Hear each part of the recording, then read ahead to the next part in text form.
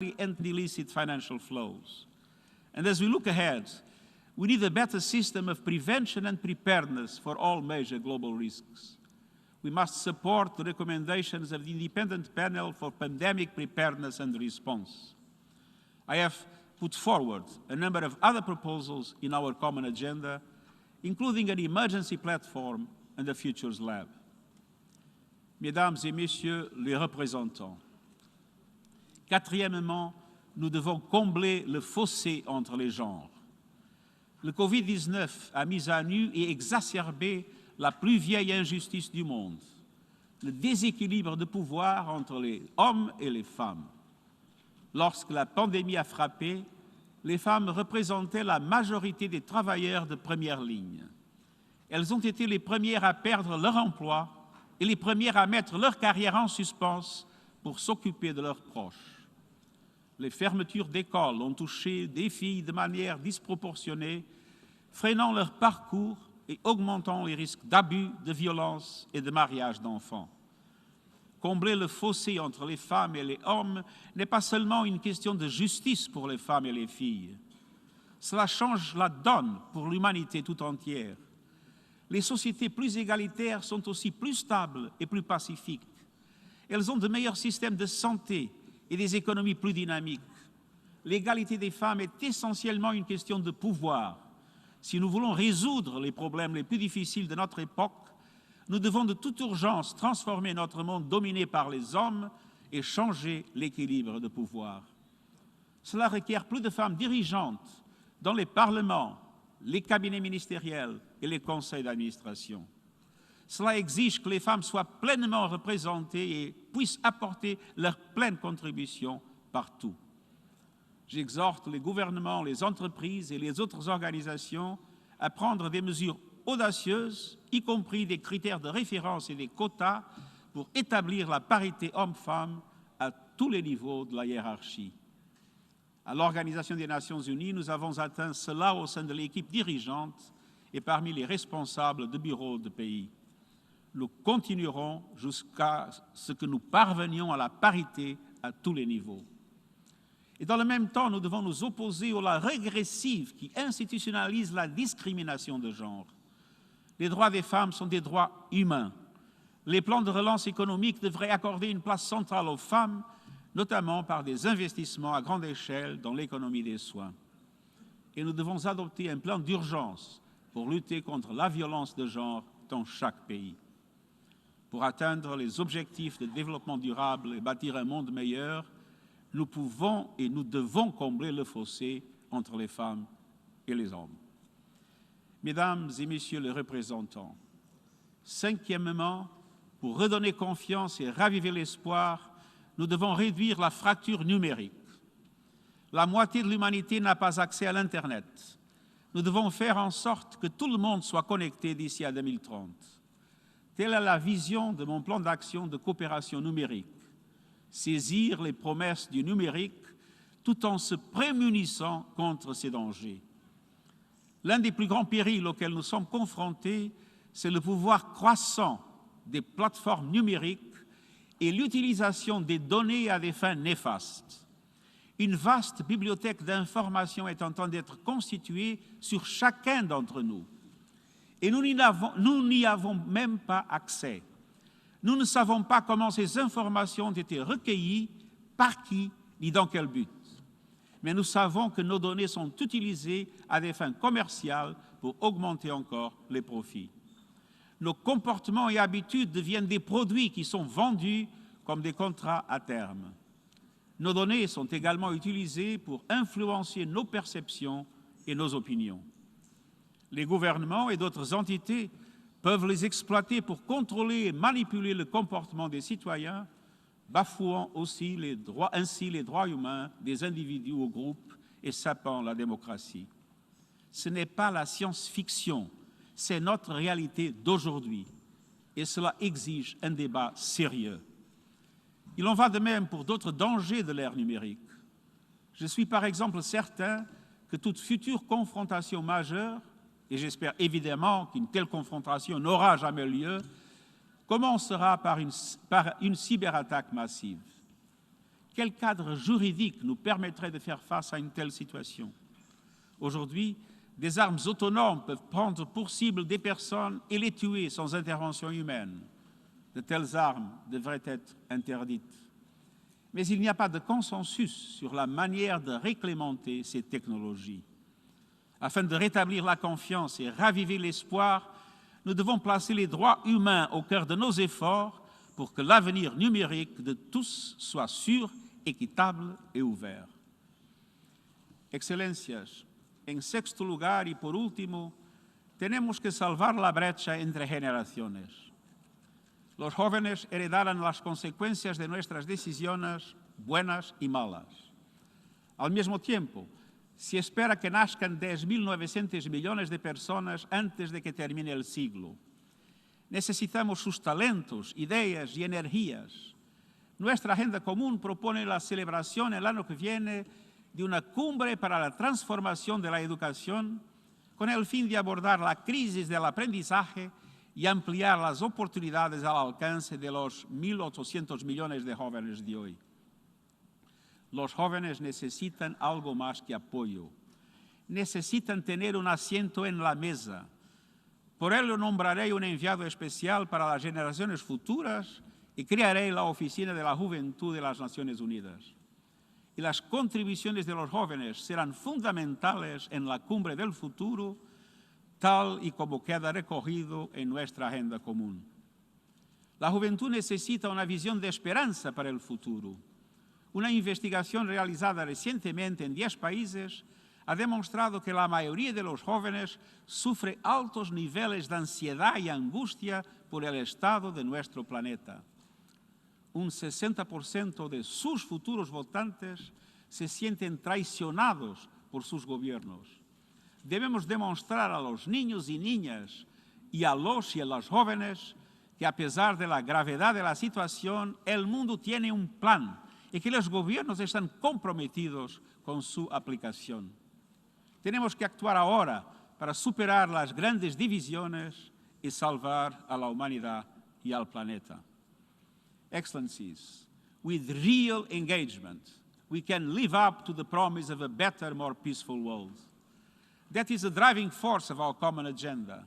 The best way to advance the interests of one's own citizens is by advancing the interests of our common future. Interdependence is the logic of the 21st century, and it is the lodestar of the United Nations. This is our time, a moment for transformation, an era to reignite multilateralism, an age of possibilities. Let us restore trust, let us inspire hope, and let us start right now. Thank you.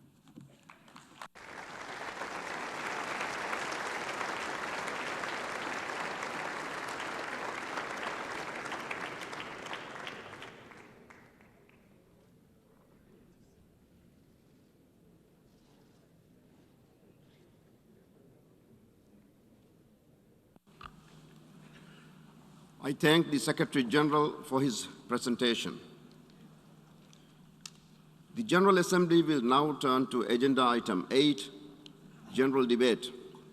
I will now deliver a statement from the rostrum.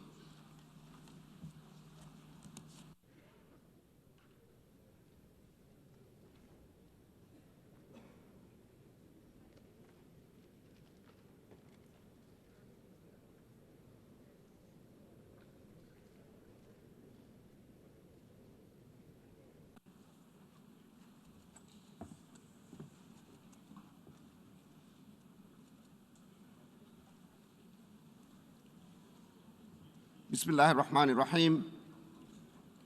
Your Excellencies, Mr. Secretary General, distinguished ministers, I am honored to welcome you all to the opening of the general debate as we kick off the high-level week of the 76th session of the United Nations General Assembly. I'm even more pleased to welcome all of you back to an in-person session of the General Assembly. A year and a half, we have suffered in silence and in anxiety. A year and a half, we have worried, we have grieved, and we have waited. Let us wait no more. Excellencies, I would like to express my deep gratitude to His Excellency Volkan Bozkır, President of the 75th session, for his stewardship of this august General Assembly during very trying times. I would also like to thank the Secretary General for his leadership and wisdom and look forward to working with him. I must also express heartfelt gratitude to both President Ibrahim Mohamed Saleh and the people of the Maldives for putting their faith and trust in me. I'm truly humbled and deeply proud to stand as a small islander at this great podium on behalf of our people. Our country may be small, and I may be even smaller. But today, we are mighty. Today, we stand with giants.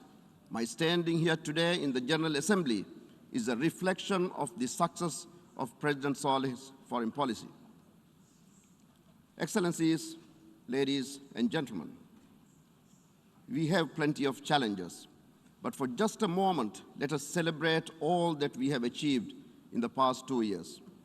In record time, humanity has developed multiple viable vaccines for COVID-19. Scientists and researchers from dozens of countries collaborated on a remarkable feat of human ingenuity. And the largest vaccine rollout in the history of mankind is currently underway.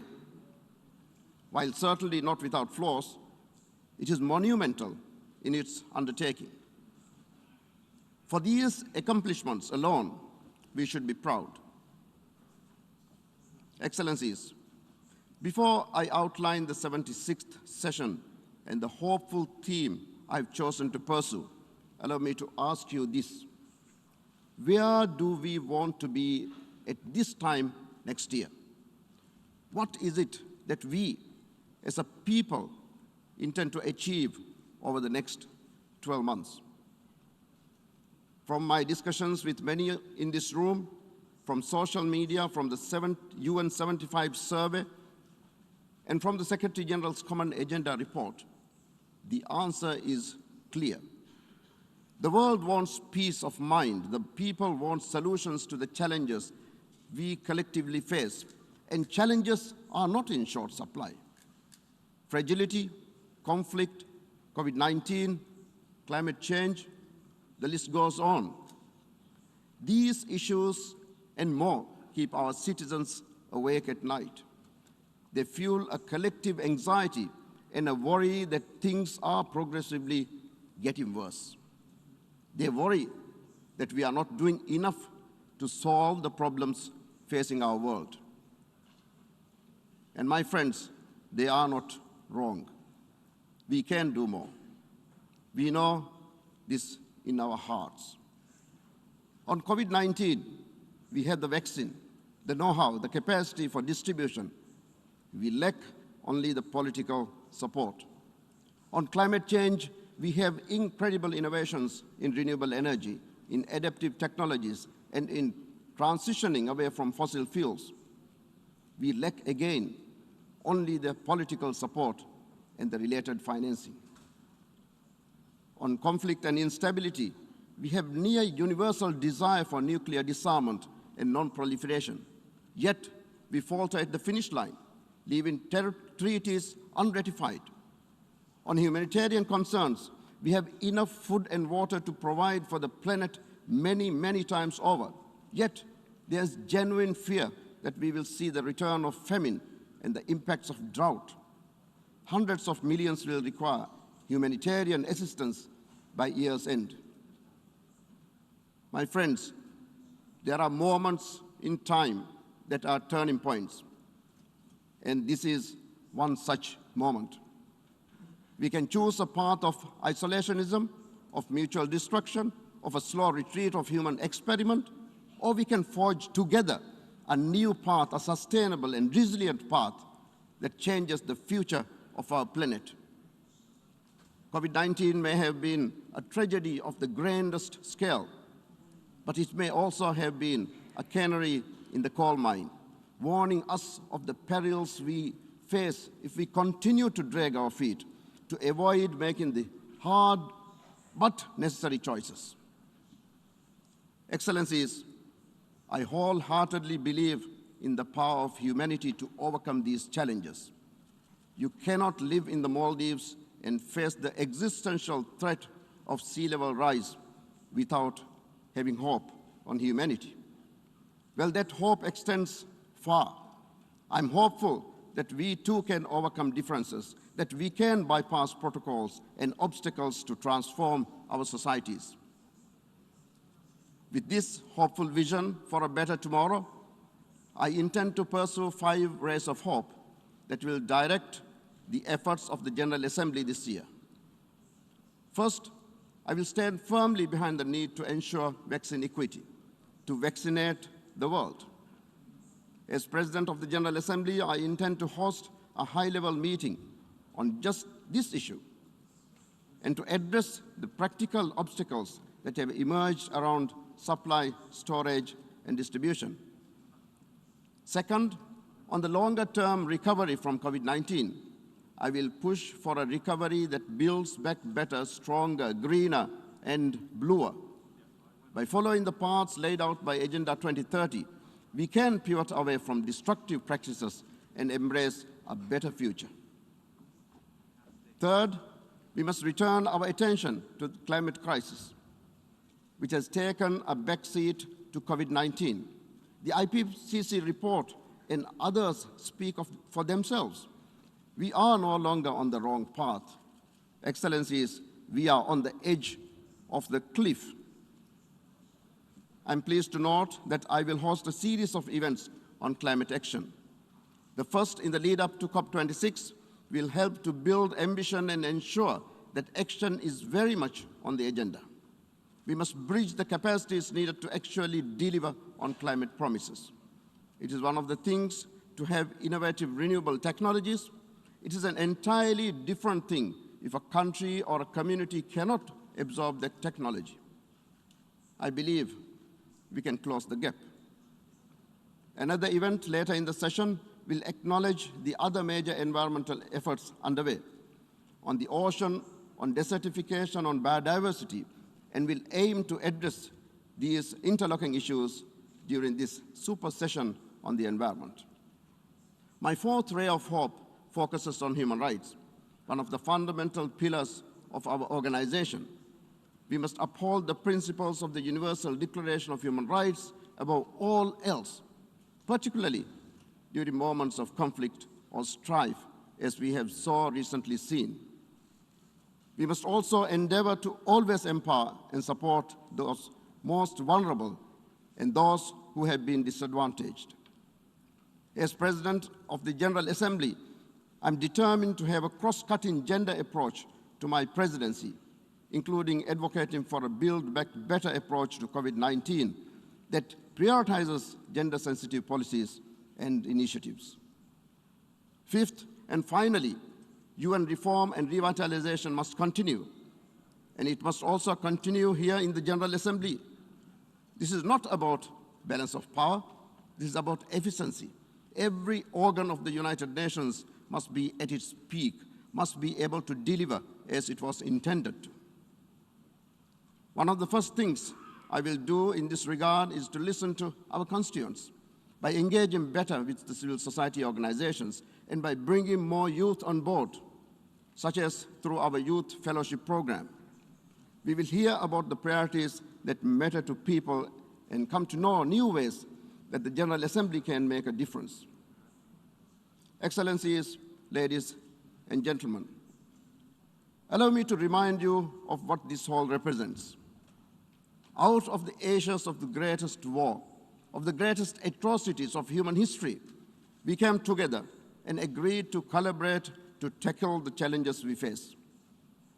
For the 7+ billion constituents around the world, this is what they see when they think of the United Nations.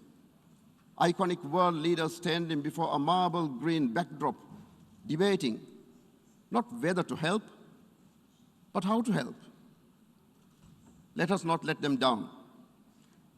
We have never been so technologically advanced.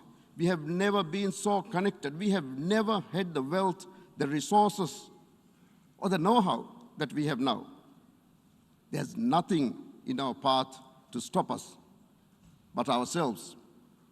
Let us be the United Nations that people want us to be. Excellencies, ladies and gentlemen, in the darkest days of the pandemic, when cities were shuttered and vaccines still a dream, the peoples of the world came together as never before. They left messages of support on their windows. They sang for each other from balconies. They clapped in the evenings for their frontline workers, their heroes. They prayed in unison, asking for that miracle that could give us back the normalcy that we took for granted. It was hope and a sense of shared humanity that allowed them to do this. Let us give them hope now. I thank you.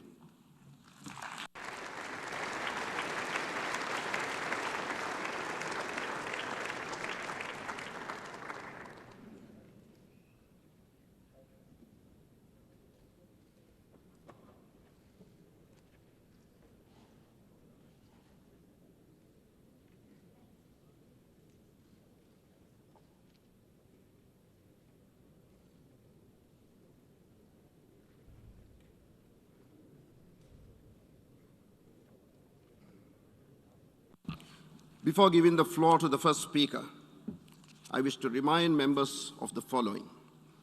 A representative who is physically present in the Assembly Hall is to deliver a statement of her or his own for the general debate. Alternatively, pursuant to General Assembly Decision 75/573 of 14th July 2021, and without setting a precedent for future general debates, each member state, observer state, and the European Union may submit a pre-recorded statement which will be played in the Assembly Hall after introduction by their representative who is physically present in the Assembly Hall. Introduction of the pre-recorded statements will be made by delegations from their national seats. In accordance with the same decision, in addition to the verbatim records, the President of the General Assembly will circulate as a document of the Assembly a compilation of document of the statements delivered by means of pre-recorded statements submitted to the President no later than the day on which the pre-recorded statement was played in the Assembly Hall. And such pre-recorded statements will be attached to the verbatim records of the meetings. Submissions in this regard should be made to e-statements@un.org. The list of speakers for the general debate has been established on the basis that statements should be no longer than 15 minutes to enable all the speakers to be heard at a given meeting. I would like to appeal to all speakers to deliver their statements at a reasonable pace so that interpretation in the other official United Nations languages may be provided properly. I would also like to draw your attention to the decision taken by the General Assembly at previous sessions, namely that the practice of expressing congratulations inside the General Assembly Hall after a speech has been delivered is strongly discouraged, including in light of the ongoing COVID-19 pandemic. After delivering their statements from the rostrum, speakers are invited to exit the General Assembly Hall through room GA 200, located behind the podium, before returning to their seats. May I take it that the General Assembly agrees to proceed accordingly during the general debate of the 76th session? It is so decided.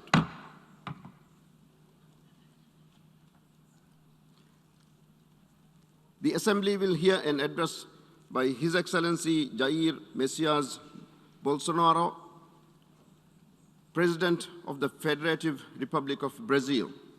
I request protocol to escort His Excellency.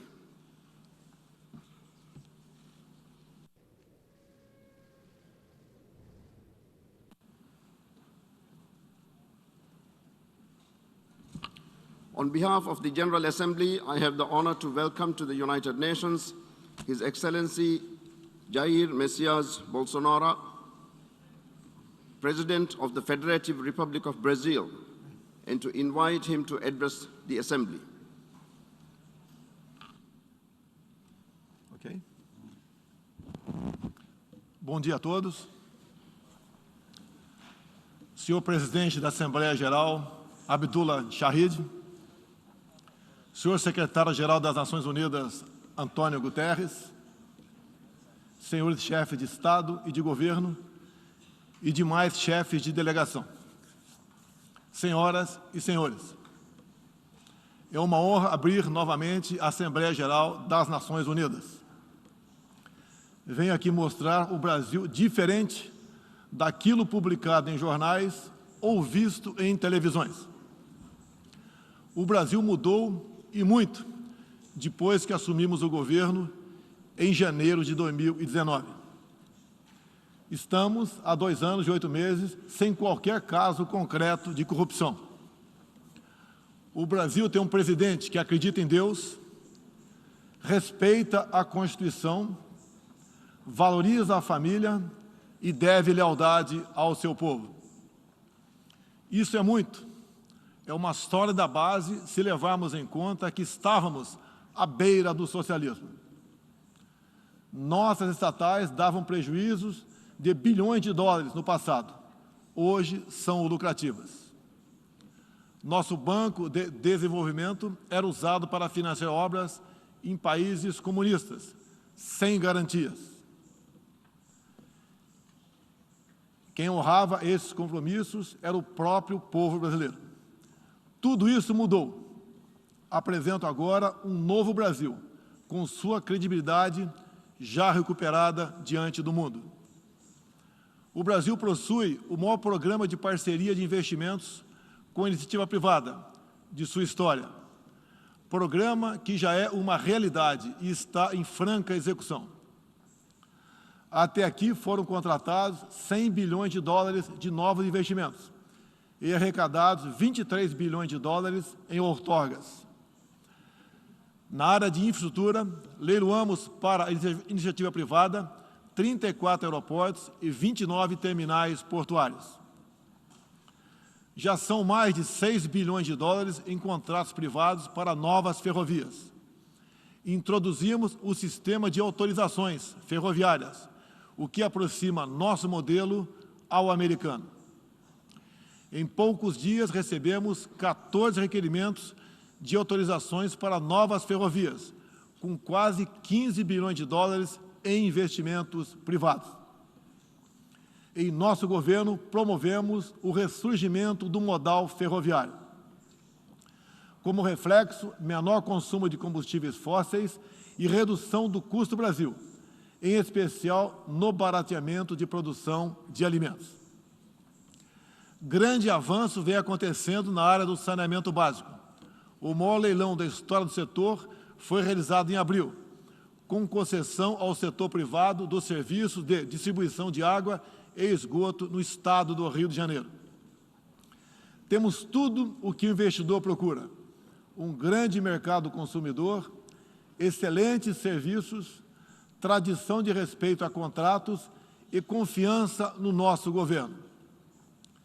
Também anuncio que nos próximos dias realizaremos o leilão para a implementação da tecnologia 5G no Brasil. Nossa moderna e sustentável agricultura de baixo carbono alimenta mais de 1 bilhão de pessoas no mundo e utiliza apenas 8% do território nacional. Nenhum país do mundo possui uma legislação ambiental tão completa quanto a nossa. Nosso Código Florestal deve servir de exemplo para outros países. O Brasil é um país com dimensões continentais, com grandes desafios ambientais. São 8,5 milhões de quilômetros quadrados, dos quais 66%, 2/3, são vegetação nativa, a mesma desde o seu descobrimento em 1500. Somente no bioma amazônico, 84% da floresta está intacta, abrigando a maior biodiversidade do planeta. Lembro que a região amazônica equivale à área de toda a Europa Ocidental. Antecipamos de 2060 para 2050 o objetivo de alcançar a neutralidade climática. Os recursos humanos e financeiros destinados ao fortalecimento dos órgãos ambientais foram dobrados, com vistas a zerar o desmatamento ilegal. E os resultados desta importante ação já começaram a aparecer. Na Amazônia, tivemos uma redução de 32% do desmatamento no mês de agosto, quando comparado a agosto do ano anterior. Qual país do mundo tem uma política de preservação ambiental como a nossa? Os senhores estão convidados a visitar a nossa Amazônia.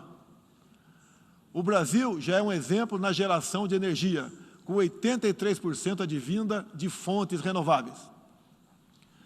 Por ocasião da COP26, buscaremos consenso sobre as regras do mercado de crédito de carbono global. Esperamos que os países industrializados cumpram efetivamente seus compromissos com o financiamento de clima em volumes relevantes. O futuro do emprego verde está no Brasil. Energia renovável, agricultura sustentável, indústria de baixa emissão, saneamento básico, tratamento de resíduos e turismo. Ratificamos a Convenção Interamericana contra o Racismo e formas correlatas de intolerância. Temos a família tradicional como fundamento da civilização. E a liberdade do ser humano só se completa com a liberdade de culto e de expressão. 14% do território nacional, ou seja, mais de 110 milhões de hectares, uma área equivalente à Alemanha e França juntas, é destinada às reservas indígenas. Nessas regiões, 600 mil indígenas vivem em liberdade e cada vez mais desejam utilizar suas terras para a agricultura e outras atividades. O Brasil sempre participou em missões de paz da ONU, de Suez até o Congo, passando pelo Haiti e Líbano. Nosso país sempre acolheu refugiados. Em nossa fronteira com a vizinha Venezuela, a operação acolhida do governo federal já recebeu 400 mil venezuelanos deslocados devido à crise político-econômica gerada pela ditadura bolivariana. O futuro do Afeganistão também nos causa profunda apreensão. Concederemos visto humanitário para cristãos, mulheres, crianças e juízes afegãos. Nesses 20 anos dos atentados contra os Estados Unidos da América, em 11 de setembro de 2001, reitero nosso repúdio ao terrorismo em todas as suas formas. Em 2022, voltaremos a ocupar uma cadeira no Conselho de Segurança da ONU. Agradeço aos 181 países, em um universo de 190, que confiaram no Brasil. Reflexo de uma política externa séria e responsável, promovida pelo nosso Ministério das Relações Exteriores. Apoiamos uma reforma do Conselho de Segurança da ONU, onde buscamos um assento permanente. A pandemia pegou a todos de surpresa em 2020. Lamentamos todas as mortes ocorridas no Brasil e no mundo. Sempre defendi combater o vírus e o desemprego de forma simultânea e com a mesma responsabilidade. As medidas de isolamento e lockdown deixaram um legado de inflação, em especial nos gêneros alimentícios no mundo todo. No Brasil, para atender aqueles mais humildes, obrigados a ficar em casa por decisão de governadores e prefeitos e que perderam sua renda, concedemos um auxílio emergencial de $800 para 68 milhões de pessoas em 2020. Lembro que terminamos 2020, ano da pandemia, com mais empregos formais do que em dezembro de 2019, graças às ações do nosso governo com programas de manutenção de emprego e renda que nos custaram cerca de 40 bilhões de dólares. Somente nos primeiros 7 meses deste ano, criamos aproximadamente 1.800.000 novos empregos. Lembro ainda que o crescimento para 2021 está estimado em 5%. Até o momento, o governo federal distribuiu mais de 260 milhões de doses de vacinas e mais de 140 milhões de brasileiros já receberam, pelo menos, a primeira dose, o que representa quase 90% adulta. 80% da população indígena também já foi totalmente vacinada. Até novembro, todos que escolheram ser vacinados no Brasil serão atendidos. Apoiamos a vacinação. Contudo, o nosso governo tem se posicionado contrário ao passaporte sanitário ou a qualquer obrigação relacionada à vacina. Desde o início da pandemia, apoiamos a autonomia do médico na busca do tratamento precoce, seguindo recomendação do nosso Conselho Federal de Medicina. Eu mesmo fui um desses que fez tratamento inicial. Respeitamos a relação médico-paciente na decisão da medicação a ser utilizada e no seu uso off-label. Não entendemos porque muitos países, juntamente com grande parte da mídia, se colocaram contra o tratamento inicial. A história e a ciência saberão responsabilizar a todos. No último 7 de setembro, data da nossa independência, milhões de brasileiros, de forma pacífica e patriótica, foram às ruas, na maior manifestação de nossa história. Mostrar que não abre mão da democracia, das liberdades individuais e de apoio ao nosso governo. Como demonstrado, o Brasil vive novos tempos. Na economia, temos um dos melhores desempenhos entre os emergentes. Meu governo recuperou a credibilidade externa e hoje se apresenta como um dos melhores destinos para investimentos. É aqui, nesta Assembleia Geral, que vislumbramos um mundo de mais liberdade, democracia, prosperidade e paz. Que Deus abençoe a todos.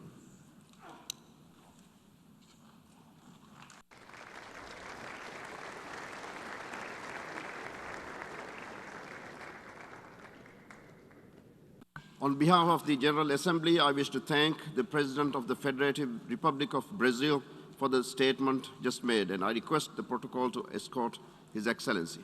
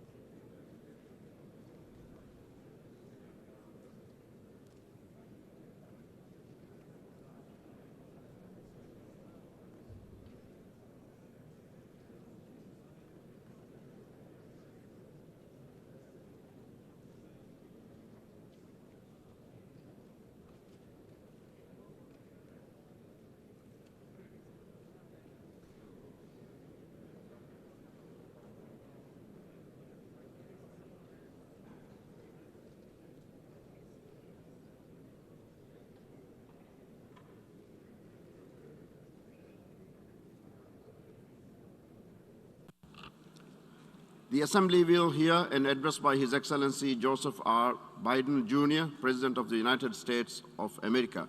I request protocol to escort His Excellency.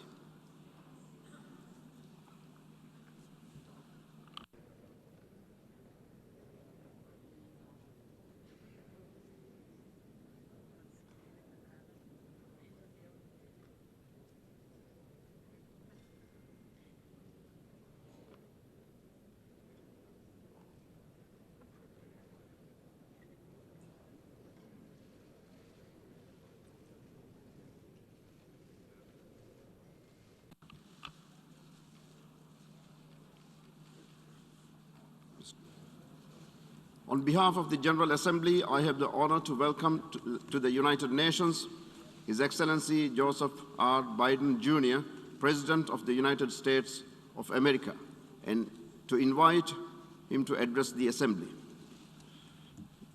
Mr. President, Mr. Secretary General, my fellow delegates, to all those who dedicate themselves to this noble mission of this institution, it's my honor to speak to you for the first time as President of the United States. We meet this year in a moment of intermingled with great pain and extraordinary possibility. We've lost so much to this devastating pandemic that continues to claim lives around the world and impact so much on our existence. We're mourning more than 4.5 million people, people of every nation, from every background. Each death is an individual heartbreak, but our shared grief is a poignant reminder that our collective future will hinge on our ability to recognize our common humanity and to act together. Ladies and gentlemen, this is the clear and urgent choice that we face here at the dawning of what must be a decisive decade for our world. A decade that will quite literally determine our futures. As a global community, we're challenged by urgent and looming crises, wherein lie enormous opportunities if we can summon the will and resolve to seize these opportunities. Will we work together to save lives, defeat COVID-19 everywhere, and take the necessary steps to prepare ourselves for the next pandemic, for there will be another one? Or will we fail to harness the tools at our disposal as the more virulent and dangerous variants take hold? Will we meet the threat of the challenging climate we're all feeling, already ravaging every part of our world with extreme weather? Or will we suffer the merciless march of ever-worsening droughts and floods, more intense fires and hurricanes, longer heat waves, and rising seas? Will we affirm and uphold the human dignity and human rights under which nations in common cause more than 7 decades ago formed this institution? Will we apply and strengthen the core tenets of the international system, including the UN Charter and the Universal Declaration of Human Rights, as we seek to shape the emergence of new technologies and deter new threats? Or will we allow those universal principles to be trampled and twisted in the pursuit of naked political power? In my view, how we answer these questions in this moment, whether we choose to fight for our shared future or not, will reverberate for generations yet to come. Simply put, we stand, in my view, at an inflection point in history. And I'm here today to share with you how the United States intends to work with partners and allies to answer these questions, and the commitment of my new administration to help lead the world toward a more peaceful, prosperous future for all people.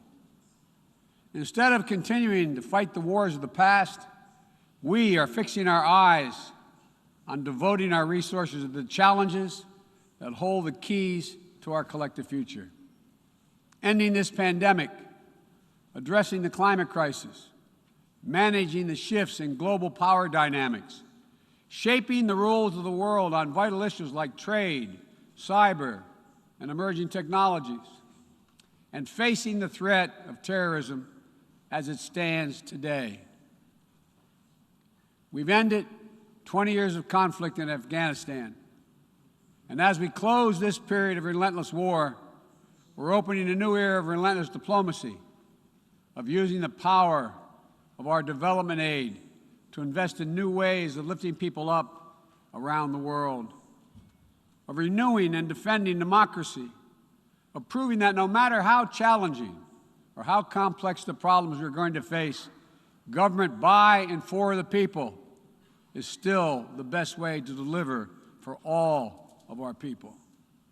And as the United States turns our focus to the priorities and the regions of the world, like the Indo-Pacific, that are most consequential today and tomorrow, we'll do so with our allies and partners through cooperation at multilateral institutions like the United Nations to amplify our collective strength and speed our progress toward dealing with these global challenges.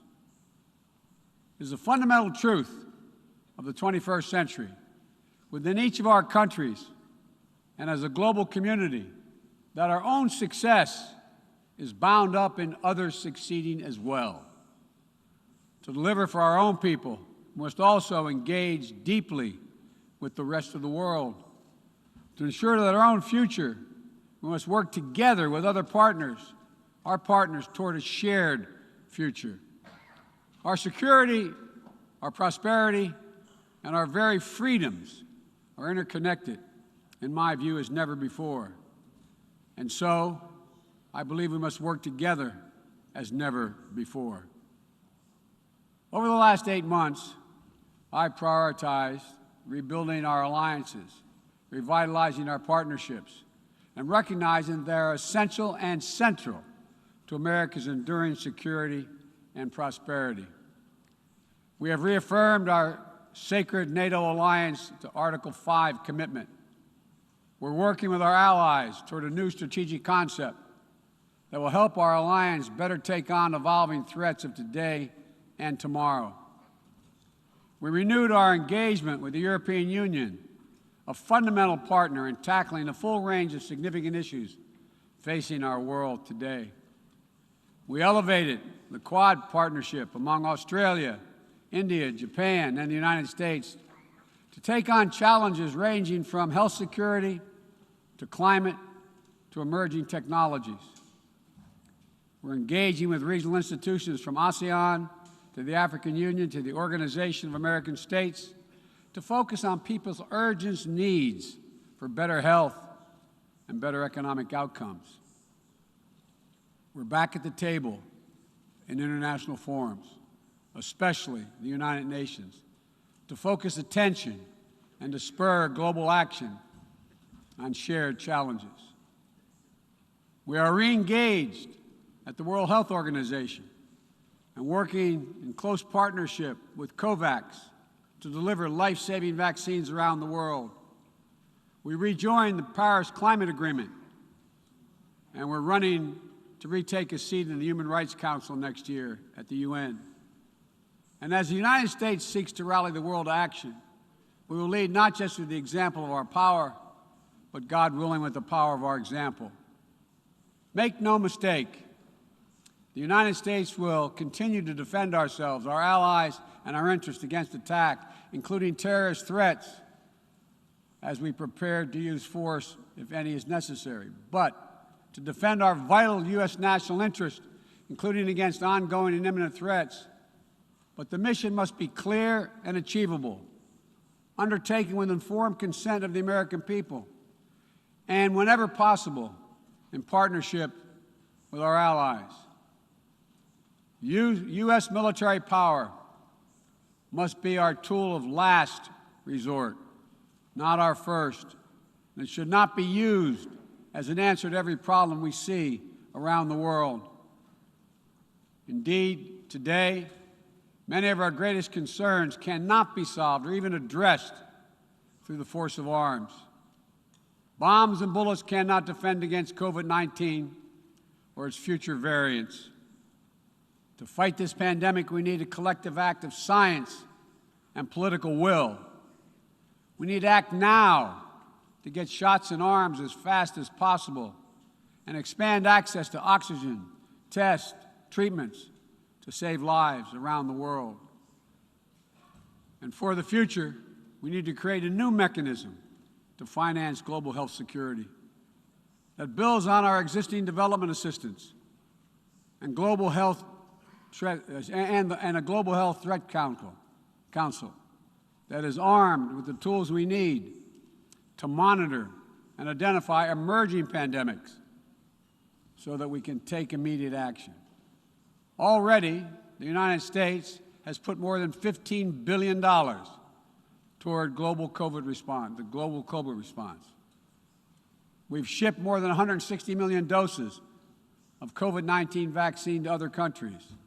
This includes 130 million doses from our own supply and the first tranches of 500 million doses of Pfizer vaccine we purchased to donate through COVAX.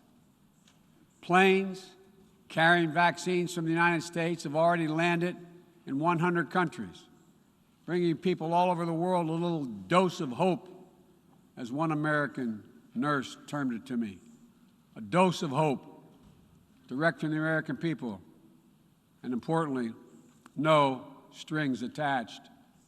And tomorrow, at the U.S.-hosted Global COVID-19 Summit, I'll be announcing additional commitments as we seek to advance the fight against COVID-19 and hold ourselves accountable around specific targets on 3 key challenges: saving lives now, vaccinating the world, and building back better. This year has also brought widespread death and devastation from the borderless climate crisis. The extreme weather events that we have seen in every part of the world, and you all know it and feel it, represent what the Secretary General has rightly called Code Red for humanity. And the scientists and experts are telling us that we're fast approaching a point of no return in a literal sense. To keep within our reach the vital goal of limiting global warming to 1.5 degrees Celsius, every nation needs to bring their highest possible ambitions to the table when we meet in Glasgow for COP26. And then to have to keep raising our collective ambition over time.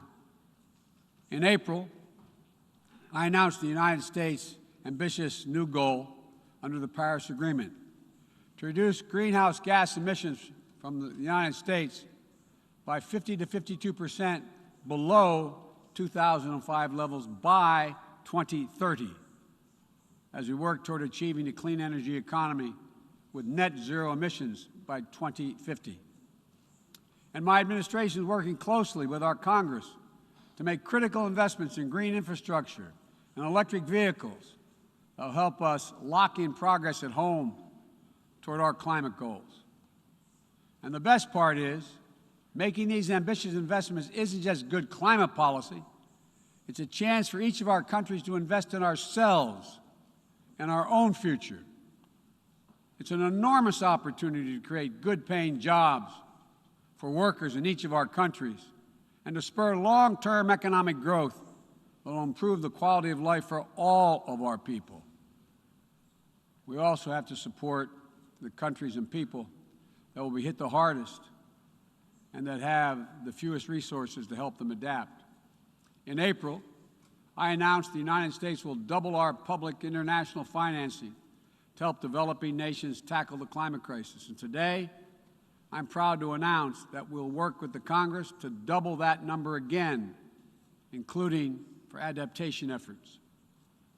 This will make the United States a leader in public climate finance, and with our added support, together with increased private capital and from other donors, we'll be able to meet the goal of mobilizing $100 billion to support climate action in developing nations.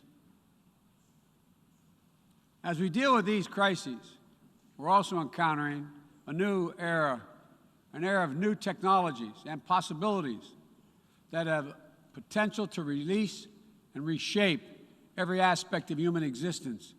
And it's up to all of us to determine whether these technologies are a force to empower people or to deepen repression. As new technologies continue to evolve, we'll work together with our democratic partners to ensure that new advances in areas from biotechnology to quantum computing, 5G, artificial intelligence, and more are used to lift people up, to solve problems, and advance human freedom, not to suppress dissent or target minority communities. And the United States intends to make a profound investment in research and innovation, working with countries at all stages of economic development to develop new tools and technologies to help us tackle the challenges of this second quarter of the 21st century and beyond.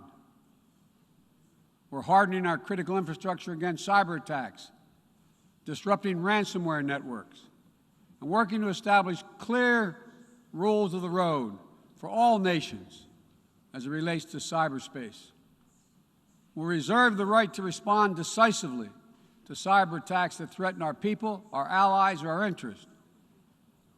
We will pursue new rules of global trade and economic growth that strive to level the playing field so that it's not artificially tipped in favor of any one country at the expense of others. And every nation has the right and opportunity to compete fairly. We will strive to ensure that basic labor rights, environmental safeguards, and intellectual property are protected, and that the benefits of globalization are shared broadly throughout all our societies. We'll continue to uphold the long-standing rules and norms that have formed the guardrails of international engagement for decades, that have been essential to the development of nations around the world. Bedrock commitments like freedom of navigation, adherence to international laws and treaties, support for arms control measures that reduce the risk and enhance transparency. Our approach is firmly grounded and fully consistent with the United Nations mission and the values we've agreed to when we drafted this charter. These are commitments we all made and that we're all bound to uphold. And as we strive to deal with these urgent challenges, whether they're long-standing or newly emerging, we must also deal with one another. All of the major powers of the world have a duty, in my view, to carefully manage their relationships so they do not tip from responsible competition to conflict. The United States will compete, and will compete vigorously, and lead with our values and our strength.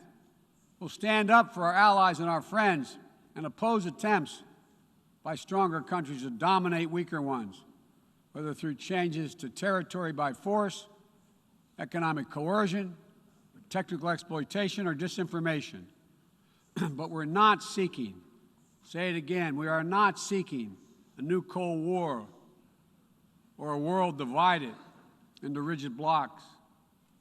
The United States is ready to work with any nation that steps up and pursues peaceful resolution to shared challenges, even if we have intense disagreements in other areas, because we'll all suffer the consequences of our failure if we do not come together to address the urgent threats like COVID-19 and climate change, or enduring threats like nuclear proliferation. The United States remains committed to preventing Iran from gaining a nuclear weapon. We're working with the P5+1 to engage Iran diplomatically and to seek a return to JCPOA. We're prepared to return to full compliance if Iran does the same. Similarly, we seek serious and sustained diplomacy to pursue the complete denuclearization of the Korean Peninsula. We seek concrete progress toward an available plan with tangible commitments that would increase stability on the peninsula and in the region, as well as improve the lives of the people in the Democratic People's Republic of Korea. We must also remain vigilant to the threat of terror that terrorism poses to all our nations, whether emanating from distant regions of the world or in our own backyard. We know the bitter sting of terrorism is real. We've almost all experienced it. Last month, we lost 13 American heroes and almost 200 innocent Afghan civilians in a heinous terrorist attack at the Kabul airport. Those who commit acts of terrorism against us will continue to find a determined enemy in the United States. The world today is not the world of 2001, though. And the United States is not the same country we were when we were attacked on 9/11 20 years ago. Today, we're better equipped to detect and prevent terrorist threats, and we are more resilient in our ability to repel them and to respond. We know how to build effective partnerships to dismantle terrorist networks by targeting their financing and support systems, countering their propaganda, preventing their travel, as well as disrupting imminent attacks. We'll meet terrorist threats that arise today and in the future with a full range of tools available to us, including working in cooperation with local partners so that we need not be so reliant on large-scale military deployments. One of the most important ways we can effectively enhance security and reduce violence is by seeking to improve the lives of the people all over the world who see that their governments are not serving their needs. Corruption fuels inequality, siphons off a nation's resources, spreads across borders, and generates human suffering. Is nothing less than a national security threat in the 21st century. Around the world, we're increasingly seeing citizens demonstrate their discontent, seeing the wealthy and well-connected grow richer and richer, taking payoffs and bribes, operating above the law, while the vast majority of the people struggle to find a job or put food on the table, or to get their businesses off the ground, or simply send their children to school. People have taken to the streets in every region to demand that their governments address people's basic needs, give everyone a fair shot to succeed, and protect their God-given rights. And in that chorus of voices, across languages and continents, we hear a common cry, a cry for dignity, simple dignity. As leaders, it's our duty to answer that call, not to silence it. The United States is committed to using our resources and our international platform to support these voices, listen to them, partner with them to find ways to respond that advance human dignity around the world. For example, there's an enormous need for infrastructure in developing countries. But infrastructure that is low quality or that feeds corruption or exacerbates environmental degradation may only end up contributing to greater challenges for countries over time.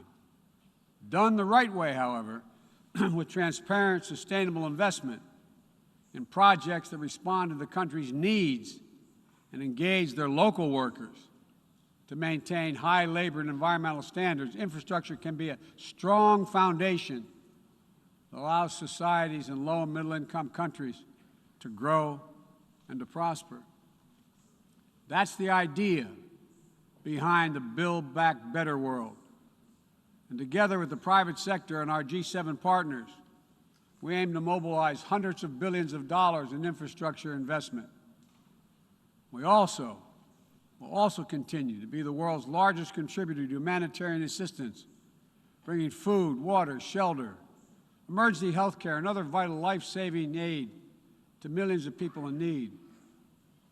When the earthquake strikes, the typhoon rages, or disaster anywhere in the world, the United States shows up. We'll be ready to help.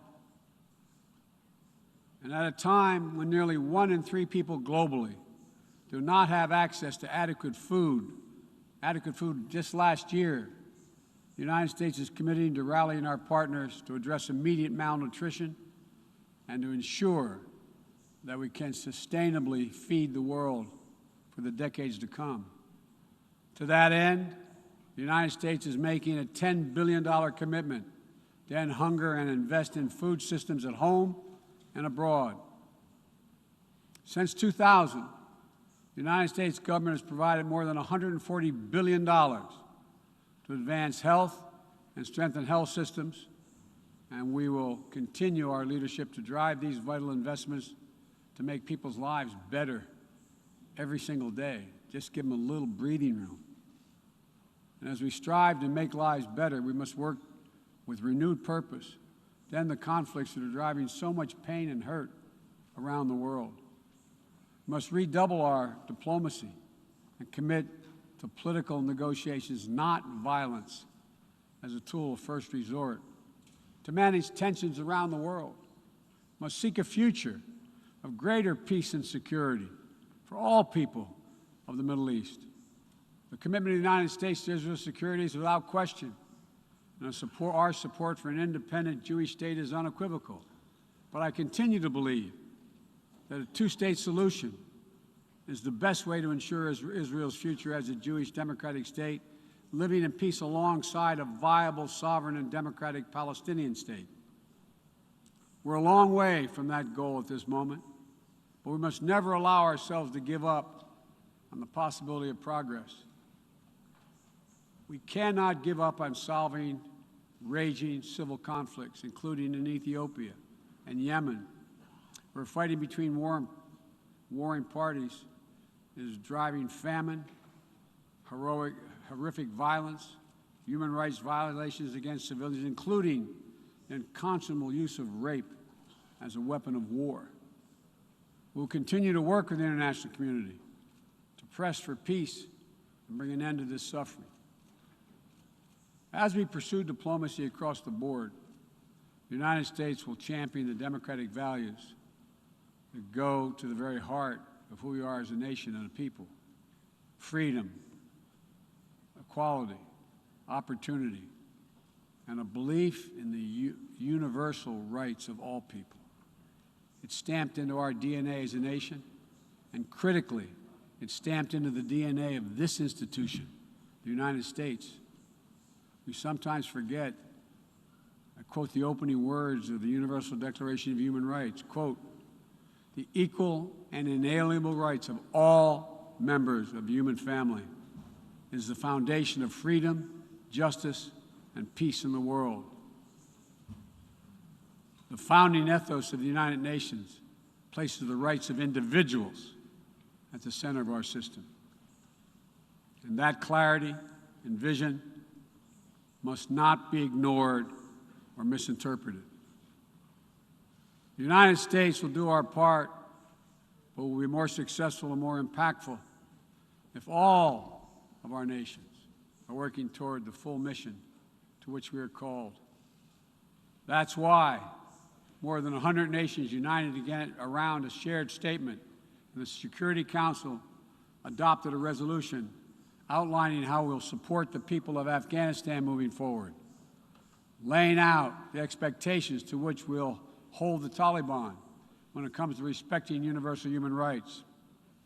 We all must advocate for women, the rights of women and girls to use their full talents, to contribute economically, politically, and socially, and pursue their dreams free of violence and intimidation.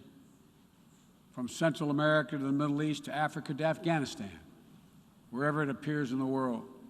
We all must call out and condemn the targeting and oppression of racial, ethnic, and religious minorities when it occurs whether it occurs in Xinjiang or northern Ethiopia or anywhere in the world.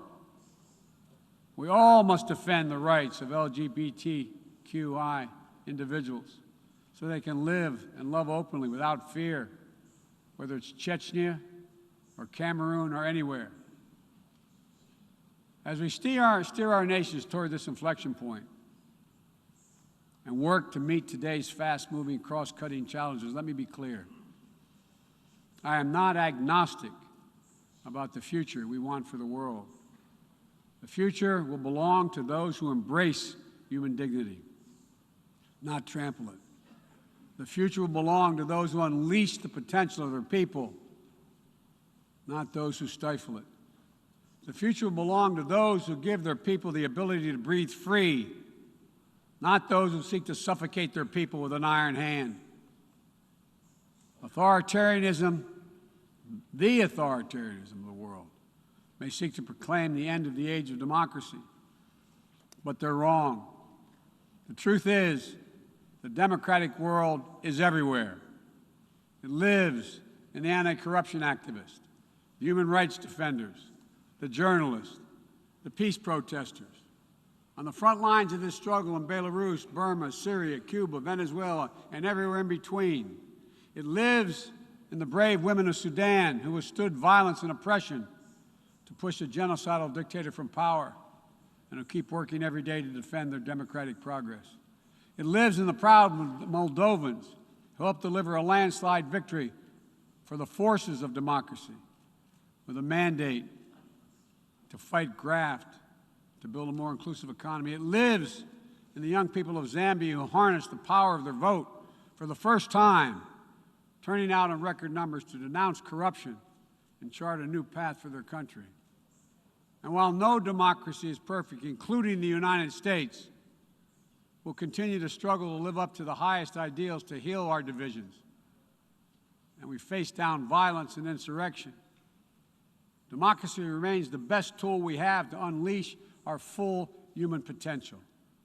My fellow leaders, this is a moment where we must prove ourselves the equals of those who come before us, who with vision and values and determined faith in our collective future built our United Nations, broke the cycle of war and destruction, and laid the foundations for more than 7 decades of relative peace and growing global prosperity. Now, we must again come together to affirm the inherent humanity that unites us is much greater than any outward divisions or disagreements. We must choose to do more than we think we can do alone so that we'll accomplish what we must together. Ending this pandemic and making sure we're better prepared for the next one. Staving off climactic climate change and increasing our resilience to the impacts we already are seeing. Ensuring a future where technologies are a vital tool to solving human challenges and empowering human potential, not a source of greater strife and repression. These are the challenges that we will determine what the world looks like for our children and our grandchildren and what they'll inherit. We can only meet them by looking to the future. I stand here today for the first time in 20 years with the United States not at war. We've turned the page. All the unmatched strength, energy, and commitment, will, and resources of our nation are now fully and squarely focused on what's ahead of us, not what was behind. I know this. As we look ahead, we will lead. We will lead on all the greatest challenges of our time, from COVID to climate, peace and security, human dignity and human rights, but we will not go it alone. We will lead together with our allies and partners and in cooperation with all those who believe as we do that this is within our power to meet these challenges, to build a future that lifts all of our people and preserves this planet. But none of this is inevitable. It's a choice. And I can tell you where America stands.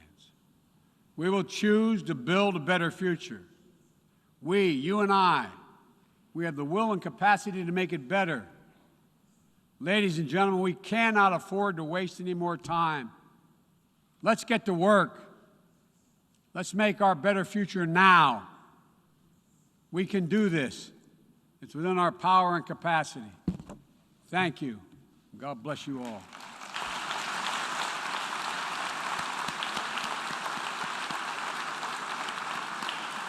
On behalf of the General Assembly, I wish to thank the President of the United States of America for the statement just made, and I request protocol to escort His Excellency.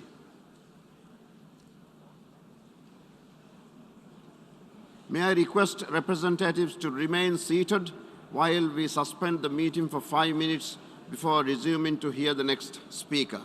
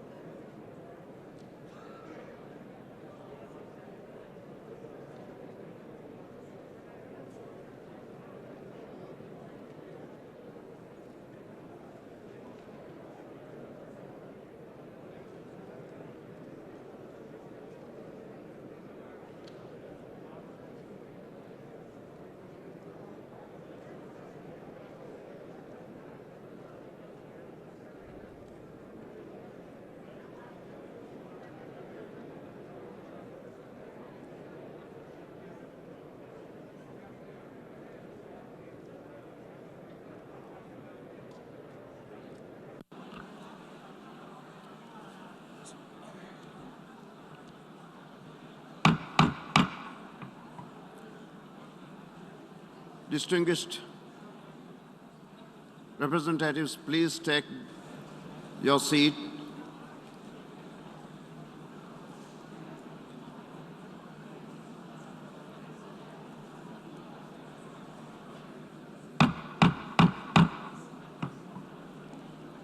Please be seated.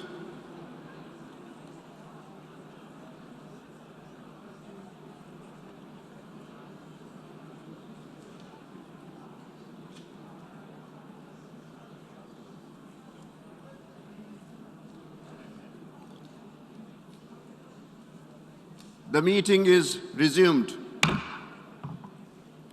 Please be seated.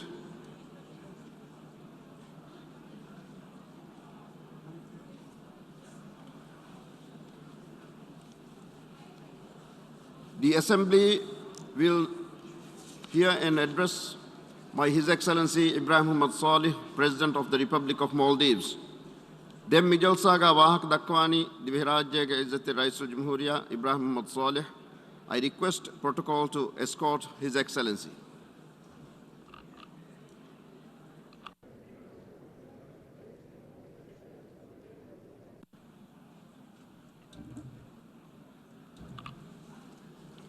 Alif Daluge Am Madlihuga Namuga, Divirajega Izzati Raisul Jamhuriya Alfal Ibrahim Muhammad Salih. ألف دال مرحبا دانوان أدي ممديها مخاطب كواترو دكيوم دعوة أروان. On behalf of the General Assembly, I have the honor to welcome to the United Nations His Excellency Ibrahim Muhammad Saleh, President of the Republic of Maldives, and to invite him to address the Assembly. Bismillahirrahmanirrahim. Izitar Rais, Secretary General, Wadayan Tibbi Izitirin, Assalamu alaikum. Alif Dalge, Haidiha Havana Am Majlihuge Riyasat Kamyab Kurevi, Dihirajje Foreign Minister Abdul Shahid. Me Divek Gawma Libono, Nuhan Materi Sharafe. Me Munasabatuga, Divirayituna, Adi Algunga Namga, Hun Marhabai Danawa. Hama Efadain, Makama Alun Hoi Vadan, Alif Dalge Secretary General Barak Badi Ariskura. Is it a rise?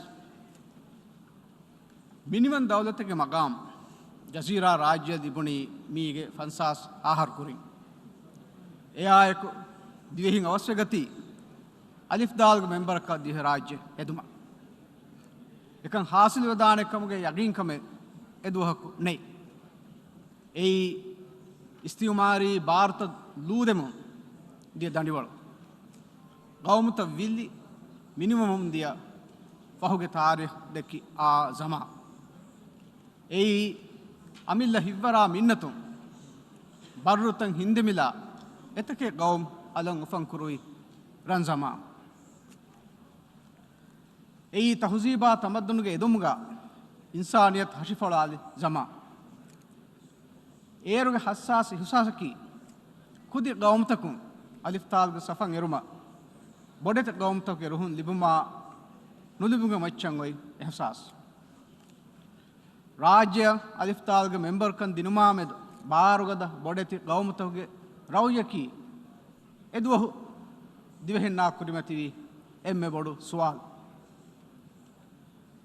Bainalogami Masrahuga, Baspunumge Gabiliat, Adiakamge Kufu, Argonme Kibaga, Hamaveto, Nota Nunto, or Swal. Ege Fansas Hahar Fahum, Miadu, Dihirajega Raisu Muria Gotuga, Mimajhuga Riasata, Mukhatabko, Arun Wahakamidakani, Divehinge, Madari Bahum. Divehinang Asarugada, at the Emmefoni Bahakavi, Divi Bahum. Mimajhuga Riasata, Emmefahi, Faseha, at the Farita Bahum. Me Gaum Kudayas. Divihin kuda nunkama muli duniye hekiwa wagutu mi huriha divihin na libunu nuhan bodu falaka materi sharafe. Is it the rise?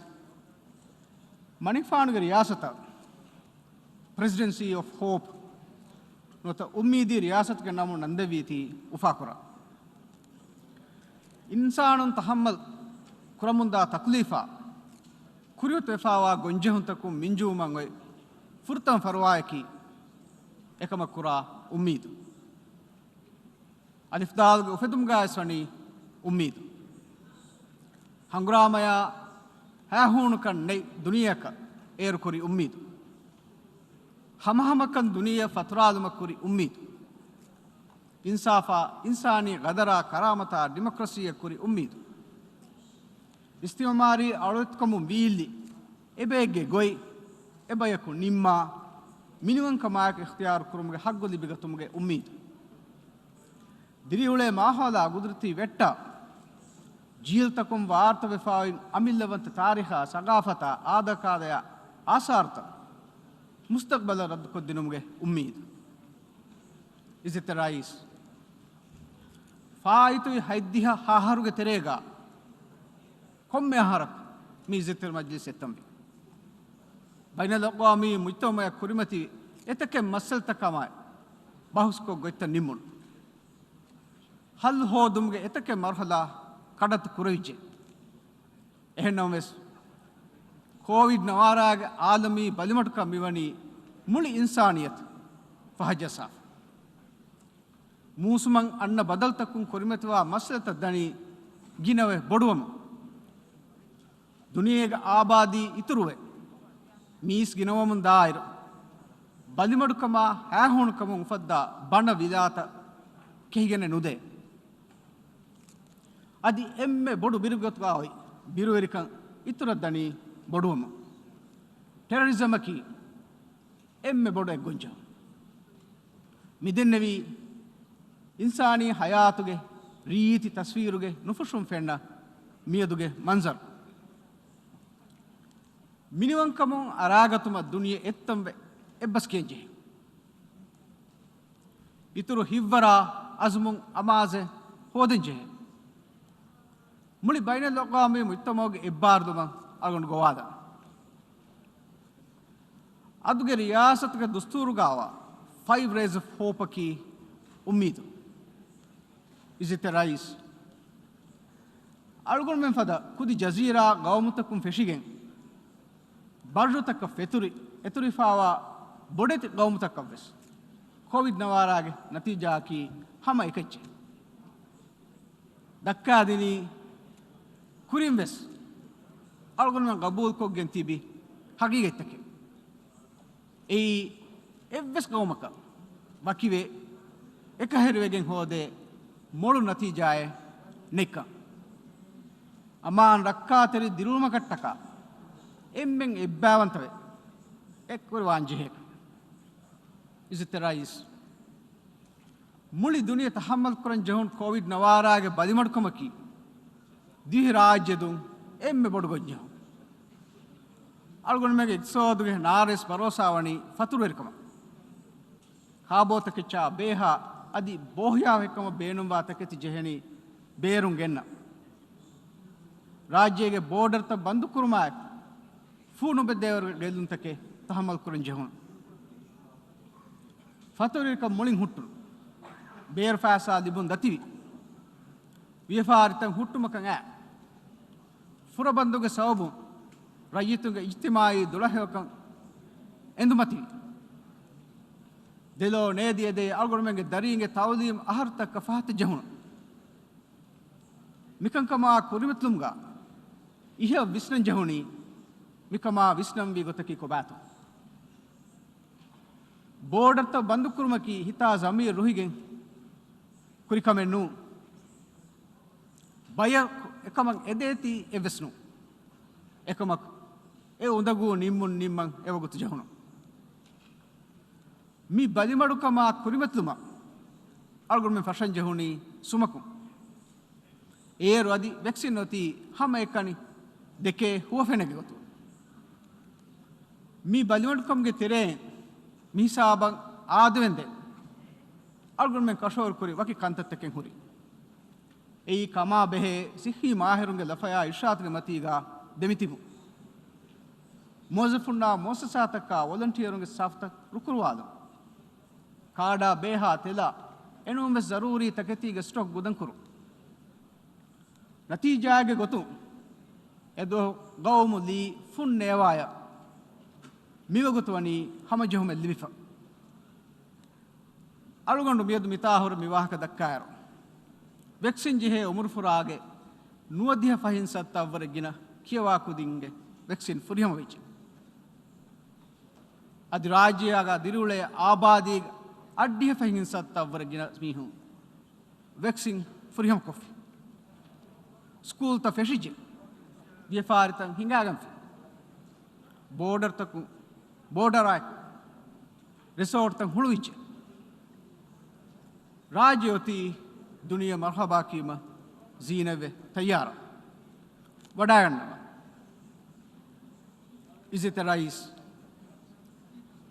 मुली इंसानियता हुरिहा गाँव में दिफाओगे मेनुनी हकीकी दिफाएंगे मानवी सलामते मिकमकनु होदेन मी वबायन रक्का तेरु मंग एम्मे मुहिम फियोल की vaccine एहन कमु हम कमाए को वैक्सीन 4 को दिनुम की और एम्मे मुहिम हल ಮಿಫದ ಬಲಿಮಡುಕಮೆ ತಕ್ರಾರವಿಯ ನುದಿನುಮ ಮುಳಿ ದುನಿಯೆಗೆ ಲೋತಂ ಅಮಾಜ್ಕೊಂ ಎತಿಬಿ Mita ಎವ್ವೆ ಮಿಯೊಯ್ ಮಜ್ಲಿಹ ಮಿಕಮ ಅಲ್ಗುಣ್ಮೆಂಗೆ ವಸೀಲೆತಕ ಹಕತಯ ಇಲ್ಮಾ ಹುನರ ಹೋದುಂತ ಎತ್ತಂಕೊ ಹಿಸ್ಸಾವಮ ಎಬ್ಬಸ್ವಾಂಜೆಹೆ Is it the rise? COVID Navara Balimatkum Aragat Mataka. Hama ekani Balifetrum Mati Kurmakum Nunime.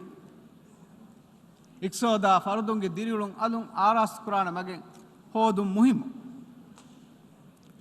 Am Hadatang Alu Rujuavum Ihame Benunte. Is it the rise? COVID Navara Insanuna Ivadini Inzarga Gabile. Musumang Anna Badala Timaveta Libe Relum Gagu Insaniata Ma Bodu Me Miadga Dirasa Taka Ilmi Hagigetaka Scientific Raw Hekidekame IPCC in Dadi Fahung Eklawal report Mimani Amukofa Mi report ga wa ginaguna kang Poduntaka Inzartaka Hagigetake Wahaka Algun men Dakata Kitam me doheviche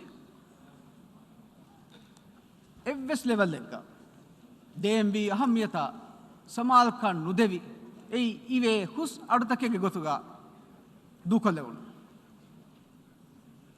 midenne report gawa ev wahaka agun fahakollana ei midiya fasaharaki nawarawna karunuge medutere feshige mihatana duniya tahamal kuri emme hunugada fasahar nawaste kekku Namaste ka haidihaya demedan ala balaru khanduge lonugan ufule nisbai tinguna ituruj adi duniyege hunumi 1.1 degree celsius ufulich e report ga fahakku fawa kankam ge tere kambodu anje ma bodu enkame e report ga fahakku fawa Kankan Hallu Kurma, Insanuna, Vagut, Kudatam Fafa Kamge, Inzar. Kuran Jehun Kankan, Nuko, Tibumge Saubum, Eves Kamedeng Itra, Madame Faskurave, Nek Kamge, Birur Habar. Dunia Hunu, 1.5 degrees Celsius, ga, Ifetumataka, Mihar Java Bear Kura, Gedabulige Mimber. Dehas Tiriha Hamaya, Salis Fahing in Sat Dakurinje. Miamaza Vasil Vaveni, Dehas Fansahoge Niela, Muli Dunia Net Zero Hasil Koge. Insani Naslu Natidium, Nota Mahauli Nizamang Anna Badalu, Hadat Nazuku, me Ive Ade, Atra Deve Bastake. Gelli diunwata refugee-na badalvu noni amillavantaka netidiu mifada basmaki rajya fada nazuk timawch difawa gomtake faruh marhala sifakodde goi 1.5 degrees celsius 2 degrees celsius ge tafataki maruge hukumen awma deme dhuri farag ehennam bes in hagigate eboy kudi jaziratan netidani miyadwa timawashige sababun kamuga wanama bodeti barrutakke fahatun hama e sabab madama annane divesaka diri nulevi dihi rajya demi nove gonu duniyak ehen gawmaka Baki Ove Kamge, Yagin Kame, Nonan. Mi Hagigata, Kiadifa, Ma Saf, Sada, Mausum, Kardastake, Alugatuga, Ebahuri. Mi Wahakata, Kambodoage, Divi Tutu Kuding, Alunda Liefahuri, City. Ekudim is Hedi Bodue. Hayatuge ummita furihama kurang ede gawmuge nazuk timavetta gulegotu mi majdihan hushara denon edi algona defa hori city mi duniyege huriha kankurtakege annan jiiduge nida algon men emmebes miyadu ahanje salamatuge asseriya wasilumge ummidu adi mulin gelliyenude ಮೂಸುಮಂ ಅನ್ನ ಬದಲ್ತಕ್ಕ ಗುಳೆ ಗೊತ್ತು ಅಮಲ್ ಕುರಮಂ ಅನ್ನ ದೋಸಿ ಸಿಯಾಸತ್ತಕ ಇಂಗಿಲಾಬಿ ಬದಲೆ ಗೆನೋ ವರ ಮುಹಿಮ್ ಗೌಮತಕುಂ ಬೇರು ಕುರ ವಿಹ ಮಾದ್ದಾತ ಮದುಕುರುಮಂ ಅಳಂಜಿಹೆ ಫಿಯೋಲ್ತ ವರ್ಗದ ಕುರಂಜಿಹೆ funny ಗಾಬಿಲ್ ಕುಮಾ ಏಕಶೇನ ಟೆಕ್ನಾಲಜಿಗೆ ವಸೀಲಿತ ಅಗು ಲಾಹಿಕ್ ವಾಂಜಿಹೆ ಮಿಕನ್ ದಿಫಾಮಗ ಗಾಬಿಲ್ ಕುಮಾ ಮಾಲಿ ತನವಸ್ ಕಣ್ಣೆ ಗೌಮತಕ ತನವಸ್ ಗೌಮತಕುಂ ಕುರ ಹೇದಯ ದೇಹಿ ಇತುರ್ ಕುರಂಜಿಹೆ ಅದು ವಕೆ ಖಾಸಕೋ ಯಾದ ಕುರಣವಿ ಹಕತೆಯಂ ಹಿಜ್ರ kurma ಕುರ ಮಸಕ್ಕೈ ei komme doh kurakamakan hadange wajhe musmi badaltakka gule mishakwaaya kura wakadatuga amandi fahajjumaki divehi nangoin ikhtiyar nu timawashige gelluntaka ege gonjehumun duniya libidin filauluge misali wahakayaki dihe rajyege wahakkamu gawma ruhigen tibeveka nei baina lokami mujtamoge madada ehiyay dehas tiriha net zero wasiluma rajyawani azum kandala is it the rise duniya dimaifawa emme boded nurakataka gonjuhumge wahakatakum fashanam listuge kori hodani terrorism ಹರುಕರ್ಷಿ ಫಿಕುರು ದಿವಿ ಮಾಣ ಕುರುಂಗ ನುರಕ್ಕಲ್ಲ ಬಲಹಟ್ಟಾಗೆ ತಿಬೇವೆ ಕಣ್ಣೆ ದಿವಿ ರಾಜ್ಯಕಿ ಫೆಶುನೀಸರೆ ಮೆದುಮನ್ಗೆ ದೀನಿ ಅಗೀದಾ ಗಬೂಲ್ ಕುರ ಗೌಮ ನವಮೆಸ್ ಹರುಕರ್ಷಿ ಫಿಕುರು ಮಿ ಕುಡ ಕುಡ ರಾಜ್ಯ ಸಲಾಮತೆ ನುವೆ ಮಿ ಹರುಗೆ ಮೇ ಮಹೋಗೆ ಹವಣದು रईत मजलिस के rice Mohammad Nasheed अवहार कोल्लन दिन हमलाय की दिवे बिमुगा देवण Bodo नुरक्काती terrorist हमलाय मिफद हमला देतम बलं अदि रकुदींगे सिकुंडित होगा हरुकशी फिकुर अशगण्णुवातन देके अळगुण मेने नुतिबेण हुरिहा मानैग अदि हुरिहा सिफैग अळगुमेंट terrorism Kuber Quora adi bayna lokami mujtamayak furihamen e barlon digen mi masakke quran kam yagin kan arwa izete rais divehi sarukara divehi emmeha rayitum mitibi palestine rayitum naik alif dalge etang aharege masakkutum bes emihan hagutabani kashawr ko nude Israel and Palestine ge anghem firihen kudibod eta bayge hagu takrar ko ge banigulad aduge helunte zuwan jiluge eta bayaku eta gawmaku Palestine hagu ga ene kunnani be insafa la insaniyata nuneke bunama alif dal am majliha security council and Palestine hagu ga nerunu qarartaka nimmunta gina madu echeki amdu nues neng echeki Palestine ge haggo kuda dawlate tamsil kura mihi haysiyatu miyadu mitahure miwah kalguna dekke sabben ebave ei duniyai argun men dihe rajye balagen fawu miliyonun adadumati Palestine ge rayitum balagatum duniyen uniwai cheki kobato ebayak algon mitahore tamsil kura divehim beenumani alif dalun nay muli duniyen minimum gawmege gotga Palestine balagatu emihunge minimum kama haggutaka imtiyaza ikhtiyarta dukolu Palestine ge minimum dawlataka wakalat kurumga divehin abadus demiti beena is it rais dekun asia ge awattere gawmege haysiyatu Afghanistan ge miyadge halata medu divehin kamboduwe egawmge rayitunge rakkate kan kashor kurum beenumbe anghenuna anghin kudin haggutaka salamata himayen egawmga otuman eden mikankan hifehetti kasharwefa otumataka rayitun intikhab kura sarkaren gaumga otum muhimu mimagungos Afghanistan ki duniye gaumtaka gulum badahi huriha manega kuriyarada sulhaveri amang gaumaka vevidan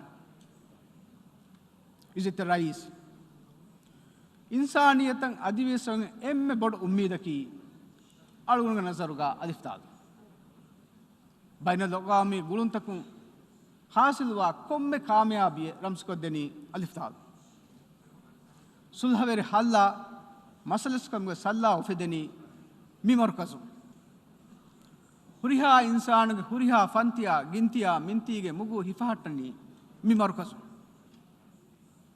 Hagirukama, Balimurkama, terrorism for the Kanka, Natalunga, expertise, Emme Musandi Banka Kimi. Ahmadli Huge, Riasat, Diharaji, Devumga, Tiakurabi Tubara, Muni Baina Logami with Tamangal Shukurdano. Adimizeter Madli Huge, Masakata, Kamia Bia, Ede, Barabada Shakuria.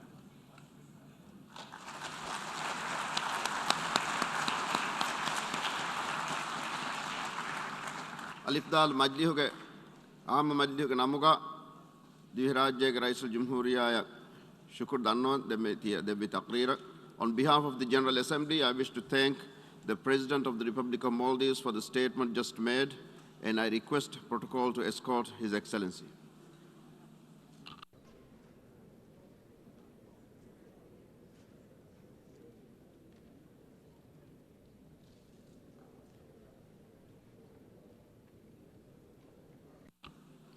The Assembly will hear an address by His Excellency Ivan Duque Marquez, President of the Republic of Colombia.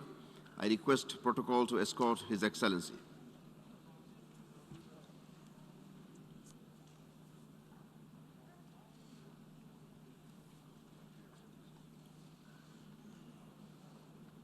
On behalf of the General Assembly, I have the honor to welcome to the United Nations His Excellency Ivan Duque Marquez, President of the Republic of Colombia, and to invite him to address the Assembly. Muy buenos días, señores delegados, señor Presidente de la Asamblea General de la Organización de Naciones Unidas, Abdullah Shahid, señor Secretario General de la Organización de Naciones Unidas, Antonio Guterres, excelentísimos señores jefes de Estado y jefes de misiones. Nos encontramos de nuevo en este foro global que ha sido históricamente un espacio vital para el desarrollo del multilateralismo, la construcción de la paz y de soluciones a las amenazas de nuestra casa común. Lo hacemos aún en medio de una pandemia cruel que golpea nuestros sistemas de salud, nuestras economías, nuestras conquistas de equidad y el avance de la Agenda 2030.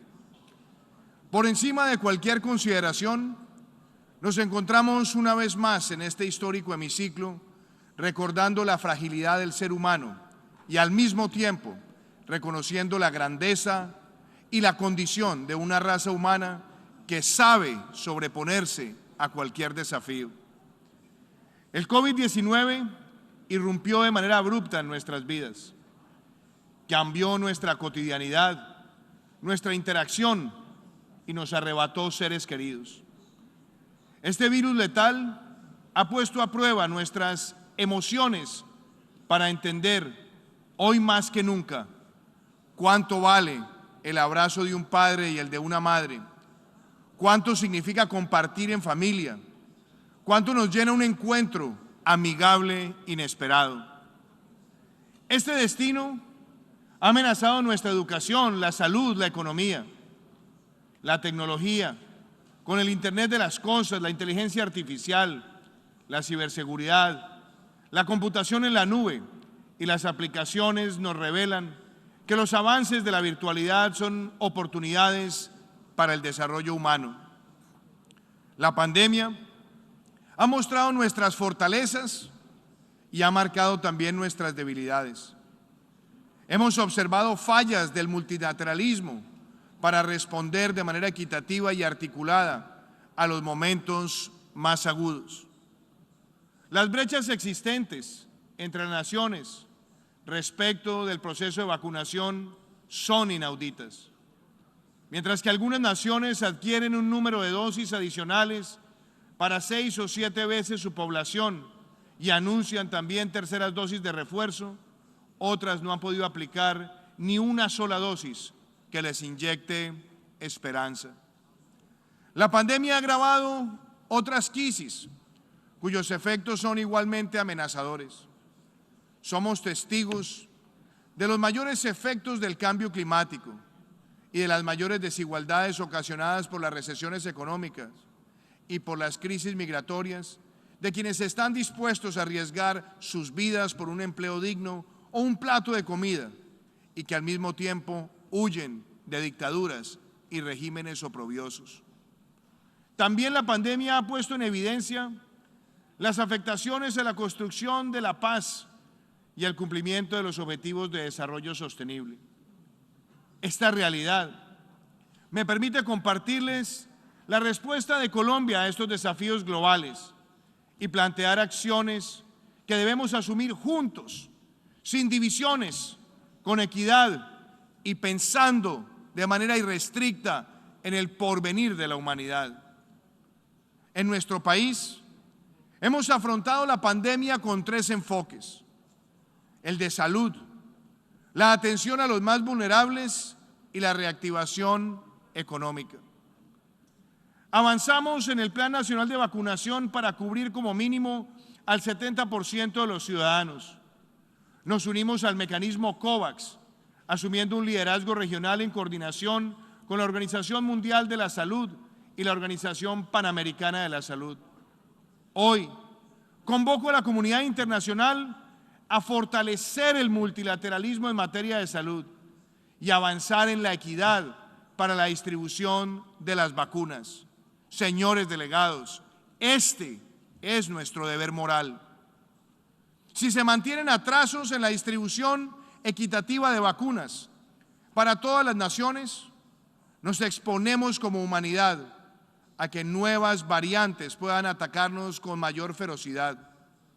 La inmunidad global requiere de la solidaridad para que no exista acaparamiento de unos frente a las necesidades de otros. En la atención de los más vulnerables, hemos actuado con determinación y creatividad, inspirados en retomar la senda de la Agenda 2030. Podemos decir con orgullo que somos el gobierno de Colombia que ha puesto en marcha la más ambiciosa agenda social de este siglo y tal vez de nuestra historia reciente. Hasta diciembre del año 2022 mantendremos una renta básica de emergencias llamada ingreso solidario para llegar a más de 4 millones de hogares vulnerables, brindando un apoyo económico directo a más del 25% de toda nuestra población. Adicionalmente, creamos el subsidio al empleo, protegiendo a más de 4 millones de trabajadores formales, y el esquema de la devolución del impuesto del IVA para más de 2 millones de hogares vulnerables, corrigiendo los efectos regresivos de este impuesto.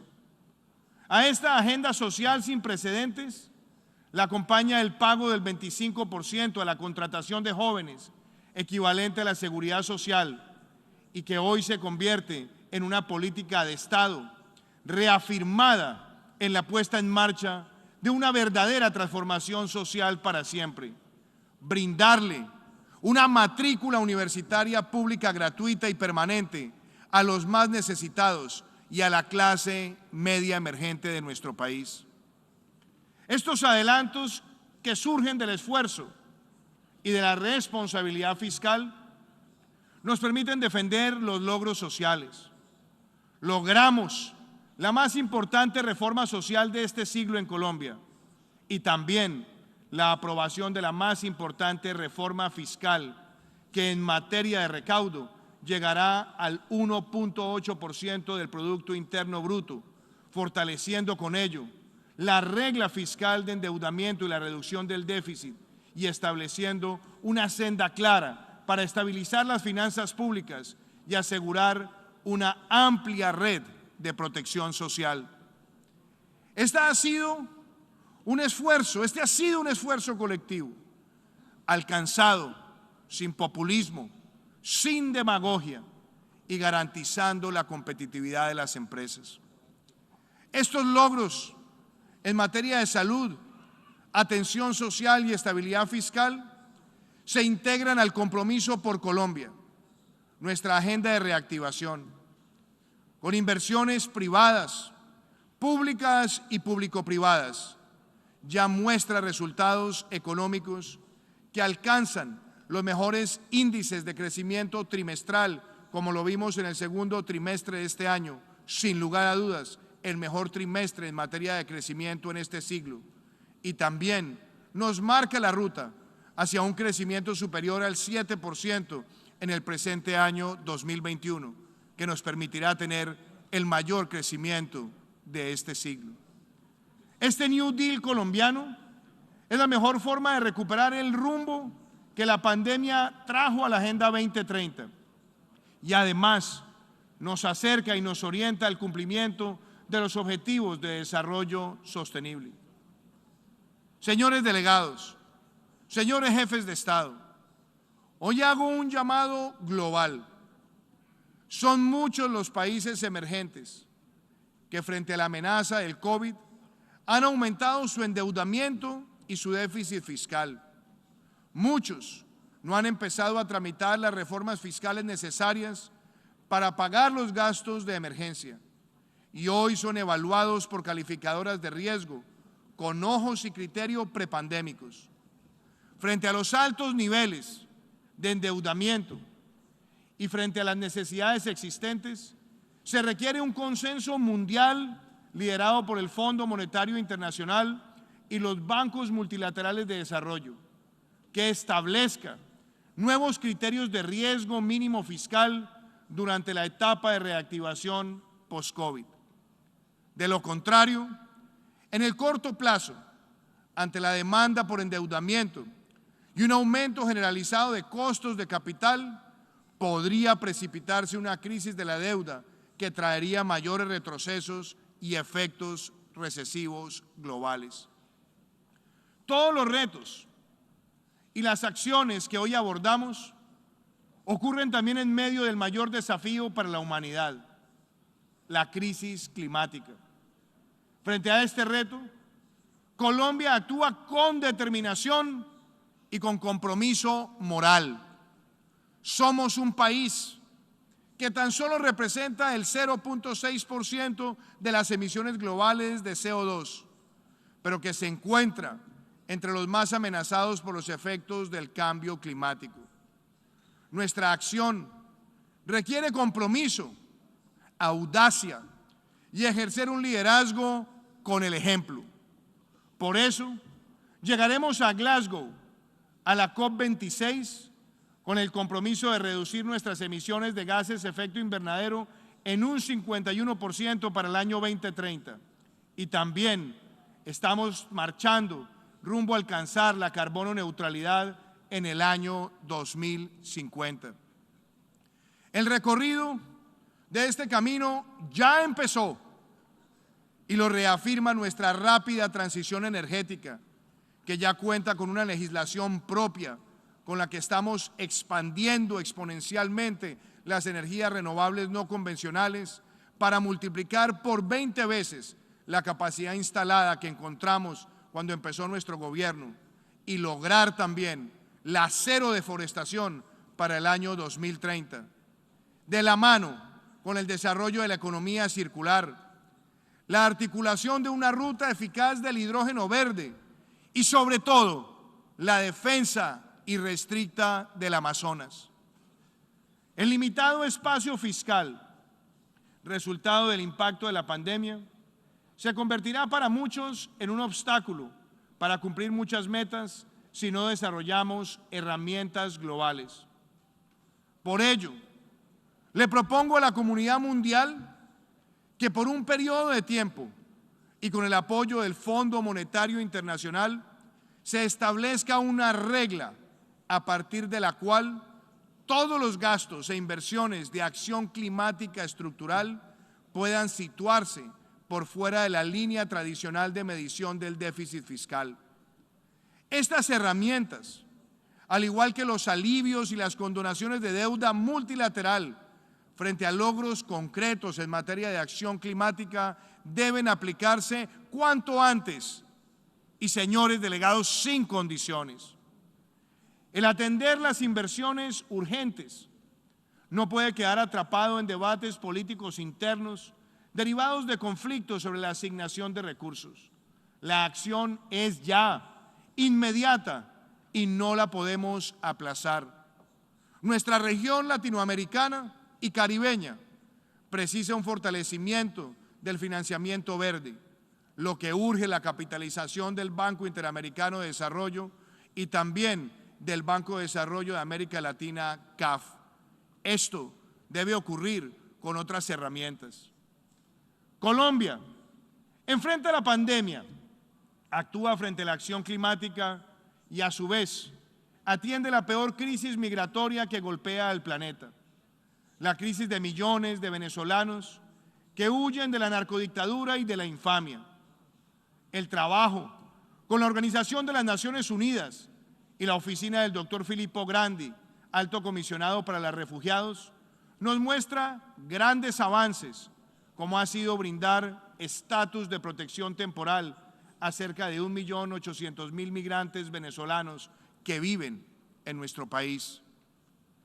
Asumimos este reto sin ser un país rico y con un enorme costo fiscal. Esta situación requiere que a través de las mesas de donantes establecidas se movilicen los desembolsos de los compromisos de la comunidad mundial, por lo que también hago un llamado en este sentido. Y aquí me detengo para decirlo claramente. Los diálogos entre el gobierno interino de Venezuela, que encarna la resistencia democrática, y la narcodictadura, si bien dan algunas esperanzas, no nos permite ser ingenuos, pues el único desenlace efectivo de ese encuentro es la convocatoria cuanto antes de una elección presidencial libre, transparente y con una minuciosa observación internacional. Cualquier salida que perpetúe el oprobio dictatorial y le permita al régimen ganar tiempo, agudizará el mayor desastre humanitario que conozca nuestro continente. El fin de la dictadura es el único camino viable para el bienestar del pueblo venezolano. Debe ser, sobre todo, el propósito de la acción internacional. Por otra parte, Colombia también avanza en la construcción de la paz con legalidad. Ni siquiera los efectos de esta cruel pandemia del COVID-19 nos apartan del compromiso de cumplir con un país que quiere ver el fin de la violencia narcoterrorista. El frágil acuerdo de paz firmado en 2016 con el grupo terrorista FARC tiene hoy progresos significativos que permiten ver solidez en el proceso de reincorporación de quienes están entrando en la legalidad, como lo ha comprobado la misión de observación de la Organización de Naciones Unidas en Colombia. Gracias también a nuestro compromiso con los planes de desarrollo con enfoque territorial y la atención a las zonas más afectadas por la violencia, la Defensoría del Pueblo de Colombia ha destacado que en los 3 años de nuestro gobierno se ha avanzado más que en los primeros 20 meses de la implementación. En ese marco, vamos rumbo a la mayor inversión en vías terciarias, a la mayor titulación de predios de nuestra historia, avanzando en la implementación del catastro multipropósito, con una agenda de equidad en la compra de productos rurales sin intermediación que nos ha llevado a tener las mayores exportaciones agropecuarias registradas por nuestro país. Aún así, los retos son grandes, porque las disidencias de las FARC, el ELN y otros grupos criminales que nunca han apostado por la paz, quieren persistir en sus atentados contra la vida de líderes sociales, líderes ambientales y personas en proceso de reincorporación. A pesar de tantos desafíos, la paz con legalidad nos muestra que podemos tener grandes razones de optimismo. Hemos registrado las más bajas tasas históricas de homicidios de las últimas décadas y también las menores tasas de secuestro desde que se miden esos crímenes atroces, siempre sin perder de vista que el narcotráfico alimenta la violencia y tenemos que luchar de manera firme contra ellos. Hemos logrado las mayores incautaciones de alcaloides en la historia de Colombia y la mayor erradicación manual de cultivos ilícitos. Avanzamos con determinación, pero tenemos también que hacer la diferencia actuando juntos. En Colombia, más coca significa menos paz y menos medio ambiente.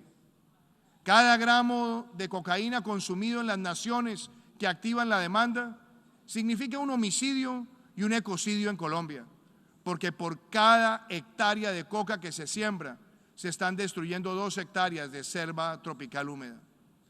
Atender este preocupante aumento en el consumo de narcóticos en todo el mundo es apremiante y es hora de actuar con corresponsabilidad por parte de la comunidad internacional.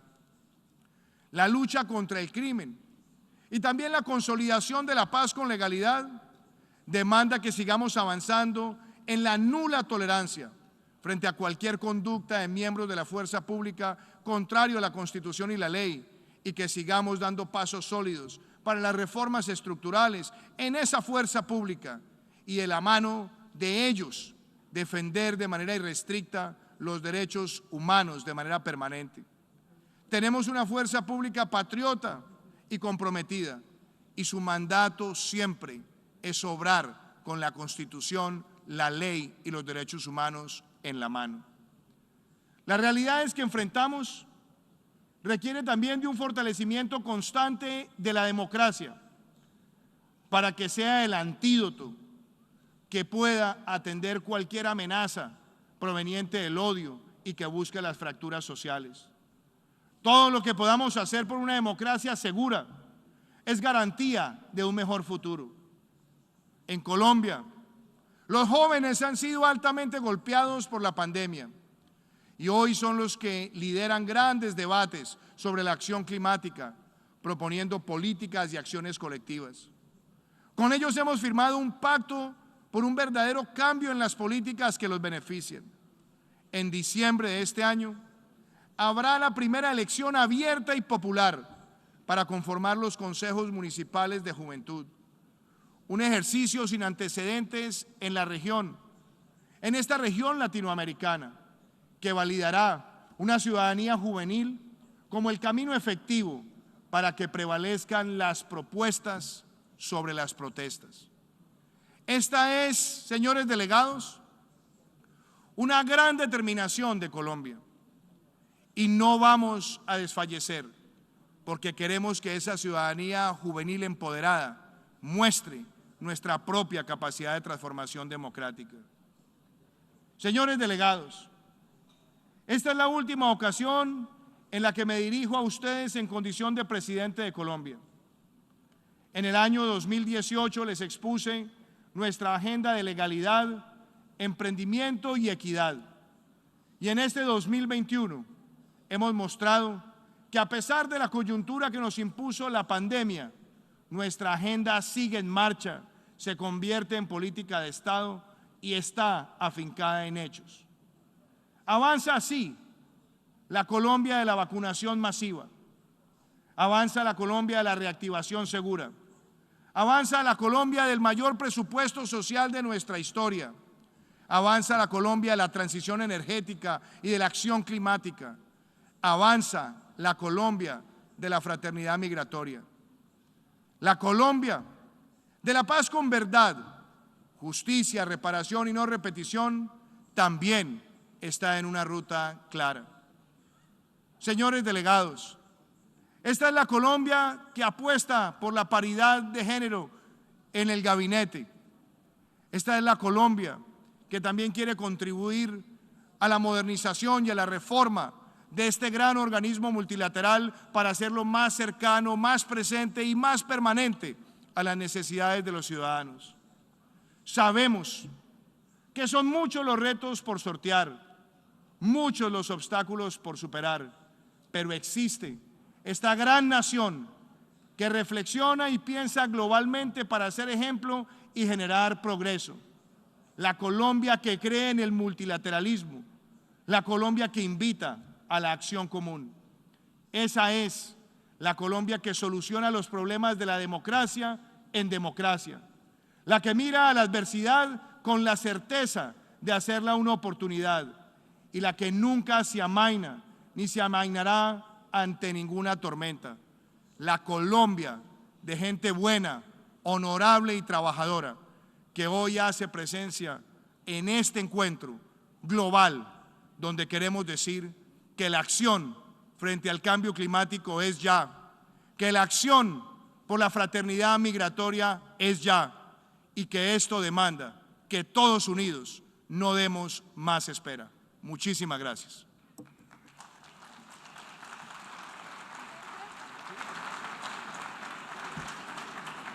On behalf of the General Assembly, I wish to thank the President of the Republic of Colombia for the statement just made, and I request protocol to escort His Excellency.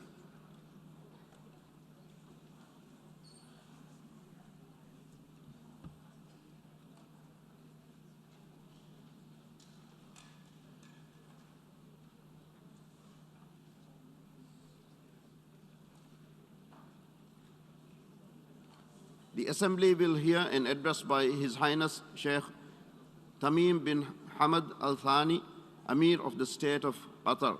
I request protocol to escort His Highness.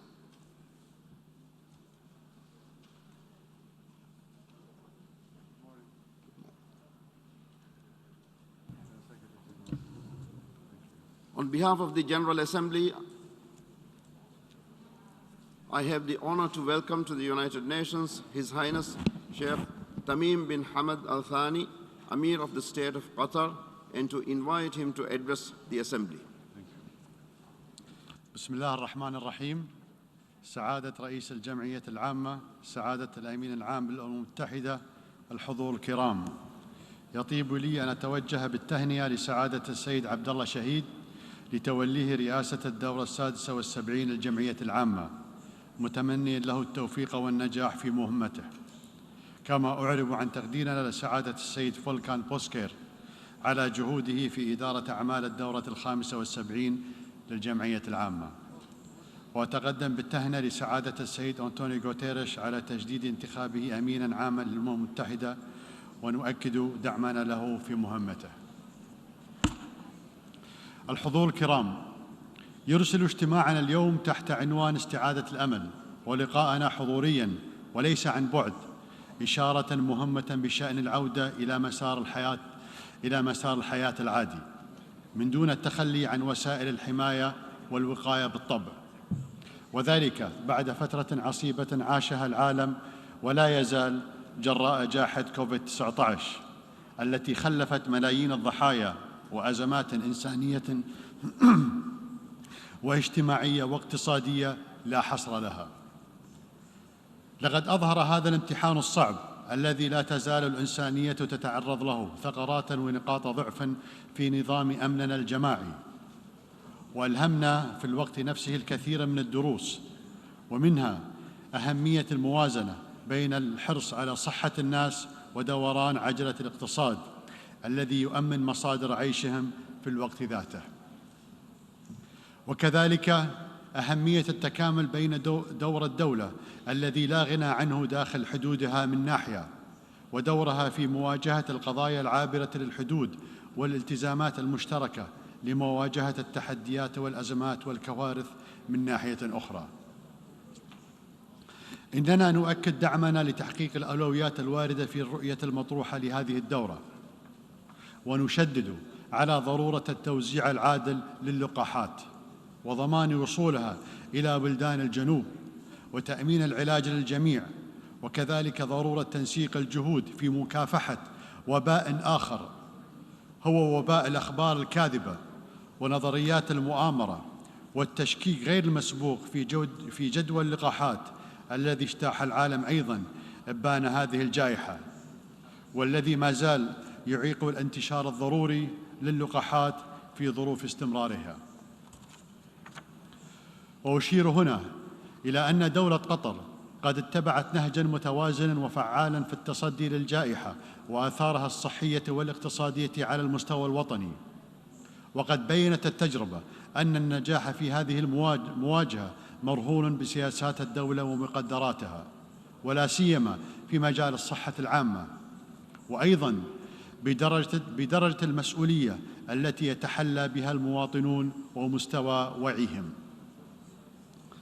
وانطلاقاً من شراكتنا مع الأسرة الدولية لمواجهة الأزمات العالمية، لم تتوانى دولة قطر عن تقديم الدعم للمؤسسات الدولية المعنية والوقوف مع الدول المتأثرة بالجائحة، حيث واصلنا تقديم الإمدادات الطبية وتلبية احتياجات أخرى ذات الصلة بمواجهة الوباء، وذلك عبر التحالف العالمي للقاحات والتحصين جافي، ودعم منظمة الصحة العالمية والمبادرة الإنسانية لتوفير اللقاحات للفئات الأكثر ضعفاً والدول الأكثر احتياجاً. الحضور الكرام، يشغل موضوع النزاعات الأمم المتحدة ويلقي على كاهلها أعباء كثيرة منذ تأسيسها، وتشكل منطقة الشرق الأوسط للأسف مصدراً لقسم كبير من هذه الأعباء، ولذلك تعتبر قطر الإسهام في مجال الحل السلمي للنزاعات من أولوياتها، بما في ذلك طرح تصورات للأمن الجماعي، فلا أمن ولا استقرار ولا تنمية ولا حياة إنسانية كريمة في ظل النزاعات.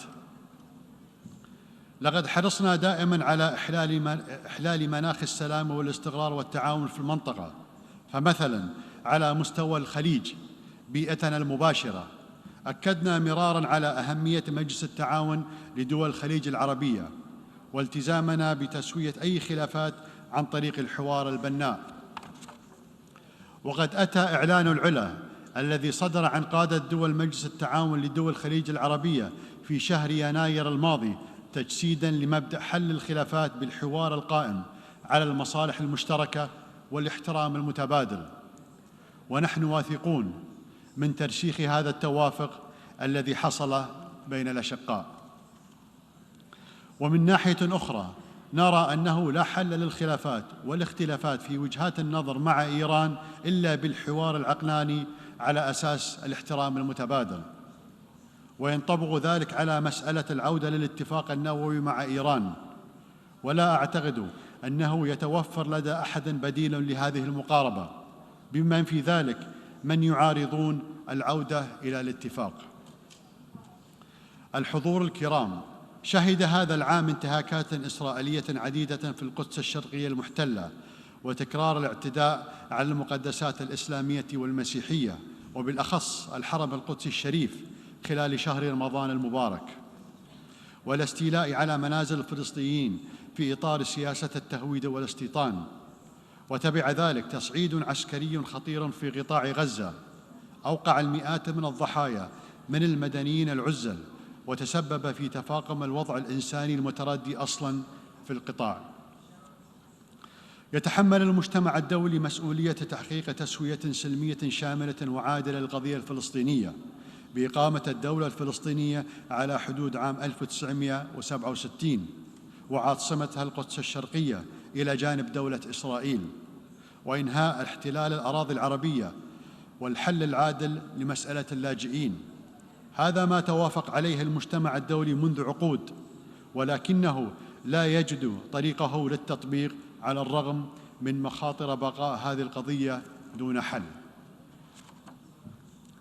وكنتيجة لهذا التسويف المتواصل يظهر من حين لآخر من يعتقد أنه يمكن تهميش القضية الفلسطينية على جدول الأعمال الدولي، أو أنه يمكن الالتفاف على قضية وطنية عميقة الجذور بطرح أفكار مثل تحسين الوضع الاقتصادي للسكان تحت الاحتلال بدلاً من إزالة الاحتلال. ومؤخراً جاءت قضية ترحيل أهالي الشيخ جراح وسلوان واقتحامات المسجد الأقصى من طرف المستوطنين وردود الفعل الشعبية الفلسطينية والعربية والعالمية الغاضبة لتؤكد من جديد على مركزية القضية الفلسطينية وأنه لا سبيل للالتفاف عليها. الحضور الكرام، لقد شكل قرار الانسحاب الأمريكي من أفغانستان بعد مفاوضات مع حركة طالبان منعطفاً هاماً للغاية بالنسبة لهذا البلد، وتقع على عاتق الشعب الأفغاني بجميع أطيافه أولاً، وعلى المجتمع الدولي ثانياً، مسؤولية العمل على نحو منهجي ومثابر لتحقيق التسوية السياسية الشاملة وتمهيد الطريق أمام الاستقرار في هذا البلد الذي عانى طويلاً من ويلات الحروب. وكما تعلمون، لم تدخر قطر جهداً في المساعدة على إجلاء الآلاف الأفراد والعائلات من جنسيات مختلفة خلال الأسابيع الماضية. كان هذا واجباً إنساني.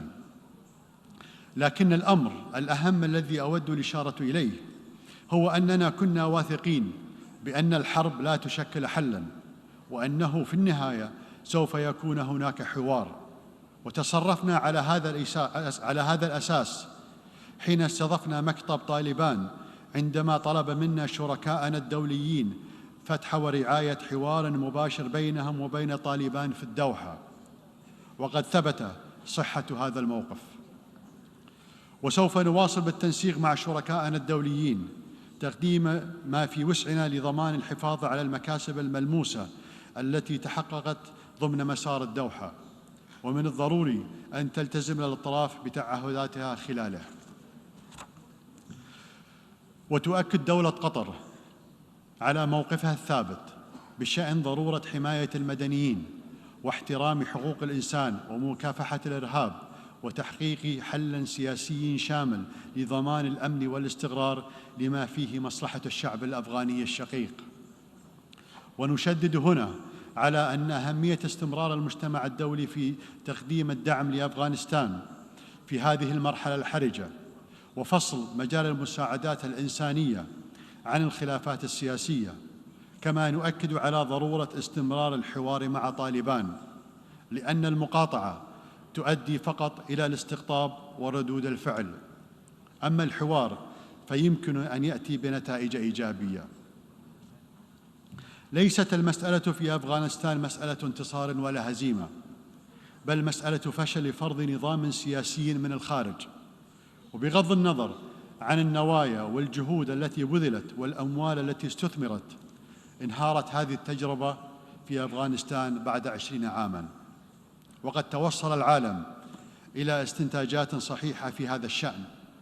ولكن من الضروري تجنب الانزلاق إلى التطرف المضاد بتخلي الدول الكبرى عن واجباتها في قضايا السلم العالمي وضمان تنفيذ المواثيق الدولية وحماية المدنيين من جرائم الحرب. فثمة فرق بين فرض الوصاية على الدول الأخرى وبين قيام الدول الكبرى بواجباتها في تنفيذ القرارات والمواثيق الدولية. كما لا يعقل أن تفرض دول كبرى على دول أخرى شكل النظام السياسي الذي تراه مناسباً لها بقوة السلاح من ناحية، وأن تتخلى من ناحية أخرى عن دعم دول توصلت إلى نفس نظام الحكم المنشود بإرادة شعوبها ومن دون تدخل خارجي. الحضور الكرام، لقد مر عقد من الزمن على الأزمة السورية التي بدأت بانتفاضة سلمية وتحولت إلى كارثة إنسانية بسبب الحرب التي شنها النظام على شعبه والقوى المسلحة المتطرفة التي استغلت ذلك. ويحمل استمرار الأزمة مخاطر كبيرة على سوريا نفسها وعلى السلم والأمن في المنطقة والعالم، بما في ذلك تفاقم خطر الإرهاب.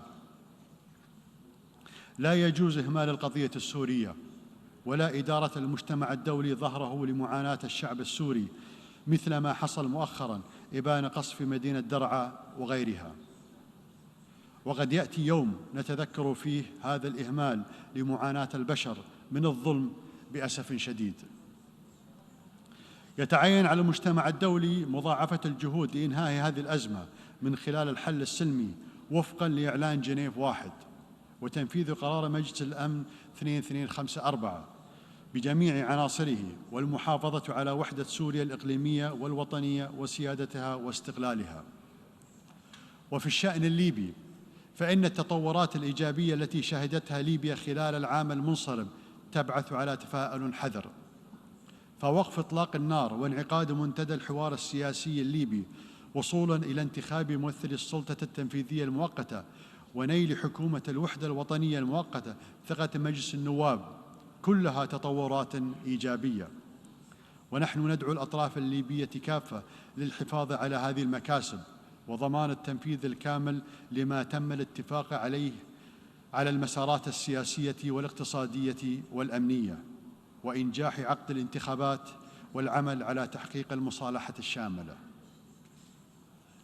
بالنسبة للأزمة في اليمن، حيث أدت الحرب إلى وضع إنساني مأساوي ومخاطر تقسيم قد تفضي بدورها إلى تفجر صراعات أخرى، تؤكد دولة قطر حرصها على وحدة اليمن وسلامة أراضيه وموقفها الثابت بأن السبيل الوحيد للخروج من الأزمة هو من خلال التفاوض بين الأطراف اليمنية على أساس مخرجات الحوار الوطني والمبادرة الخليجية وقرارات مجلس الأمن ذات الصلة، بخاصة القرار 2216. الحضور الكرام، يصادف في هذه الأيام مرور 50 عاماً على انضمام قطر إلى الأمم المتحدة في 21 من سبتمبر 1971. وخلال العقود الخمسة الماضية تميزت العلاقات بين قطر والمنظمة الدولية بالتعاون الوثيق وإقامة شراكات نموذجية في مختلف المجالات. فرهان قطر على المؤسسات الدولية والتعاون المتعدد الأطراف هو رهان استراتيجي. وفي هذا الإطار نؤكد على مواصلة الإسهام بدعم كيانات الأمم المتحدة والوفاء بتعهداتنا في القضايا التي حددها المجتمع الدولي كأولويات في هذه المرحلة. إننا سعداء أن تكون الدوحة عاصمة للعمل الدولي المتعدد الأطراف في منطقتنا التي هي في أمس الحاجة لعمل وجهود وكالات الأمم المتحدة والمؤسسات الدولية، حيث بدأت مكاتبها في الدوحة بالعمل. وفي هذا السياق فإننا نتطلع لافتتاح بيت الأمم المتحدة في الدوحة قريباً. وبمناسبة الحديث عن الأمم المتحدة والقضايا العالمية التي تواجه الإنسانية جمعاء والتي تبرز الحاجة إلى دورها، أشير هنا إلى مشاركة دولة قطر في الجهود الدولية في مكافحة الإرهاب ومعالجة أسبابه من خلال دعم التعليم ومعالجة الفقر والبطالة بين الشباب وحل النزاعات التي تشكل أيضاً مولداً للإرهاب. كما أشير إلى تزايد اعتماد العالم على تكنولوجيا المعلومات والاتصالات الحديثة في كافة مناحي الحياة من التعليم وحتى الأمن والاقتصاد. ولكن في المقابل استشعر العالم الآثار المترتبة على إساءة استخدام الفضاء السبراني، بما في ذلك اختراق مجال الأفراد الخاصة والقرصنة الدولية، وما يشكله ذلك من تهديد خطير ينعكس على أمن واستقرار المجتمع الدولي. ومن هذا المنطلق نجدد الدعوة للأمم المتحدة لتقود عملية توحيد الجهود لمنع سوء استخدام التقدم العلمي في مجال الأمن السبراني وتنظيم هذا الجانب الحيوي استناداً لأحكام القانون الدولي. حضور الكرام، يظل تغير المناخ من أهم التحديات الخطيرة في عصرنا، بما يحمله من آثار كارثية على جميع جوانب الحياة للأجيال الحالية والقادمة، مما يستلزم مواصلة جهودنا المشتركة لمواجهة هذه الآثار. ونتطلع أن يكون مؤتمر الأمم المتحدة كوب 26 القادم في غلاسكو بالمملكة المتحدة نقطة تحول نحو تحقيق طموح المجتمع الدولي. وفي هذا الصدد نشير إلى أن دولة قطر وضعت تغير المناخ في مقدمة أولوياتها، وتواصل اتخاذ الإجراءات اللازمة لتطوير التقنيات المتصلة بتغير المناخ والطاقة النظيفة، وسوف نعرضها على ذلك المؤتمر في نوفمبر القادم. ختاماً، فإن مسؤوليتنا المشتركة والمصير الواحد للإنسانية يستوجبان تكريس قيم الشراكة في العلاقات الدولية لتحقيق مصلحة شعوبنا وخير الإنسانية. أشكركم والسلام عليكم ورحمة الله وبركاته.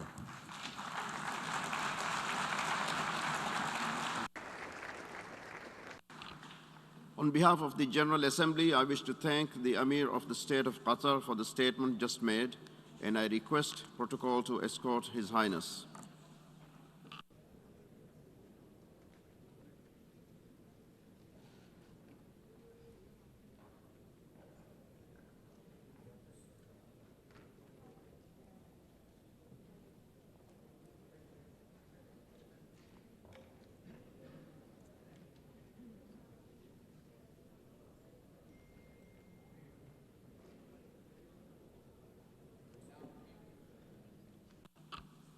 I now give the floor to the distinguished representative of Slovakia to introduce an address by the head of state.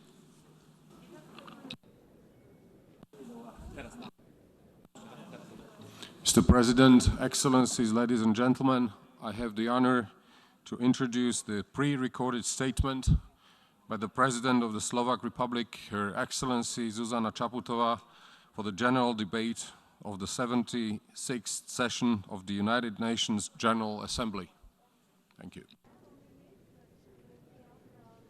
Dear Mr. President of the General Assembly, dear Mr. Secretary General, dear colleagues, excellencies, ladies and gentlemen, that at least some of you can meet in person after 2 complicated pandemic years fills me with some optimism.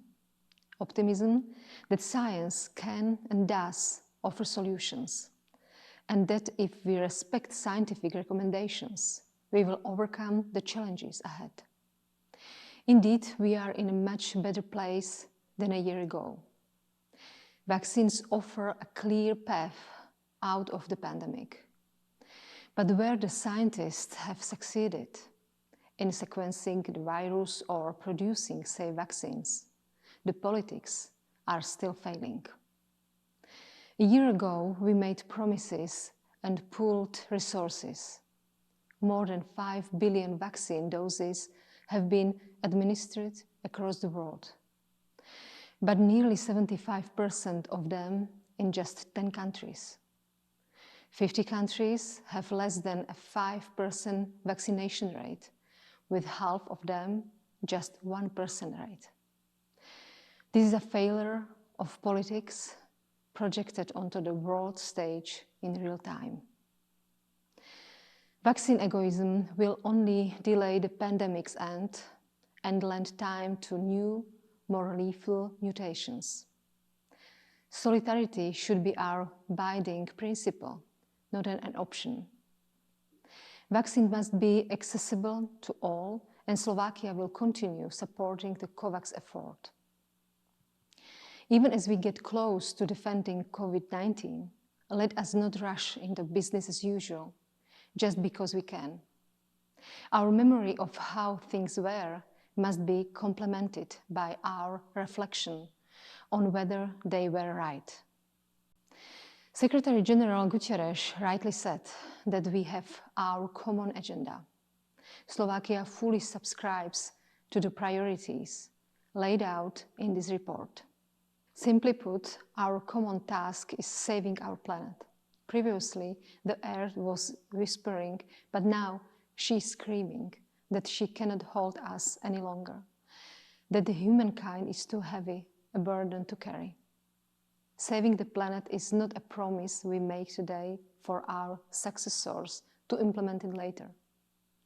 We have hesitated for so long that we have run out of generations of political leaders who can talk the talk but do nothing. This task is upon us today. Saving our planet means accelerating our response to the climate crisis. The findings of the recent IPCC report might be shocking, yet they are just stating facts. In less than 6 months, we were able to strike a deal on global fair taxation. We must equally strike a deal to prevent global carbon leakage. The upcoming COP26 in Glasgow must set the pace for a much swifter adaptation and radical emissions cut. Slovakia will reduce our emissions by 55% by 2030 and become climate neutral by 2050, along with the rest of the European Union. By 2023, coal will no longer be used to produce electricity and heat. In the coming years, we will spend almost 6% of our GDP on economic recovery. 1/3 of that will go into our green transition. None of this will be easy. Per capita, Slovakia is the biggest car producer in the world. Clean mobility, locally developed and produced green batteries will decarbonize transport in Slovakia and elsewhere. We are ready to share our solutions and learn from the best. We must decouple economic growth from the degradation we have been causing to the planet and support those most affected, those forced out their homes by floods or drought, or those losing jobs as we close down the most polluting factories. The Green Climate Fund must be properly funded and accessible. At the coming summit, we must all play our part to protect biodiversity. In Slovakia, half of the national parks territory will be free of human intervention by 2025. In 10 years, this will be 3/4 of our national parks. Excellencies, unless we stop the global warming, future generations will suffer. Our failure will damage multilateralism and spur violence. Saving our planet, therefore, also means upholding a rules-based international order and the rule of law at home and abroad. Violation of these rules endangers everyone, not only those directly affected in Ukraine, Syria, Myanmar, or the Sahel region. It is the UN Security Council's main responsibility to maintain international peace and security. Too often, we see it unable to act. Stopping violence and providing humanitarian access is not something to bargain about. It must be our utmost priority. We must make our own democracies more resilient and support those demanding their basic rights, including the freedom of speech or assembly, are respected. These rights are not menu for governments to choose from. Citizens must exercise them freely. In Belarus, where 650 people are prosecuted on political grounds, such as the social scientist Valeria Kostyugova, or in the occupied Crimea, or Venezuela, Russia, or Xinjiang. Distinguished Assembly, the developments and lessons learned from Afghanistan will be high on our agenda. Rightly so, this reflection is necessary. But we must also urgently provide humanitarian assistance to the people in Afghanistan, 40% of whom are facing acute food insecurity. Over the past 2 decades, girls and women in Afghanistan could exercise their legitimate rights. These mustn't be taken away. Together with the Prime Minister of Iceland, the Prime Minister of New Zealand, and other women political leaders, we launched a call to support Afghan girls and women. I invite you to join forces to ensure this turns into the concrete steps. My final point is about inclusiveness. We cannot save our planet if we leave out the vulnerable, the women, the girls, the minorities. The silent pandemic of gender-based violence can prove lethal to the health of our societies. Our long-term strategies, however brilliant, will become short-lived history if we don't involve young people. To conclude, let me recall the words Pope Francis addressed to our youth during his recent visit to Slovakia. Do not be dismayed or yield to those who tell you that nothing will ever change. We can change the world around us for better. Let's start now. Thank you.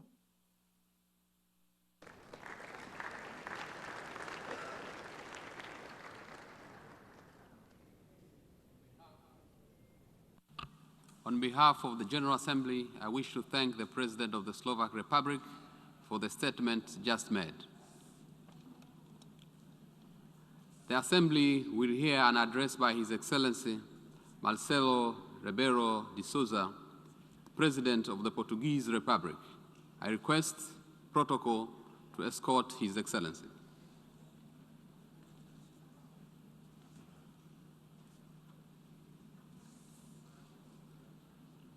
On behalf of the General Assembly, I have the honor to welcome to the United Nations His Excellency Marcelo Rebelo de Sousa, President of the Portuguese Republic, and to invite him to address the Assembly. Senhor representante do Presidente Abdullah Shahid, Senhor Secretário-Geral António Guterres, Excelências, para o Senhor Presidente Abdullah Shahid, vai a minha saudação e o total apoio às suas prioridades. Recuperar da pandemia de forma sustentável, ter em conta os direitos humanos, revitalizar as organizações multilaterais como as Nações Unidas. Agradeço ao Presidente cessante, Volkan Bozkır, uma já histórica Assembleia Geral. Senhor Secretário-Geral, como aqui disse em junho, felicito pelo exemplar primeiro mandato. Agradeço à Assembleia Geral a confiança depositada na pessoa certa, no momento certo. Apoio integralmente o apelo ao cessar-fogo global, o processo de reforma das Nações Unidas, a call to action for human rights. Tal como apoio as prioridades escolhidas numas Nações Unidas 2.0, numa agenda centrada nas pessoas, respondendo à pandemia, alcançando a paz e a segurança internacionais, galvanizando a ação climática, atingindo os objetivos do desenvolvimento sustentável nesta década de ação, assegurando a centralidade dos direitos humanos, promovendo a igualdade de género e equacionando os desafios da transformação digital. Excelências, a pandemia, a crise económica e social dela emergente, a recente evolução no Afeganistão, recordam-nos evidências que não podemos nem devemos esquecer. Primeira evidência: o mundo é multipolar. Nenhum polo, nenhuma potência, por poderosa que seja, tem condições para enfrentar sozinha ou com alguns parceiros apenas alterações climáticas, pandemias, crises económicas e sociais, terrorismo, desinformação e ainda promover movimentos de população ordenados e seguros, proteção dos mais vulneráveis e os direitos humanos. Segunda evidência: a governação de um mundo multipolar exige compromisso e concertação entre as nações, isto é, multilateralismo. Terceira evidência: o multilateralismo, perante desafios que ultrapassam fronteiras e exigem respostas conjuntas, tem de se fundar no direito internacional, nos valores da Carta, no reforço das organizações internacionais, a começar pelas Nações Unidas e agências especializadas. Quarta evidência: sempre que hesitamos quanto ao multilateralismo, sempre que pomos em dúvida o direito internacional e as organizações internacionais, falhamos. Bem o vimos na resposta à pandemia, na reação a crises emergentes, na promoção da paz e da segurança.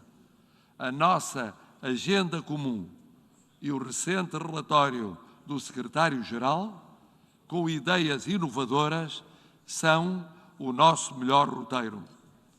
Quinta evidência: importa ampliar, aprofundar e acelerar as reformas nas Nações Unidas, na gestão, na paz e segurança, no sistema de desenvolvimento. E também avançar na reforma do Conselho de Segurança, retrato do século XXI, pelo menos com presença africana, do Brasil e da Índia, como membros permanentes. Mas isso implica também meios financeiros adicionais. É que afirmar o papel das Nações Unidas, mas resistir às reformas, negar recursos, significa, na prática, enfraquecer o multilateralismo e criar situações de crise com prejuízo para todos. Excelências, Portugal esteve sempre, estará sempre do lado dos consensos que resolvam as crises. Portugal está, tal como a União Europeia, do lado do multilateralismo, das Nações Unidas, da ordem internacional baseada em regras, dos direitos humanos. Portugal está empenhado na reforma da Organização Mundial de Saúde, no Tratado Internacional sobre Pandemias, na garantia das vacinas como bem público global. Portugal está comprometido com a Agenda 2030, com o alívio da dívida externa dos países mais vulneráveis, com a realização do Pacto Global das Migrações como país campeão para a OIM. Portugal organiza com o Quênia, em 2022, em Lisboa, a segunda Conferência dos Oceanos das Nações Unidas, dimensão essencial da ação climática. Portugal apoia o reconhecimento do direito ao ambiente saudável. Portugal participa em operações de paz. Portugal defende o diálogo Europa-África e a ação internacional para estabilizar o Sahel, a segurança marítima no Golfo da Guiné e a cooperação com Moçambique na luta contra o terrorismo. Portugal não altera o seu rumo. Demonstrou na presidência do Conselho da União Europeia, na participação na Comunidade de Países de Língua Portuguesa, que celebra 25 anos de vida, na projeção do português a caminho de 300 milhões de falantes. Demonstrou também na corajosa iniciativa do presidente Jorge Sampaio, que nos deixou há dias, da plataforma de acolhimento aos estudantes sírios, alargada depois a refugiados afegãos. Excelências, nós não mudamos de princípios e manteremos também o mesmo rumo no caso de nos darem a vossa confiança para um mandato no Conselho de Segurança daqui a 5 anos. Consideramos que as grandes questões do nosso tempo, o clima, a pandemia, as crises económicas e sociais, as guerras, as inseguranças, as migrações, os refugiados, só demonstram que o isolacionismo, o protecionismo, o unilateralismo, a intolerância, o populismo e a xenofobia inevitavelmente conduzem a becos sem saída. A mensagem do secretário-geral de hoje é clara, é lúcida e é virada para o futuro. É mais do que um apelo aos Estados, é um apelo a todos os cidadãos do mundo. Não é só no clima que não existe planeta B, é em tudo. Ou todos nós, em todo o mundo, disso temos consciência, ou os governantes serão tentados a fazerem discursos, por um lado, a prometer multilateralismo e a esquecê-lo, a adiá-lo, a paralisá-lo, a perderem tempo. 20 anos depois do 11 de setembro, 6 anos depois do Acordo de Paris, 1 ano e meio depois do começo da pandemia, precisamos, mais do que nunca, de um multilateralismo efetivo, não nos discursos, nas ações. Não há mesmo mais tempo a perder.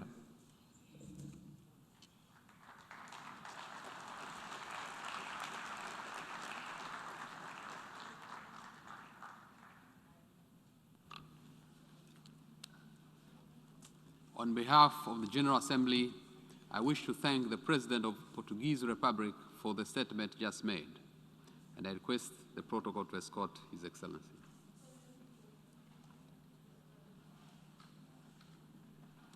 I now give the floor to the distinguished representative of Kyrgyzstan to introduce an address by the head of state.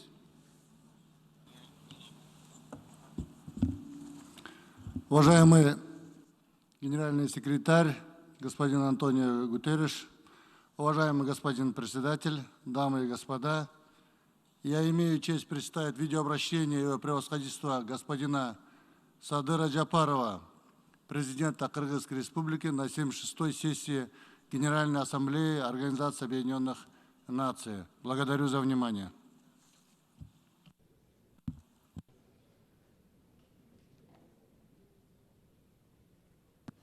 Уважаемый господин председатель, уважаемый господин генеральный секретарь, уважаемые дамы и господа. Вначале позвольте поздравить господина Абдуллаха Шахида, представителя государства Мальдивы, с избранием на пост председателя 76-й сессии Генеральной Ассамблеи ООН и пожелать успехов на этом высоком посту. Благодарю господина Волкана Бускыра, представителя государства Турции, за работу в качестве председателя 75-й сессии Генеральной Ассамблеи ООН. Кыргызстан поддерживает тему нынешних дебатов, которая охватывает все наиболее актуальные вопросы международной повестки дня. Уважаемые дамы и господа, 30 лет назад Кыргызстан стал полноправным участником и субъектом международного права, обретя суверенитет. Совсем недавно, 31 августа, наш многонациональный народ отпраздновал 30-летие независимости республики. Думаю, что с моей оценкой согласятся многие. Основным достижением республики за этот короткий по историческим меркам период является становление демократии как модели государственного развития и сильного гражданского общества. Хочу заверить, что мы не свернем с демократического пути. Это требование нашего свободолюбивого народа. Скоро исполнится годовщина с начала известных октябрьских событий в нашей стране, с которых начался новый этап в ее современной истории. За 1 год нам удалось восстановить общественно-политическую и социально-экономическую стабильность, заслужить веру и доверие общества. Итоги прошедших президентских выборов и конституционного референдума были также признаны международным сообществом, в том числе наблюдателями Бюро ОБСЕ по демократическим институтам и правам человека. Впереди нас ждут очередные выборы в национальный парламент, намеченные на 28 ноября. Приглашаю государства-члены ООН и международные организации направить своих наблюдателей. Мы создадим все условия для их полноценной и безопасной работы. Рассчитываем, что ко времени выборов эпидемиологическая ситуация в стране полностью нормализуется. Уважаемый господин генеральный секретарь, 2 марта 2022 года мы также будем праздновать 30-летие вступления Кыргызстана в Организацию Объединенных Наций. На протяжении этого периода республика является активным государством, членом ООН, полностью приверженным целям и принципам Устава Организации Объединенных Наций и постоянно выступающим за укрепление авторитета и роли ООН в международных делах, которые, к сожалению, в последние десятилетия характеризуются напряженностью и конфликтностью. Наша страна заинтересована и всегда готова вносить вклад в международные усилия для решения общих проблем человечества. Исходя из этих соображений, Кыргызстан выдвинулся кандидатом в Совет ООН по правам человека на 2023-2025 годы и непостоянные члены Совета Безопасности ООН на 2027-2028 годы. Призываю все государства-члены ООН оказать нам поддержку на выборах. В следующем году 30-летие вступления в ООН также будут отмечать наши уважаемые соседи по региону, с которыми у нас общая история и, уверен, общее будущее. Хочу подчеркнуть, что во многовековых отношениях с соседями Кыргызстан всегда выступает за равноправный диалог и взаимовыгодное сотрудничество. Решение всех разногласий исключительно путем переговоров. Учитывая эту знаменательную дату, в 2022 году предлагаем провести саммит «Центральная Азия ООН», чтобы вместе подвести итоги взаимного сотрудничества и наметить совместные планы на перспективу в целях развития и безопасности Центральной Азии. Саммит предлагаем организовать в сроки проведения очередной консультативной встречи глав государств Центральной Азии. Прошу уважаемых председателя Генеральной Ассамблеи и Генерального секретаря ООН предусмотреть свое участие в графиках работы на следующий год. Уважаемые дамы и господа, в силу своего географического расположения государства Центральной Азии издревле, начиная со времен функционирования Великого Шелкового пути и по сей день являются мостом, соединяющим маршруты восток, запад и север-юг. Наш регион уверенно становится одним из важнейших хабов мировой торговли, несмотря на отсутствие прямого выхода к морю. В странах Центральной Азии осуществляется последовательное расширение международных автомобильных и железных дорог, создание логистических центров и транспортных терминалов. В свою очередь, Кыргызстан активно развивает дорожно-транспортную инфраструктуру, которая является частью международной транспортной артерии. В частности, скоро завершится строительство новой альтернативной автомагистрали «Север-Юг». Мы также участвуем в проекте строительства железнодорожной магистрали Китай, Кыргызстан, Узбекистан и поддерживаем модернизацию евразийской железнодорожной инфраструктуры. Уже сегодня Кыргызстан способен обеспечить приемлемые сроки и стоимость доставки транзитных грузов между странами Евразийского экономического союза, Центральной Азии, Китайской Народной Республикой и Европейского союза к морским портам Карачи, Бандер-Аббас и Черного моря. Приглашаю международный логистический бизнес к многоплановому сотрудничеству, в том числе в сфере мультимодальных перевозок. Вместе с тем обращаю внимание, что успешно реализованные инвестиционные проекты и новые транспортные коридоры не будут приносить максимальные выгоды. В случае, если будут сохраняться барьеры, связанные с пересечением государственных границ.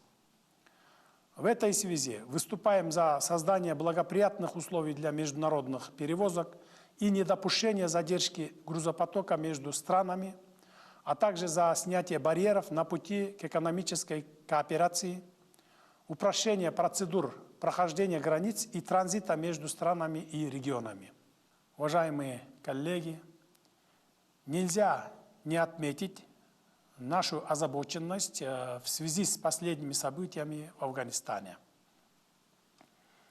Мы можем предоставить 500 молодым афганцам возможность обучения в наших университетах. а также оказать гуманитарную помощь нуждающимся гражданам. В первую очередь этническим кыргызам малого и большого Памира Афганистана.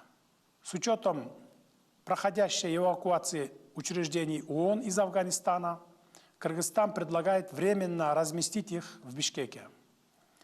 В этой связи обращаюсь к генеральному секретарю ООН принять во внимание наше предложение. Вместе с тем, из-за сложившейся ситуации в Афганистане вновь выходит на первый план безопасность Центральной Азии. Надеемся на скорейшее установление общественно-политической стабильности и правопорядка в Афганистане. В свою очередь, Кыргызстан проводит всестороннюю работу по борьбе с терроризмом и экстремизмом, добросовестно выполняет положения Генеральной контртеррористической стратегии ООН, резолюции Совета Безопасности ООН, рекомендаций исполнительного директората контртеррористического комитета Совета Безопасности ООН. Так, в Кыргызстане уже внедрена система предварительной информации о пассажирах и данных о записях регистрации пассажиров для международного отслеживания перемещений террористов. Также рассчитываем на поддержку ООН и заинтересованных государств по репатриации наших граждан из Сирии, женщин и детей. Вместе с тем призываем активизировать международные усилия не только для борьбы с терроризмом и экстремизмом, но и против транснациональной организованной преступности, занимающейся незаконной деятельностью в сфере оборота наркотиков и оружия, торговля людьми, отмыванием преступных доходов и в киберпространстве. Кыргызстан в рамках Шанхайской организации сотрудничества прорабатывает вопрос создания Центра по противодействию международной организованной преступности в городе Бишкек. В целом считаем, что в целях противостояния современным вызовам и угрозам международной безопасности и предотвращения конфликтов большую роль должны играть региональные структуры. Со своей стороны, Кыргызстан в статусе члена или участника всесторонне сотрудничает в рамках Содружества независимых государств, Организации договора коллективной безопасности, Шанхайской организации сотрудничества, совещаний по взаимодействию и мерам доверия в Азии и Организации по безопасности и сотрудничеству в Европе. Уважаемые дамы и господа, серьезным вызовом для человечества стала пандемия коронавирусной инфекции, приведшая к многочисленным жертвам, подвергшая национальные системы здравоохранения беспрецедентному испытанию на прочность и вызвавшая спад в мировой экономике. Надеемся, что в связи с проводимой разработкой лекарств и методов лечения полная победа над этим зловещим вирусом уже совсем близка. Важно, чтобы эти противовирусные ноу-хау медицины затем стали общедоступными. Что касается ситуации в нашей стране, отмечу, что властями предпринимаются необходимые меры, чтобы защитить жизнь и здоровье населения, в особенности медицинских работников. Полным ходом идет вакцинация граждан. В обществе проводится разъяснительная кампания по вакцинации. В стране уже имеются вакцины разных мировых производителей. Пользуясь случаем, выражаю искреннюю признательность руководству Китая, России, Казахстана, Швеции, которые предоставили нам вакцины в виде гуманитарной акции на двусторонней основе и в рамках программы COVAX Всемирной организации здравоохранения. Пандемия коронавирусной инфекции также стала одной из причин того, что реализация целей устойчивого развития в Кыргызстане не может выполняться своевременно и в полном объеме. Мы вынуждены отвлекать запрограммированные на ЦУР финансы для борьбы с пандемией и погашения внешнего долга. В этой связи Призываем двусторонних и многосторонних кредиторов поддержать инициативу по облегчению внешнего долга в обмен на жизненно важные проекты устойчивого развития Кыргызстана. Эти проекты, в первую очередь, направлены на сохранение целостности уникальной горной экосистемы, ее биологического разнообразия и ледников, стремительно разрушающихся в результате изменения климата. К большому сожалению, в Кыргызстане есть случаи, когда недобросовестные инвесторы в погоне за большой прибылью и злоупотребляя общественным доверием не позаботились должным образом, чтобы их деятельность не нанесла урон экологии. В соответствии с национальными законами кыргызские власти пресекают такую противоправную деятельность и затем вынуждены сами разбираться с экологическими последствиями. Например, обеспечивая безопасную утилизацию вредных отходов, управление отвалами и хвостохранилищами. На протяжении 3 десятилетий Кыргызстан остается на международной арене активным проводником интересов горных государств, не имеющих выхода к морю, целью решения проблем устойчивого развития и влияния изменения климата. По нашей инициативе 2002 год был объявлен Международным годом гор. В том же году в Бишкеке прошел первый глобальный горный саммит, а в 2018 году уже 4-й Всемирный горный форум. На текущей сессии Генеральной Ассамблеи ООН от группы друзей горных стран мы инициируем, чтобы вновь объявить 2022 год Международным годом гор, утвердить 5-летнюю программу по устойчивому развитию горных регионов и в 2027 году, созвать глобальный саммит Бишкек плюс 25. Уважаемый господин генеральный секретарь, в последние несколько лет природа и население нашей страны довольно заметно стали ощущать негативные последствия изменения климата. Свои видения и позицию наша страна непременно озвучит на грядущей 26-й конференции сторон рамочной конвенции ООН по изменению климата в Глазго. Однако, позвольте использовать эту высокую трибуну для нескольких ремарок. Для горного Кыргызстана одной из приоритетных и насущных проблем является адаптация к изменению климата. Мы придаем важное значение защите и приумножению площадей горных лесов, которые, наряду со своей природной функцией поглощения углекислого газа, также играют исключительно важную роль в сохранении водных ресурсов. В этой связи выступаем за разработку и принятие под эгидой ООН специальной целевой программы по горным лесам, их сохранению, восстановлению и облесению горных склонов. Как отмечалось выше, под риском исчезновения также находятся многовековые ледники, реки и биоразнообразие горных экосистем Кыргызстана. В этом году в ЮНЕСКО мы инициируем резолюцию о сохранении горных ледников и одновременно продолжаем работу с международными партнерами по выполнению положений резолюции «Природа не знает границ», внесенной Кыргызстаном и недавно утвержденной Генеральной Ассамблеей ООН. Уже есть обнадеживающие достижения.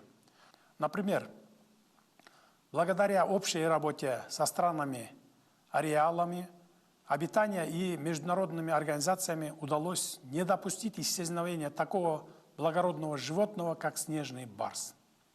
Вместе с тем, Кыргызстан к 2050 году постарается достичь углеродной нейтральности. Кыргызская экономика постепенно зеленеет, в строй будет вводиться все больше безуглеродных источников энергии, имея в виду в первую очередь гидроэлектростанции.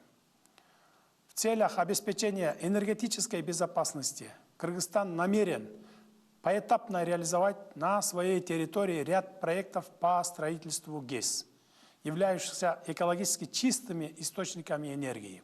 Доступ к современным, экологически чистым и недорогим услугам по энергоснабжению в развивающихся странах имеет чрезвычайно важное значение для достижения глобальных целей в области развития, сформулированных в целях устойчивого развития до 2030 года. Полагаем, что реализация проектов по строительству ГЭС в Кыргызстане обеспечит потребности стран Центральной Азии в гидроэнергии и тем самым создаст благоприятные условия для устойчивого развития всего нашего региона. Приглашаю инвесторов к взаимовыгодному сотрудничеству в водно-энергетическом комплексе, в том числе на принципах государственно-частного партнерства в духе Парижского соглашения. Подытоживая эту тему, отмечу, что Кыргызстан рассчитывает на особое внимание, поддержку и помощь мирового сообщества, ООН и международных финансовых институтов в решении проблем экосистем горных стран, особенно не имеющих доступа к морю. В этой связи считаем, что назрел вопрос создания в рамках ООН специального глобального фонда по поддержке горных стран в реализации целевых программ по достижению устойчивого развития, адаптации и предотвращению изменения климата, горным лесам и биоразнообразию, природным бедствиям, поддержке горных сообществ. Уважаемый господин генеральный секретарь, в заключении хотел бы отметить, что борьба с пандемией COVID-19 и ее социально-экономическими последствиями, достижение целей устойчивого развития, а также реализация Парижского соглашения должны оставаться главным приоритетом консолидированных усилий и действий международного сообщества. Необходимо обеспечить, чтобы никто не был оставлен позади, в том числе и развивающиеся горные страны, не имеющие выхода к морю. В нашем совместном противостоянии современным вызовам и угрозам роль ООН значительно возрастает.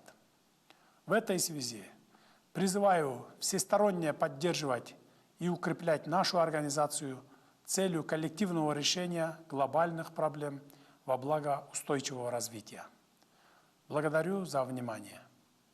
Желаю всем продуктивного участия в нынешних общих дебатах.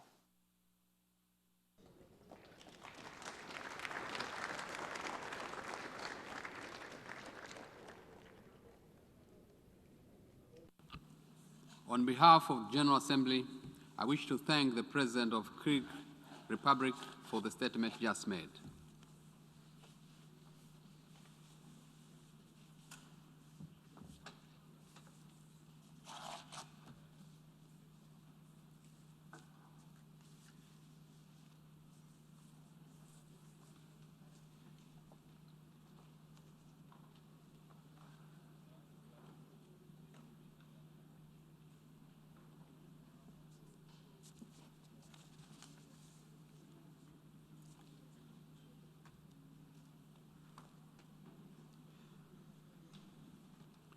The Assembly will hear an address by His Excellency Gitanas Nauseda, President of the Republic of Lithuania. I request the protocol to escort His Excellency.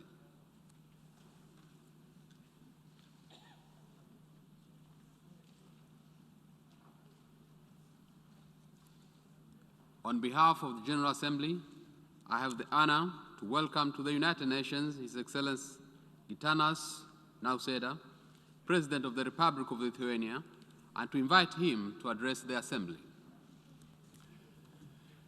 Mr. President, Excellencies, ladies and gentlemen, this year marks a special anniversary for independent Lithuanian state. 30 years ago, the Republic of Lithuania became a member of the United Nations. We had been striving for international recognition ever since the restoration of independence in March 1990. Membership in the United Nations has made Lithuania a full-fledged member of the international community. It empowered us to seek peace, to defend human rights, and to contribute to effective multilateralism. A significant decision of the United Nations General Assembly was made in 1992 to call for a complete withdrawal of foreign military forces from the territories of the Baltic states. It was a powerful manifestation of the global solidarity, a kind of solidarity we still often need today. Recent years have shown us that no country is able to deal with global challenges alone. It is a global effort that helps us to mitigate the consequences of the COVID-19 pandemic. This fight is not over. I believe we are on the right path. The way forward goes through the widespread use of safe and effective vaccines. We need an active global vaccine sharing mechanism that would help to protect everyone, including those who are the most vulnerable. Alarmingly, the pandemic is deepening global poverty and inequality. The widening gaps in education, social security, and digital connectivity divide the global population. Right now, millions of people are also being overwhelmed by a dangerous infodemic. It too causes much suffering and contributes to many untimely deaths. Therefore, I would like to congratulate the efforts of the United Nations, especially by Verified Campaign, in fighting misinformation and disinformation. They pose an ever greater threat to our societies. To counter various kinds of manipulations, we need a holistic approach and concrete new ways to get better in detecting, analyzing, and exposing disinformation. Ladies and gentlemen, various forms of pressure and hybrid attacks are closely related to deteriorating security situation in many parts of the world. We have seen authoritarian regimes and states continuing their military buildups and intensifying violent crackdowns on political opposition, free media, and civil society. These regimes demonstrated many times their willingness to endanger our peace, security, and prosperity. We refuse to accept such behavior as a new normal. Therefore, Lithuania fully supports the calls to uphold human rights in all countries. Such cases when political activists and human rights defenders are tortured and killed must be carefully investigated. We also deplore efforts by Russia to exert pressure on Lithuanian judges and prosecutors who investigate the case of atrocities committed by the occupying Soviet army in Lithuania in 1991. Lithuania calls on all states not to execute related international arrest warrants. It is also with deep sadness that I remember last year's developments in Belarus. A genuine protest movement that sprang up after a rigged presidential elections has been brutally suppressed. Independent civil society and media organizations are being silenced. Hundreds of people detained, severely beaten, tortured. The responsible actions by the Belarusian authorities might also have a bigger impact on international security. We saw it in the hijacking and forced landing of the Ryanair flight on May 23rd. It was done in clear violation of international law. Such actions should be treated as an act of state-sponsored terrorism. The Belarusian regime is also testing new methods of hybrid actions. For several months now, Lithuania has been dealing with unprecedented hybrid attack by artificially creating and directing flows of irregular migration. Belarus aims to put political pressure on the European Union. Lithuania firmly rejects this attempt of sowing discord and calls on the United Nations to address it. We all need to actively fight human trafficking, break the business models of smugglers, and discourage migrants from endangering their lives. There must be serious discussions on how to prevent a country to use irregular migration to make pressure on another country. We must make it clear that people should not be used as tools. Furthermore, Belarus has recently generated yet another outrage by starting the commercial exploitation of an unsafe nuclear power plant close to the Lithuanian border. By ignoring numerous worrying incidents and failing to comply with basic international safety standards, the Belarusian regime has once again shown a complete lack of a sense of responsibility. I believe that it would be a colossal mistake to treat such violators on the same footing as climate-friendly producers who respect environmental and nuclear safety rules. Solving the issue of the Belarusian nuclear power plant is crucially important for our environment and a matter of safety for all the people of Europe. Ladies and gentlemen, for the 7th year, we are witnessing the continuing military aggression against Ukraine, as well as the illegal annexation and occupation of Crimea. These actions violate international law, the Charter of the United Nations, as well as the provisions of the Helsinki Final Act. They should be condemned universally. We must reinforce the policy of non-recognition of the occupation and annexation of Crimea. It is also extremely important to protect the rights and freedoms of the local civilian population. I commend the Ukrainian effort to keep this issue on the agenda by creating the International Crimean Platform. Lithuania respects Ukraine's European and Euro-Atlantic choice and continues to support its reforms in this troubled period.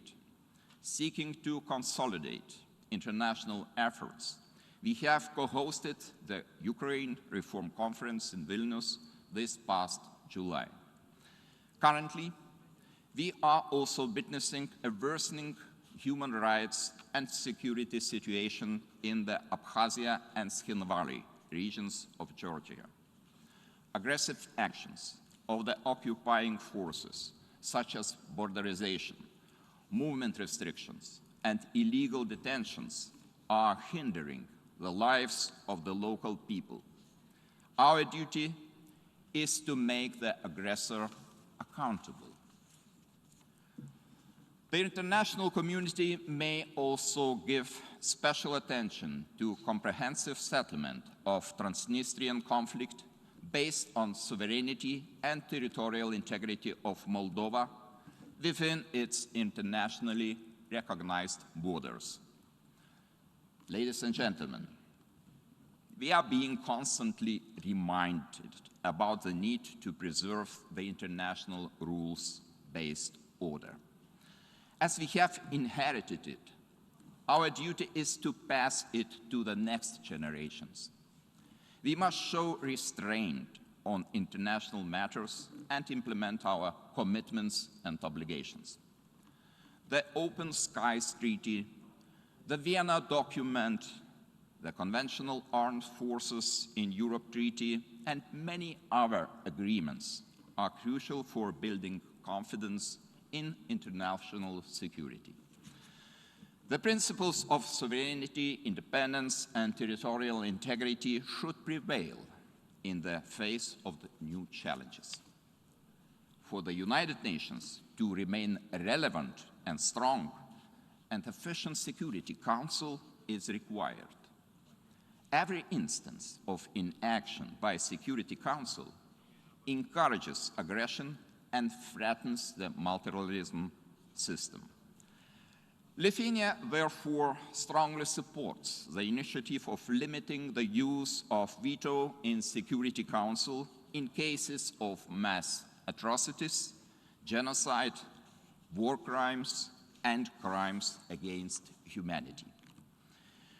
To express Lithuania's strong commitment to the international human rights agenda, we are also running for a seat at the United Nations Human Rights Council in 2022-24. If elected, Lithuania will pay special attention to the protection of human rights defenders, the rights of the child, the rights of persons with disabilities, as well as human rights in conflict areas. We will continue defending the rights of women and girls, freedom of peaceful assembly and association, freedom of religion and belief, and stand up for ensuring access to information and the safety of journalists. To fulfill these promises, Lithuania will make use of experience gained by membership in various United Nations bodies. As the current president of the Executive Board of the United Nations Children's Fund, UNICEF, Lithuania is engaged in international efforts to save children's lives and to defend their rights. Seeking to make a change, Lithuania has also presented its candidacy for election to the UNESCO Executive Board for 2021-25. We are ready to promote UNESCO's mission and mandate and to contribute to making the organization more efficient, responsive, and keen to find sustainable solutions. Ladies and gentlemen, I would like to turn now to the challenge of our time, climate change.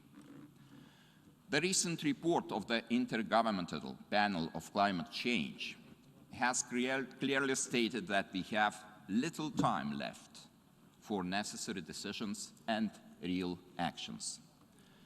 Lithuania fully supports the Secretary General, Antonio Guterres, of the United Nations in this call for the urgent and bold steps to address the triple crisis of climate disruption, biodiversity loss, and pollution destroying our planet. It is crucially important for every country to turn up at the upcoming COP26 meeting in Glasgow with most ambitious proposals. Lithuania seeks a timely transition towards resilient and climate-neutral economy and is committed to reaching related European Union targets. The recently adopted National Climate Change Management Agenda sets goals for Lithuania to reduce emissions by 70% compared to 1990 and to become climate neutral by 2050. Wide support of society is needed for the decarbonization efforts to be effective. They must bring new major opportunities and benefits of innovative green growth, employment, higher quality of life, public health, and biodiversity. The shift from fossil fuels to renewable energy is inevitable. The real question now is who will be first to reap the benefits. Lithuania has early used its chances for early digital transformation with advances in modern information and communication infrastructure, jump-starting a fast growth of digital economy. We intend to do the same with green transformation. Ladies and gentlemen, we have always shared one world. But only recently have we been awakened to the fact of our shared responsibility. Now we know that we have to make an effort. We must actively build our common future. The time for passive observation is gone. We do clearly need a new social contract anchored in human rights as well as a better management of our global commons. How can all of this be achieved? I believe that the way forward goes through an honest and open discussion. Our success relies on our ability to build bridges of trust among peoples and to make it work for the whole humanity. Our hopes, our brave ideas, and our individual strength should all be channeled into global efforts. Let us build our future together. Thank you very much.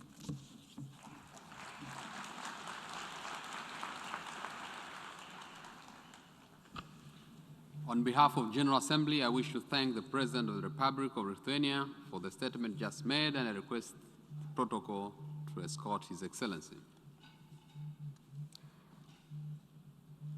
I now give the floor to the distinguished representative of Uzbekistan to introduce an address by the head of state. Your Excellency Abdullah Shahid, President of the 76th session of the United Nations General Assembly, Your Excellency Antonio Guterres, UN Secretary General, it's my distinct honor and great privilege to introduce a pre-recorded video statement of His Excellency Shavkat Mirziyoyev, President of the Republic of Uzbekistan, at the 76th session of the United Nations General Assembly. Hurmatli Rais Abdullah Shahid janoblari, muhtaram bosh kotib Antonio Guterres janoblari, hurmatli delegatsiyalar rahbarlari, xonimlar va janoblar. Avvalambor Antonio Guterres janoblarini bosh kotib lavozimiga qayta saylanganim bilan samimiy qutlayman. Bugun insoniyat o'z taraqqiyot yo'lining tub burilish davrini boshdan kechirmoqda. Xalqaro munosabatlarning tabiati keskin o'zgarmoqda. Tinchlik, xavfsizlik va barqaror taraqqiyotga transmilliy tahdidlar tobora kuchaymoqda. Iqlim jadal o'zgarmoqda. Ommaviy migratsiya oqimlari ko'paymoqda. An'anaviy qadriyatlar zavol topmoqda. Ishonchim komilki, bunday murakkab sharoitda Birlashgan Millatlar Tashkiloti va uning ixtisoslashgan tuzilmalarining dunyo miqyosidagi ahamiyati va o'rni tobora ortib bormoqda.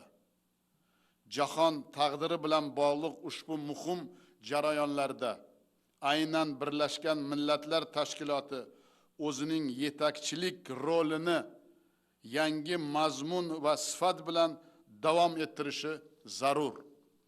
Biz bosh kotibning xalqaro munosabatlar tizimida hamjihatlik va birdamlikni mustahkamlash, tashkilot faoliyatining samaradorligini va shaffofligini oshirishga qaratilgan harakatlarini qo'llab-quvvatlaymiz.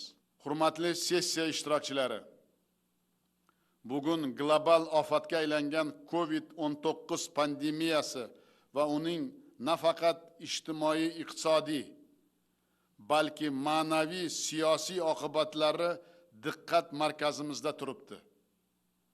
Biz Birlashgan Millatlar Tashkilotining hech kimni e'tiborsiz qoldirmaslik, hamma uchun va barcha joyda degan tamoyil asosida vaksinalardan teng va adolatli foydalanish imkoniyatini yaratishga doir yondashuvni to'liq ma'qullaymiz. Fursatdan foydalanib, COVAX global platformasi doirasida bizga ko'rsatilayotgan amaliy yordam uchun xorijiy hamkorlarimizga alohida tashakkur izhor etaman. Biz pandemiyalarga qarshi samarali kurashda vaksinatsiya natijalarini xalqaro miqyosda tan olish jarayonlarida Jahon Sog'liqni saqlash tashkilotining muvofiqlashtiruvchi rolini yanada kuchaytirish tarafdorimiz. O'zbekiston Respublikasining tashabbusi bilan ishlab chiqilgan va Bosh Assambleyaning rasmiy hujjati sifatida tarqatilgan pandemiyalar davridagi davlatlarning ixtiyoriy majburiyatlari to'g'risidagi kodeks bizning bu boradagi amaliy hissamizdir. Hurmatli xonimlar va janoblar, mamlakatimizda so'nggi yillarda amalga oshirilayotgan keng ko'lamli va jadal demokratik islohotlar bugungi kunda ortga qaytmas tus oldi. Inson huquqlari, erkinliklari va qonuniy manfaatlarini ta'minlash hamda himoya qilish demokratik islohotlarimizning asosini tashkil etmoqda. So'z va ommaviy axborot vositalari din va vijdon erkinligini, gender tenglikni, millatlararo totuvlikni ta'minlash borasida qat'iy qadamlar tashlanmoqda. O'zbekiston o'z tarixida birinchi marta Birlashgan Millatlar Tashkilotining inson huquqlari bo'yicha kengashiga a'zo etib saylandi. Biz boshlagan islohotlar yo'limizni izchil davom ettirish maqsadida yangi O'zbekiston strategiyasini ishlab chiqdik. Ushbu strategiyaning bosh g'oyasi fuqarolik jamiyati institutlari rolini kuchaytirish, inson huquqlarini himoya qilish, kambag'allikni kamaytirish, har bir kishini kafolatli daromad manbai bilan ta'minlash hamda barqaror ekologik rivojlanishga erishishdan iboratdir. Asosiy maqsadimiz 2030-yilga borib, aholi jon boshiga to'g'ri keladigan daromadlar miqdori bo'yicha daromadi o'rtachadan yuqori bo'lgan davlatlar qatoriga kirishdir. Bu rejamiz Birlashgan Millatlar Tashkilotining 2030-yilgacha bo'lgan barqaror rivojlanish maqsadlari ruhiga uyg'un ekanini ta'kidlash lozim. Shu ma'noda pandemiyadan keyingi davrda jahon iqtisodiyotini qayta tiklash, muammolarini o'rganish, kambag'allikni qisqartirish bo'yicha ilg'or tajribalarni hayotga tatbiq etishga bag'ishlangan xalqaro konferensiyani Toshkentda o'tkazishni taklif etamiz. Ma'lumki, global harakatlarga yoshlarni jalb etish bo'yicha butun jahon konferensiyasi mamlakatimizda muvaffaqiyatli o'tkazildi. Ushbu yo'nalishdagi qat'iy sa'y-harakatlarimizni izchil davom ettirish maqsadida O'zbekistonda qadimiy Samarqand shahrida muntazam o'tkazilayotgan inson huquqlari muloqotlari doirasida global ta'lim forumini tashkil etamiz. Qadrli do'stlar, biz Markaziy Osiyo mintaqasida o'zaro hamjihatlik va hurmat, yaqin qo'shnichilik va strategik sheriklik ruhidagi mutlaqo yangi siyosiy muhitni mustahkamlab bormoqdamiz. Bizning asosiy maqsadimiz Markaziy Osiyoni farovon va barqaror rivojlanayotgan ishonch va do'stlik makoniga aylantirishdir. Buning uchun biz qo'shni va yondosh mintaqalar bilan o'zaro aloqalarni kuchaytirishga ustuvor ahamiyat qaratmoqdamiz. Bu yo'nalishda Markaziy va Janubiy Osiyoning o'zaro bog'liqligini mustahkamlash to'g'risidagi Birlashgan Millatlar Tashkiloti Bosh Assambleyasining maxsus rezolyutsiyasini qabul qilish taklifini ilgari surdik. Afg'oniston Markaziy Osiyoning uzviy qismi ekanini yana bir bor ta'kidlamoqchiman. Bu davlatda tinchlik va osoyishtalik o'rnatilishidan nafaqat biz, qo'shni mamlakatlar, balki butun dunyo manfaatdordir. Shu bois biz afg'on xalqiga hamisha qo'ldan kelgan yordamni ko'rsatmoqdamiz. Yaqinda o'zbek-afg'on chegarasini ochib, ushbu mamlakatga birlamchi zarur bo'lgan oziq-ovqat, neft mahsulotlari va elektr energiyasi yetkazib berishni qayta tikladik. Hozirgi qiyin davrida Afg'onistonni yakkalab, uni muammolar girdobiga tashlab qo'yish mumkin emas. Ma'lumki, biz o'tgan yili ushbu oliy minbardan turib Birlashgan Millatlar Tashkiloti huzurida Afg'oniston bo'yicha doimiy faoliyat yuritadigan qo'mita tashkil etish taklifini bildirgan edik. Afg'on masalasida Birlashgan Millatlar Tashkilotining ta'siri va ovozi har qachongidan ham kuchliroq yangrashi lozim. Dunyoda xavf-xatar va ziddiyatlar, transmilliy tahdidlar tobora ortib borayotgani xalqaro hamkorlikni yanada kuchaytirishni taqozo qilmoqda. Shu yil noyabr oyida Toshkentda Birlashgan Millatlar Tashkilotining global aksilterror strategiyasi Markaziy Osiyo uchun rejasining 10 yillik natijalari va istiqbollariga bag'ishlangan xalqaro konferensiya o'tkazilishi ushbu ezgu maqsadlarga xizmat qilishi shubhasiz. Mazkur tadbir doirasida Birlashgan Millatlar Tashkilotining giyohvandlik va jinoyatchilik bo'yicha boshqarmasi bilan 2022-2025 yillarga mo'ljallangan Markaziy Osiyo mamlakatlari uchun mintaqaviy dastur imzolanishi bu yo'nalishdagi ishlarga katta zamin yaratadi. Biz bu boradagi sa'y-harakatlarimizni davom ettirgan holda Birlashgan Millatlar Tashkilotining mazkur boshqarmasi ishtirokida Markaziy va Janubiy Osiyo mamlakatlarini qamrab oladigan giyohvandlikka qarshi umumiy harakatlar rejasini ishlab chiqish niyatdamiz. Hurmatli sessiya ishtirokchilari, O'zbekiston iqlim o'zgarishlariga qarshi kurash, atrof muhit va bioxilma-xillikni muhofaza qilish masalalariga jiddiy e'tibor qaratib kelmoqda. Bu nafaqat bugungi, balki kelajak avlodlar oldidagi ezgu insoniy burchimizdir. Fursatdan foydalanib, shu yil may oyida Birlashgan Millatlar Tashkiloti Bosh Assambleyasining Orolbo'yi mintaqasini ekologik innovatsiyalar va texnologiyalar hududi deb e'lon qilish to'g'risidagi maxsus rezolyutsiyasi qabul qilingani uchun a'zo davlatlarga chuqur minnatdorchilik izhor etaman. Biz Parij bitimining maqsadlariga erishishga qat'iy qaror qilganmiz. Qayta tiklanadigan energiya manbalariga o'tish bo'yicha aniq chora-tadbirlarni amalga oshirmoqdamiz. Jumladan 2030-yilga qadar iqtisodiyotimizning energiya samaradorligini 2 baravarga oshirish, qayta tiklanadigan energiya ulushini 25% ga yetkazish, ekologik toza transportni rivojlantirish ko'zda tutilmoqda. 2025-yilga qadar umumiy quvvati 2900 megawattga teng bo'lgan yangi quyosh va shamol elektrostansiyalarini foydalanishga topshirish rejalashtirilmoqda. Biz 2022-yili Orolbo'yi hududida, ya'ni Nukus shahrida yashil energetika bo'yicha Birlashgan Millatlar Tashkiloti bilan hamkorlikda yuqori darajadagi xalqaro forum o'tkazishni rejalashtirmoqdamiz.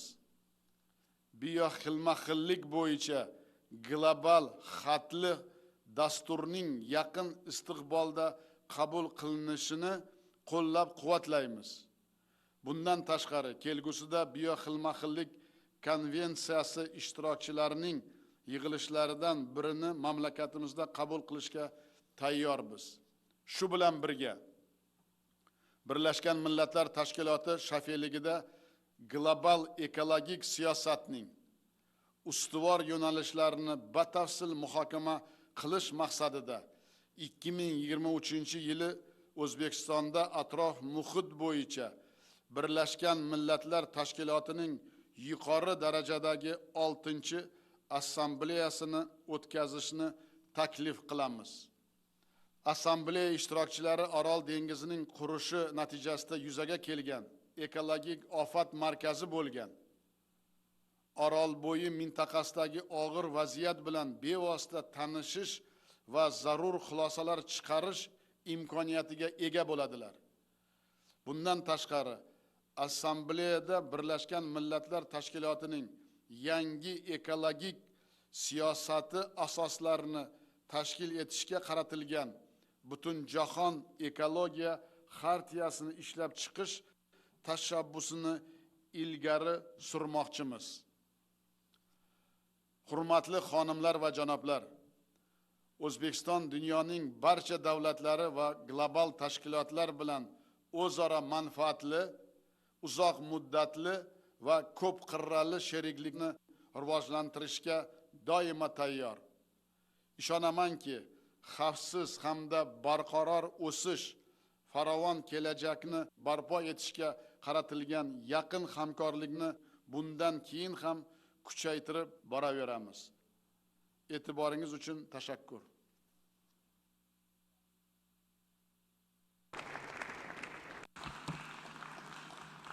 On behalf of the General Assembly, I wish to thank the President of the Republic of Uzbekistan for the statement just made. The Assembly will hear an address by His Excellency Felix Antonio Tshisekedi Chilombo, President of the Democratic Republic of Congo. I request protocol to escort His Excellency.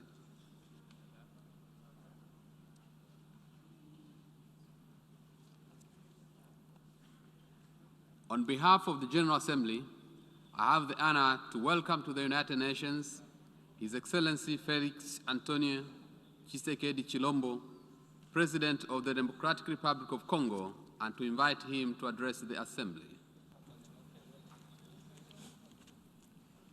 Monsieur le Président de la 76e session de l'Assemblée générale, Monsieur le Secrétaire général, Mesdames et Messieurs les chefs d'État et de gouvernement, Mesdames et Messieurs les chefs des délégations, c'est avec un réel plaisir que nous retrouvons cette salle de l'Assemblée générale après un peu plus d'une année d'absence par suite de la pandémie de Covid-19, cette peste du XXIe siècle qui secoue l'humanité, particulièrement par le nombre élevé de ses victimes, la destruction des économies des nations et l'aggravation de la pauvreté dans le monde. Ces retrouvailles sont encourageantes. Elles permettent d'espérer davantage un retour à la vie normale dans nos pays, et ce, grâce au génie de nos scientifiques et aux efforts communs de nos États, dans un élan de solidarité internationale remarquable. Nous devons accroître ces efforts et renforcer cet élan de solidarité pour vaincre définitivement la pandémie de Covid, relancer la croissance de nos économies et assurer un meilleur avenir aux populations de notre planète. C'est pourquoi je salue le choix du thème pour cette 76e session de l'Assemblée générale, à savoir miser sur l'espoir pour renforcer la résilience afin de se relever de la Covid-19, reconstruire durablement, répondre aux besoins de la planète, respecter les droits des personnes et revitaliser l'Organisation des Nations Unies. Ce thème traduit bien notre détermination d'éradiquer le Covid-19 et notre désir de rétablir le destin commun par le multilatéralisme sous la coordination d'une ONU à la hauteur des défis existentiels de l'humanité, notamment celui de la réalisation des objectifs du développement durable et inclusif. Monsieur le Président, la victoire contre la Covid-19 n'est possible et durable que si le combat demeure une affaire de tous et si nous atteignons un taux d'immunité collective suffisant pour l'ensemble de l'humanité. Pour sa part, l'Afrique n'a pas croisé les bras et n'entend point capituler devant une quelconque fatalité du destin. Au contraire, elle a mis en place une stratégie continentale commune contre la Covid-19. Dans ce cadre, elle a créé un fonds de réponse à la Covid-19 et lancé une plateforme de fourniture médicale pour garantir à tous ces pays l'accès aux équipements et fournitures nécessaires. L'Afrique a signé le 28 mars 2021 par le canal de l'African Vaccine Acquisition Trust, AVAT en sigle, un accord pour l'achat de 220 millions de doses de vaccins et certains pays africains ont initié le projet de création de l'Agence africaine de médicaments. D'autres produisent déjà des vaccins sous licence. D'ici janvier 2022, le nombre de vaccins à distribuer dépassera dans notre continent les 25 millions de doses par mois. Des chercheurs africains de renommée mondiale en sciences médicales ont proposé une gamme de remèdes efficaces contre le coronavirus qui méritent d'être soutenus par notre organisation mondiale et les institutions scientifiques spécialisées. À ce sujet, je saisis cette occasion pour remercier tous les partenaires qui ont apporté leur appui aux efforts du continent dans la lutte contre cette pandémie. Quoi qu'il en soit, tout en nous félicitant des progrès incontestables de la science médicale en ce qui concerne le dépistage du virus et l'invention du vaccin dans un temps record, il y a lieu de constater malheureusement que le mal est encore loin d'être éradiqué. La récurrence de la pandémie, qui comme une hydre en est à sa troisième vague, plus virulente que les précédentes, notamment en Afrique et dans d'autres contrées du monde, inquiète et consume les espoirs suscités par ces avancées significatives.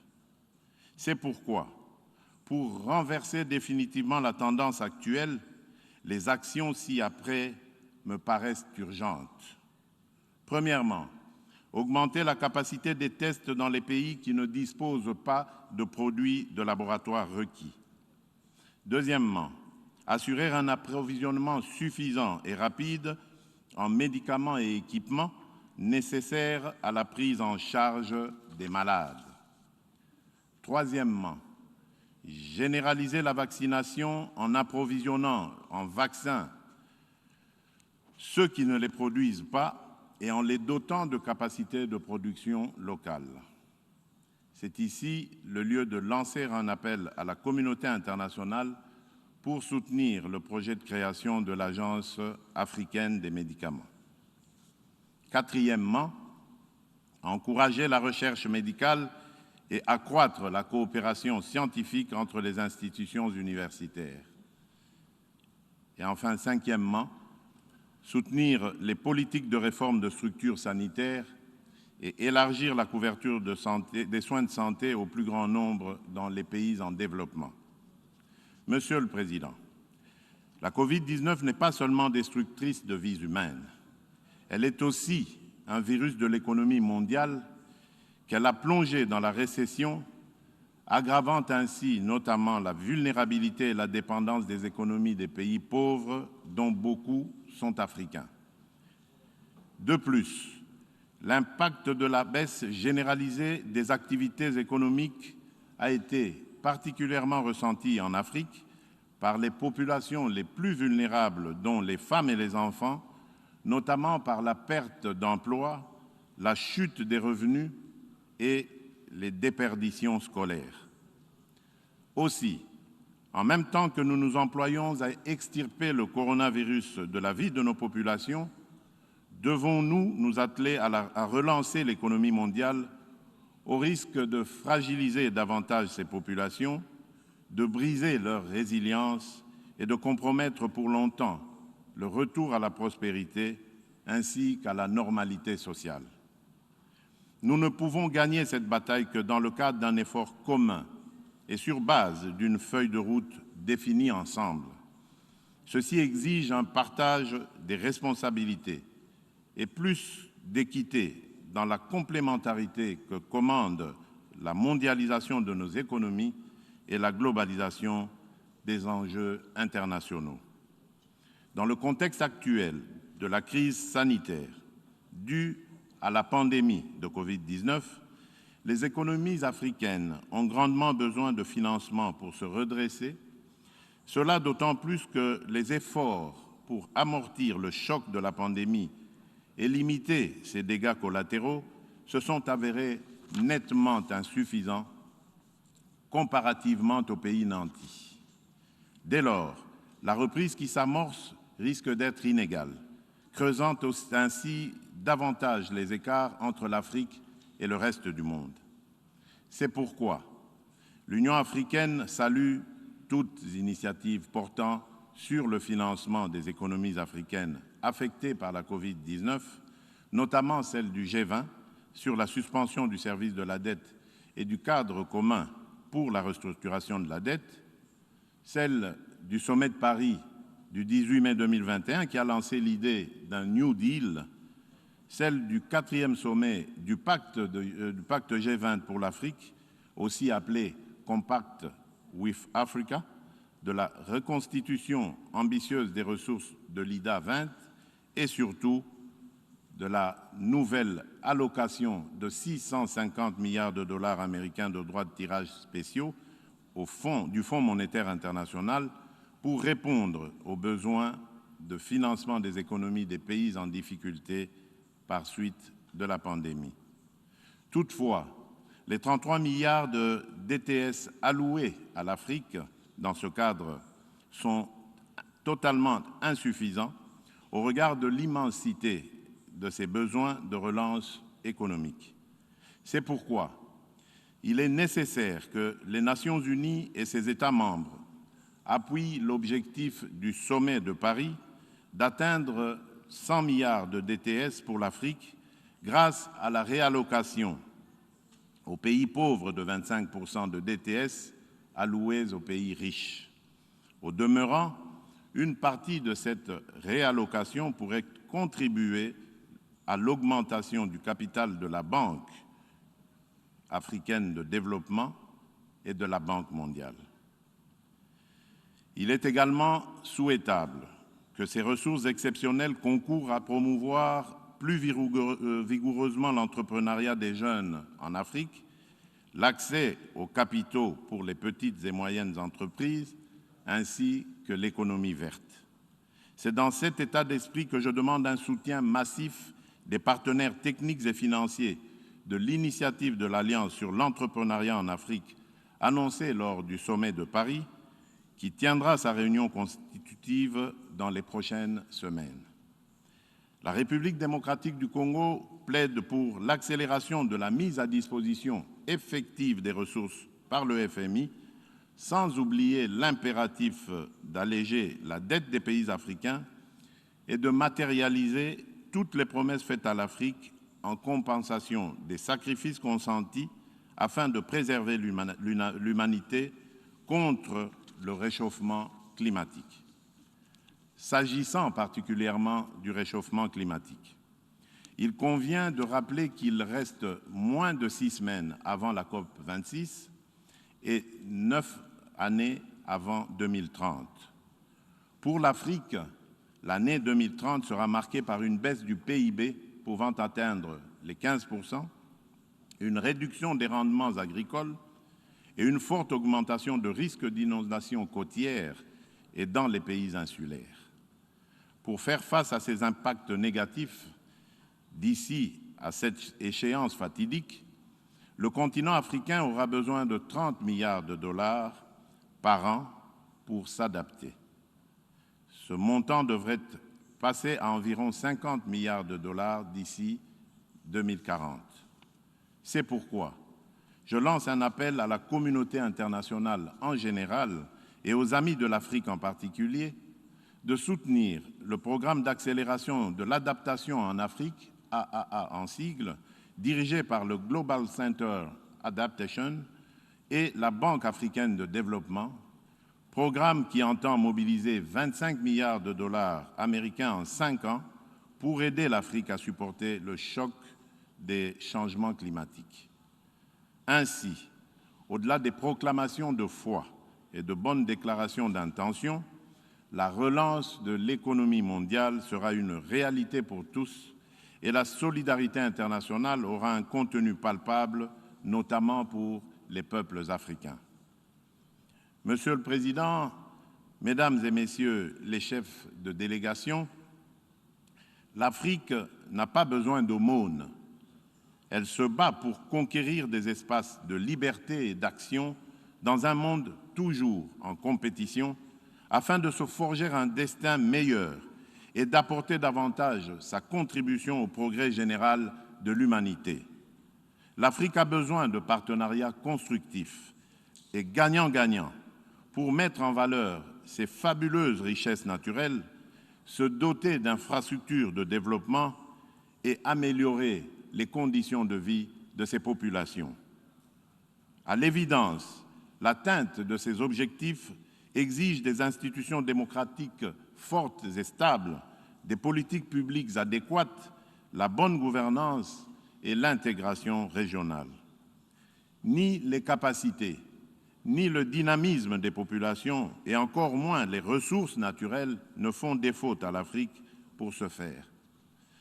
Globalement, les progrès substantiels ont été accomplis au cours de ces deux dernières décennies en termes de consolidation des processus démocratiques, de croissance économique et de lutte contre la pauvreté, en dépit de la contrariété impitoyable des relations internationales ainsi que des conséquences néfastes des changements climatiques.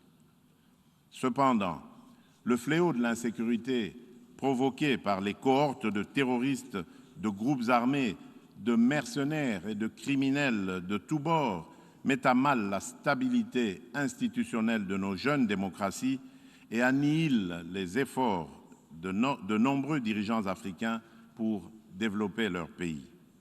En effet, si la lutte contre Daesh a remporté de victoires incontestables au Moyen-Orient, plus précisément en Irak et en Syrie, en Afrique, par contre, l'AQMI et autres groupes affiliés à Daesh gagnent du terrain chaque jour davantage. Le Mali, le Niger, le Nigeria, le Cameroun, le Tchad et le Burkina Faso subissent régulièrement les attaques meurtrières de Daesh et des djihadistes de Boko Haram. Depuis 2017, le nord-est du Mozambique est victime d'attaques armées récurrentes des salafistes djihadistes de Ansar al-Sunna qui ont déjà causé au moins 2600 morts. L'intégrisme islamiste a atteint l'est de la République démocratique du Congo qui en paye un lourd tribut dans les provinces de l'Ituri, du nord Kivu, du sud Kivu et du Maniema. Des djihadistes qui y opèrent sous le couvert du FDLR et du mouvement Allied Democratic Forces, Madina at Tawed al-Mujahideen, en abrégé ADF-MTM, tuent mes compatriotes et pillent massivement les produits miniers et agricoles de mon pays. En avril dernier, des terroristes et des mercenaires venus de la Libye ont plongé l'Afrique dans une profonde tristesse en lui arrachant brutalement l'un de ses grands dirigeants, le maréchal Idriss Déby Itno, président de la République du Tchad, lâchement abattu au front pour défendre la souveraineté de son peuple et la vie de ses concitoyens. Du haut de cette tribune des Nations Unies, je salue, au nom du peuple congolais, la bravoure et l'engagement de cette figure historique pour protéger l'Afrique contre le terrorisme.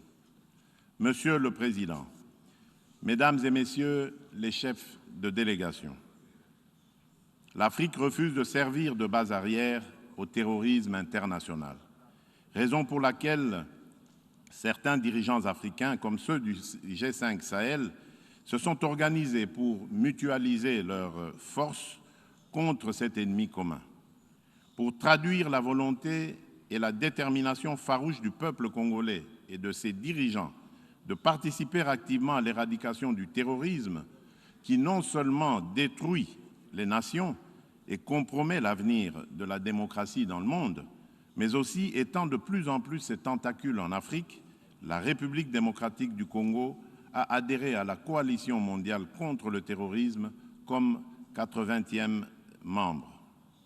Mon pays se félicite de la décision prise par la réunion de la coalition tenue à Rome le 28 juin dernier de créer en son sein un groupe de travail sur le terrorisme en Afrique.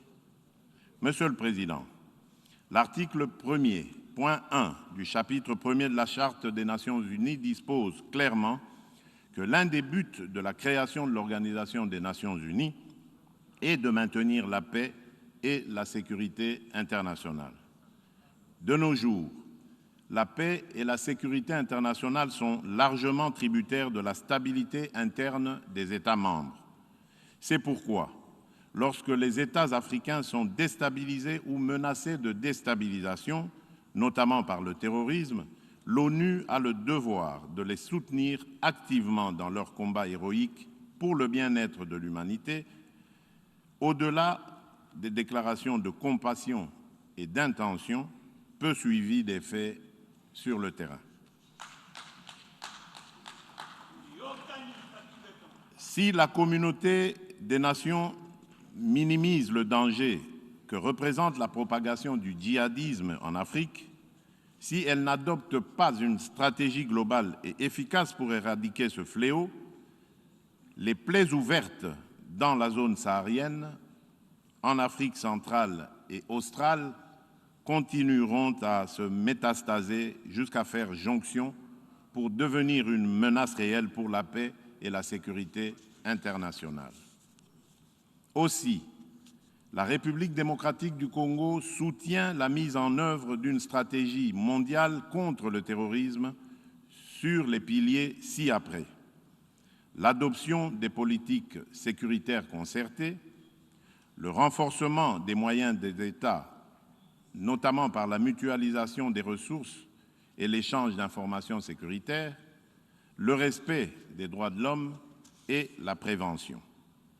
Dans le cadre de la prévention, justement, il est essentiel de souligner qu'en sus du traitement sécuritaire impliquant les services d'intelligence et d'action, nous devons promouvoir le traitement socio-économique en amont, centré sur l'éducation, l'emploi des jeunes et la lutte contre la pauvreté pour extirper durablement le terrorisme de nos sociétés.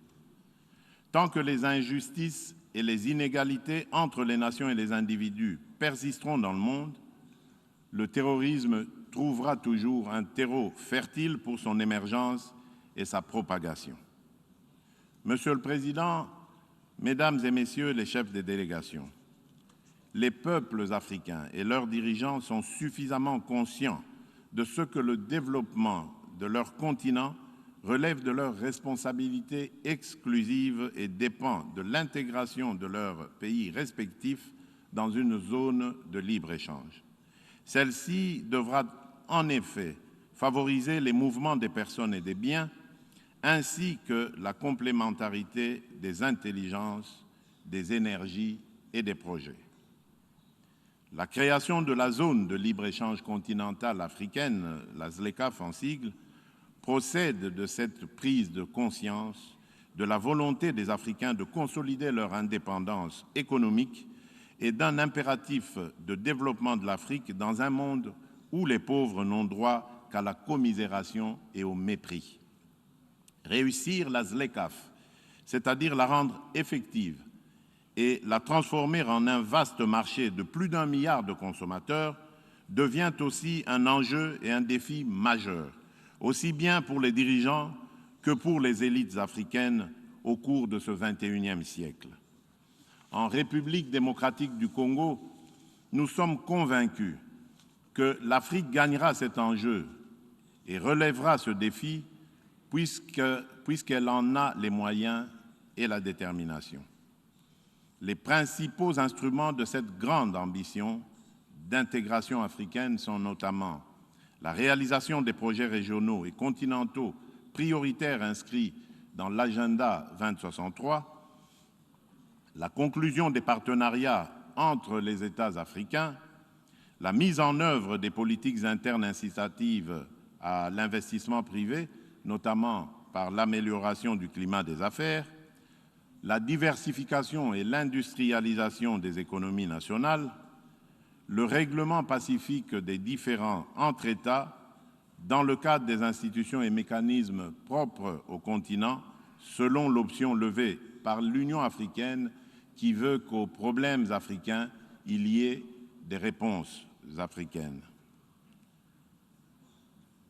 C'est sur base de cette option de la Charte de l'ONU et du principe de subsidiarité que depuis mon accession à la présidence en exercice de l'Union africaine, je m'emploie à faciliter le règlement du différend qui divise l'Égypte, le Soudan et l'Éthiopie sur l'opérationnalisation du grand barrage de la Renaissance éthiopien, construit par cette dernière sur le Nil bleu. À cet effet, j'ai pris des initiatives suivantes. L'organisation de négociations de Kinshasa en avril dernier et les consultations directes avec les plus hautes autorités des trois pays par moi-même lors de ma tournée diplomatique du mois de juin dans leurs capitales respectives. Cette démarche a permis d'identifier les quelques points qui nécessitent encore une harmonisation entre les parties pour conclure un accord juste et contraignant, prenant en compte les intérêts de chacune d'elles et favorisant un climat de confiance mutuelle indispensable pour que ce grand barrage devienne un instrument d'intégration économique régionale et de solidarité entre l'Éthiopie, l'Égypte et le Soudan. Ces points ont été communiqués aux trois pays et dans un proche avenir, les discussions vont reprendre.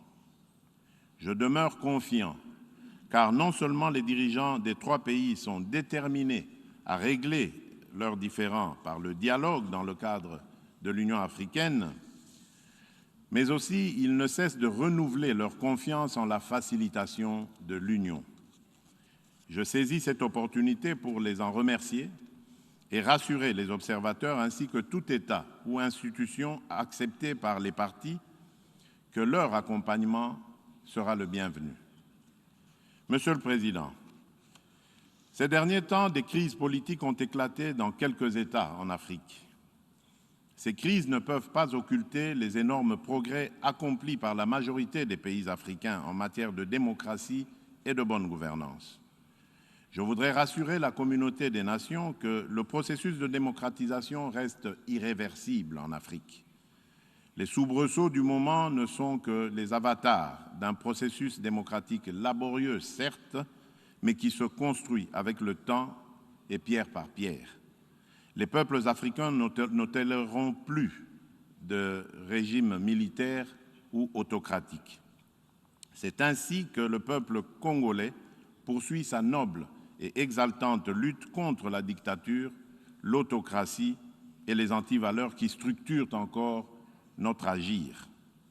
Dans ce cadre, dès mon accession à la magistrature suprême, j'ai entrepris des actions et des réformes politiques et économiques profondes. Je me suis farouchement opposé à toute velléité de perpétuer le règne des antivaleurs fondées sur la prédation et les violations des droits humains, ce qui a conduit aux ajustements institutionnels de décembre 2020 et du premier trimestre 2021, à la grande satisfaction de mes compatriotes qui n'ont jamais cessé de réclamer le changement radical de la gouvernance de notre pays. Au plan économique, la République démocratique du Congo est entrée en programme avec le Fonds monétaire international au mois de juin dernier et bénéficie de l'assistance de la Banque mondiale pour réaliser de grands projets sociaux et des infrastructures de base. À la faveur de la mise en œuvre de réformes courageuses, la croissance économique s'est accélérée pour dépasser les 5% l'an, l'inflation s'est décélérée et la monnaie nationale, le franc congolais, s'est stabilisée sur le marché d'échange. Puisque l'amélioration des recettes internes est une de nos priorités et le gouvernement de la République démocratique du Congo conduit, depuis mon avènement à la tête du pays, une politique rigoureuse de lutte contre la corruption, les détournements de deniers publics et l'impunité. Les résultats sont déjà perceptibles avec l'augmentation substantielle de recettes depuis le second trimestre de cette année. Par ailleurs, nous ne cessons de sillonner l'Afrique et le monde pour réchauffer la coopération multilatérale et bilatérale et inviter les investisseurs en République démocratique du Congo afin de créer des richesses et des emplois en faveur de notre jeunesse.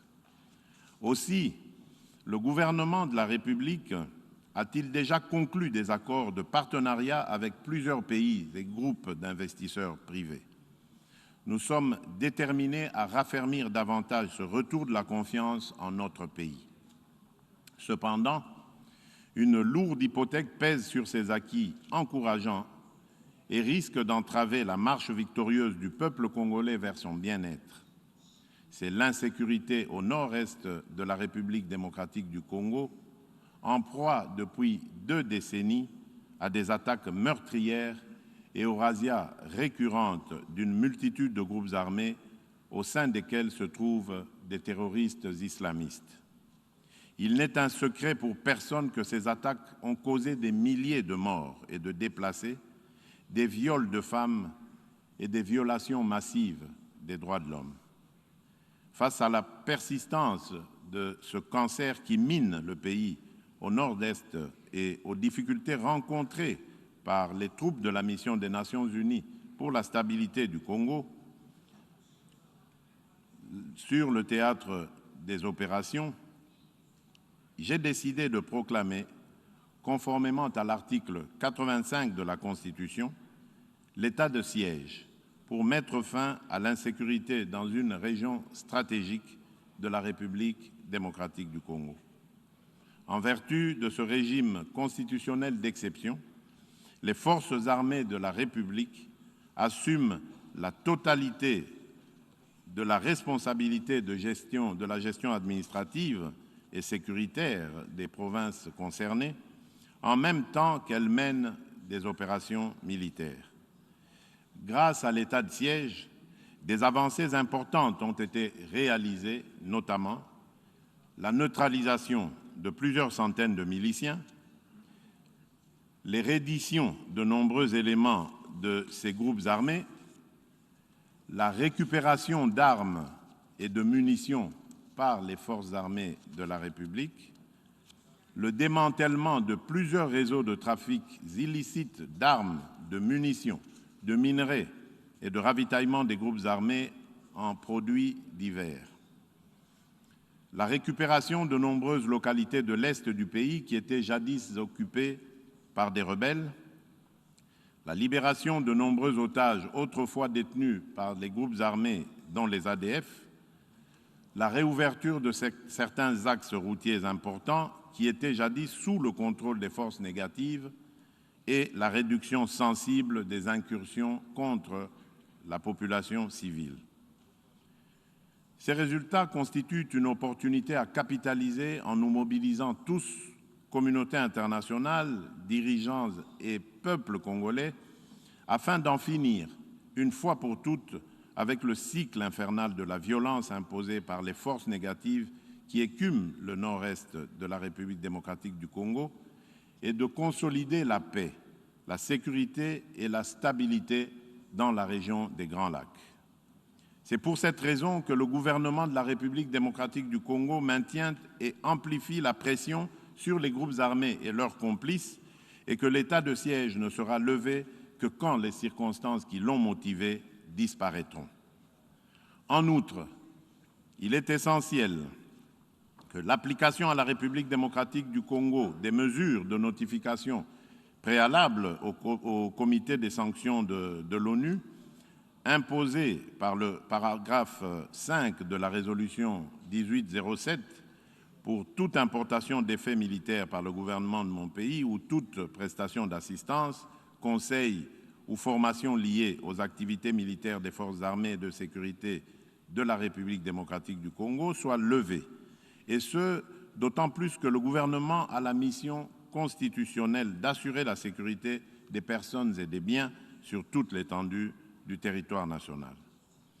Des sanctions sévères et exemplaires soient prises contre tous les réseaux mafieux, qu'il s'agisse de pays de transit ou de destination, ou encore contre les multinationales qui exploitent illégalement les minerais de mon pays et alimentent en échange les groupes armés en armes et munitions, pérennisant ainsi le conflit en République démocratique du Congo et dans la région des Grands Lacs.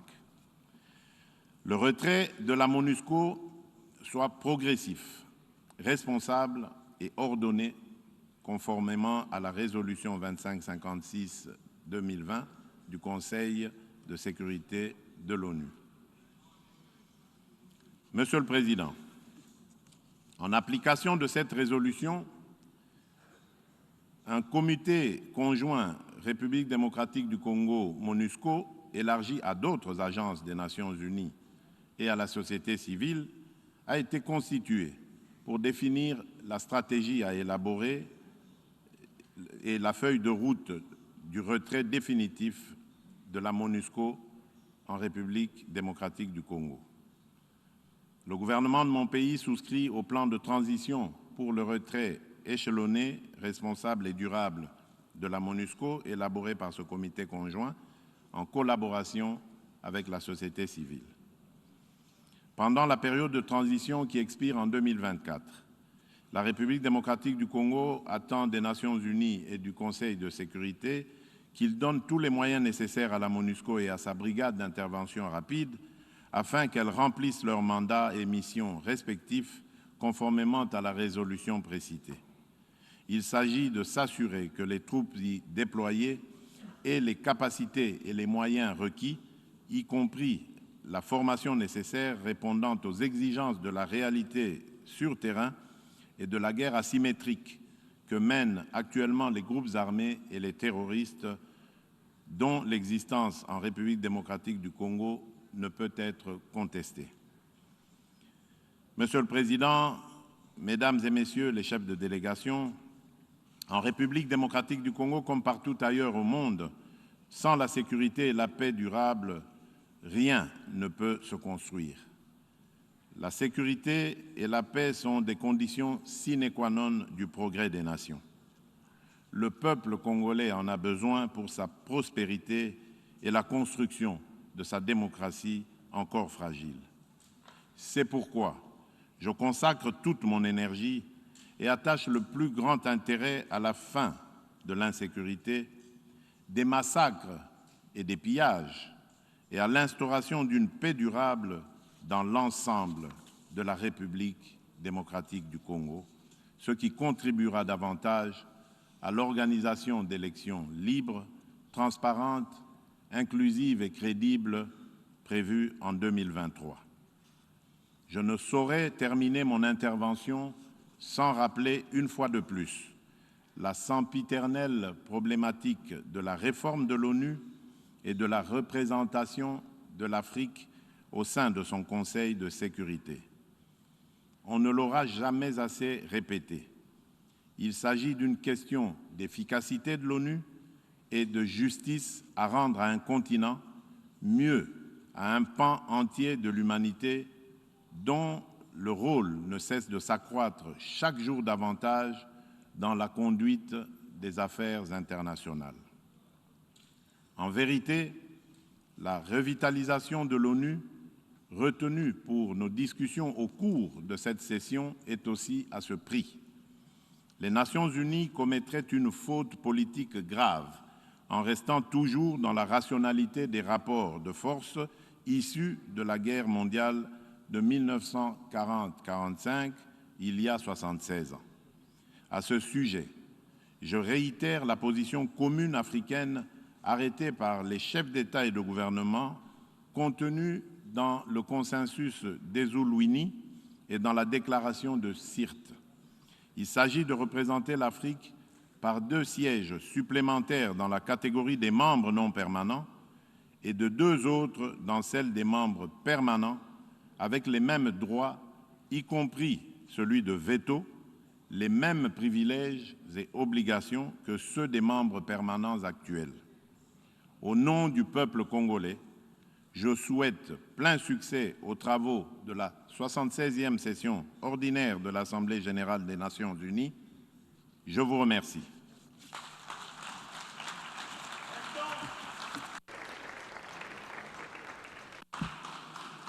On behalf of the General Assembly, I wish to thank the President of the Democratic Republic of the Congo for the statement just made, and I request protocol to escort His Excellency.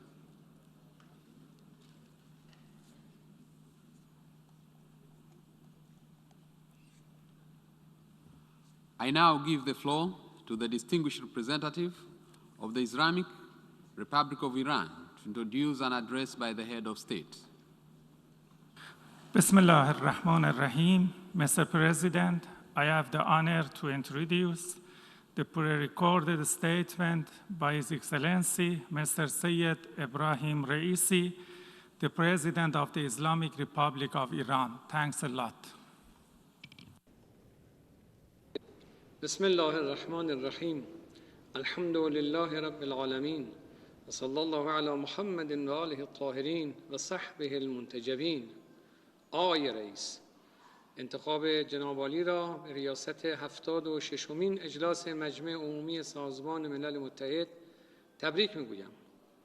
خانوم ها و آقایان، ایران سرزمین فرهنگ و تمدن است، سرزمین دانش و معنویت، سرزمین استقامت و استقلال. ملت ایران ملتی است خداپرست و میهندوست، هویتگرا و جهاننگر. ملت ما صدها سال برابر سلطه طلبان از حق خود برای تعیین سرنوشت آزادی محافظت کرده و پیشروترین کشور در نظام سیاسی انتخابی در غرب آسیا بوده است. انقلاب اسلامی جهشی بزرگ برای تحقق آرمانهای ملی و اسلامی ملت ایران از جمله آزادی، استقلال و مردم سالاری دینی بوده است. من به عنوان منتخب ملت بزرگ ایران مفتخرم که به نمایندگی از آنها پیام عقلانیت، عدالت و آزادی را که 3 اصل اساسی برای حیات انسان معاصرند به جهان برسانم. این 3 اصل که وجه مشترک تمام ادیان ابراهیمی است، بدون معنویت به سرمنزل مقصود نخواهد رسید. آزادی و عدالت، این واژگان مقدس و مظلوم در مقام توصیف بسیار گسترده و فراخ و در مقام عمل بسیار سخت و با ظرافت است. آزادی به معنی حق اندیشیدن، تصمیم گیری و عمل کردن برای همه انسان هاست. صلح و امنیت پایدار در گروه اجرای عدالت است و اساساً هدف از رسالت انبیاء الهی این بوده که انسانها به مطالبه حق و عدالت برخیزند. دستیابی به عدالت و آزادی صرفاً از مسیر تأمین حقوق همه ملت‌ها محقق می شود و هر گونه نقض حقوق ملت‌ها بیش از همه چیز صلح و امنیت جهانی را به مخاطره می افکند. خانوم‌ها و آقایان، در سال گذشته 2 تصویر تاریخ ساز شد. 6 ژانویه که به کنگره آمریکا مورد هجوم مردم آمریکا قرار گرفت و در آگوست که مردم افغان از هواپیمای امریکایی به پایین پرتاب شدند. از کاپیتال تا کابل یک پیام به جهان مخابره می شود و آن نظام سلطه امریکا بی اعتبار است، چه در داخل و چه در خارج. آنچه امروز در منطقه دیده می شود بیانگر آن است که نه تنها سلطه‌گر و تفکر سلطه‌گری بلکه پروژه تحمیل هویت غربی شکست خورده است. نتیجه هژمونی طلبی، خونریزی و بی‌ثباتی و نهایتاً شکست و فرار است. امروز امریکا از عراق و افغانستان خارج نمی شود بلکه اخراج می شود. با این حال هزینه این عدم بهره‌مندی از عقلانیت را ملت‌های مظلوم از فلسطین و سوریه تا یمن و افغانستان و از سوی دیگر مالیات دهندگان امریکایی می‌پردازند. امروز برای جهان مهم نیست که آیا امریکا اول است یا اینکه امریکا برگشته است. اگر عقلانیت در دستور کار تصمیم گیران باشد، باید بفهمند که استقامت ملت‌ها قوی‌تر از قدرت ابرقدرت هاست. اشتباه امریکا در چند دهه گذشته این بوده: به جای تغییر روش زندگی خود با جهان، روش جنگ خود با جهان را تغییر می‌دهد. راه غلط را نمی‌توان با روش متفاوت به نتیجه رساند. تحریم روش جدید جنگ امریکا با ملت هاست.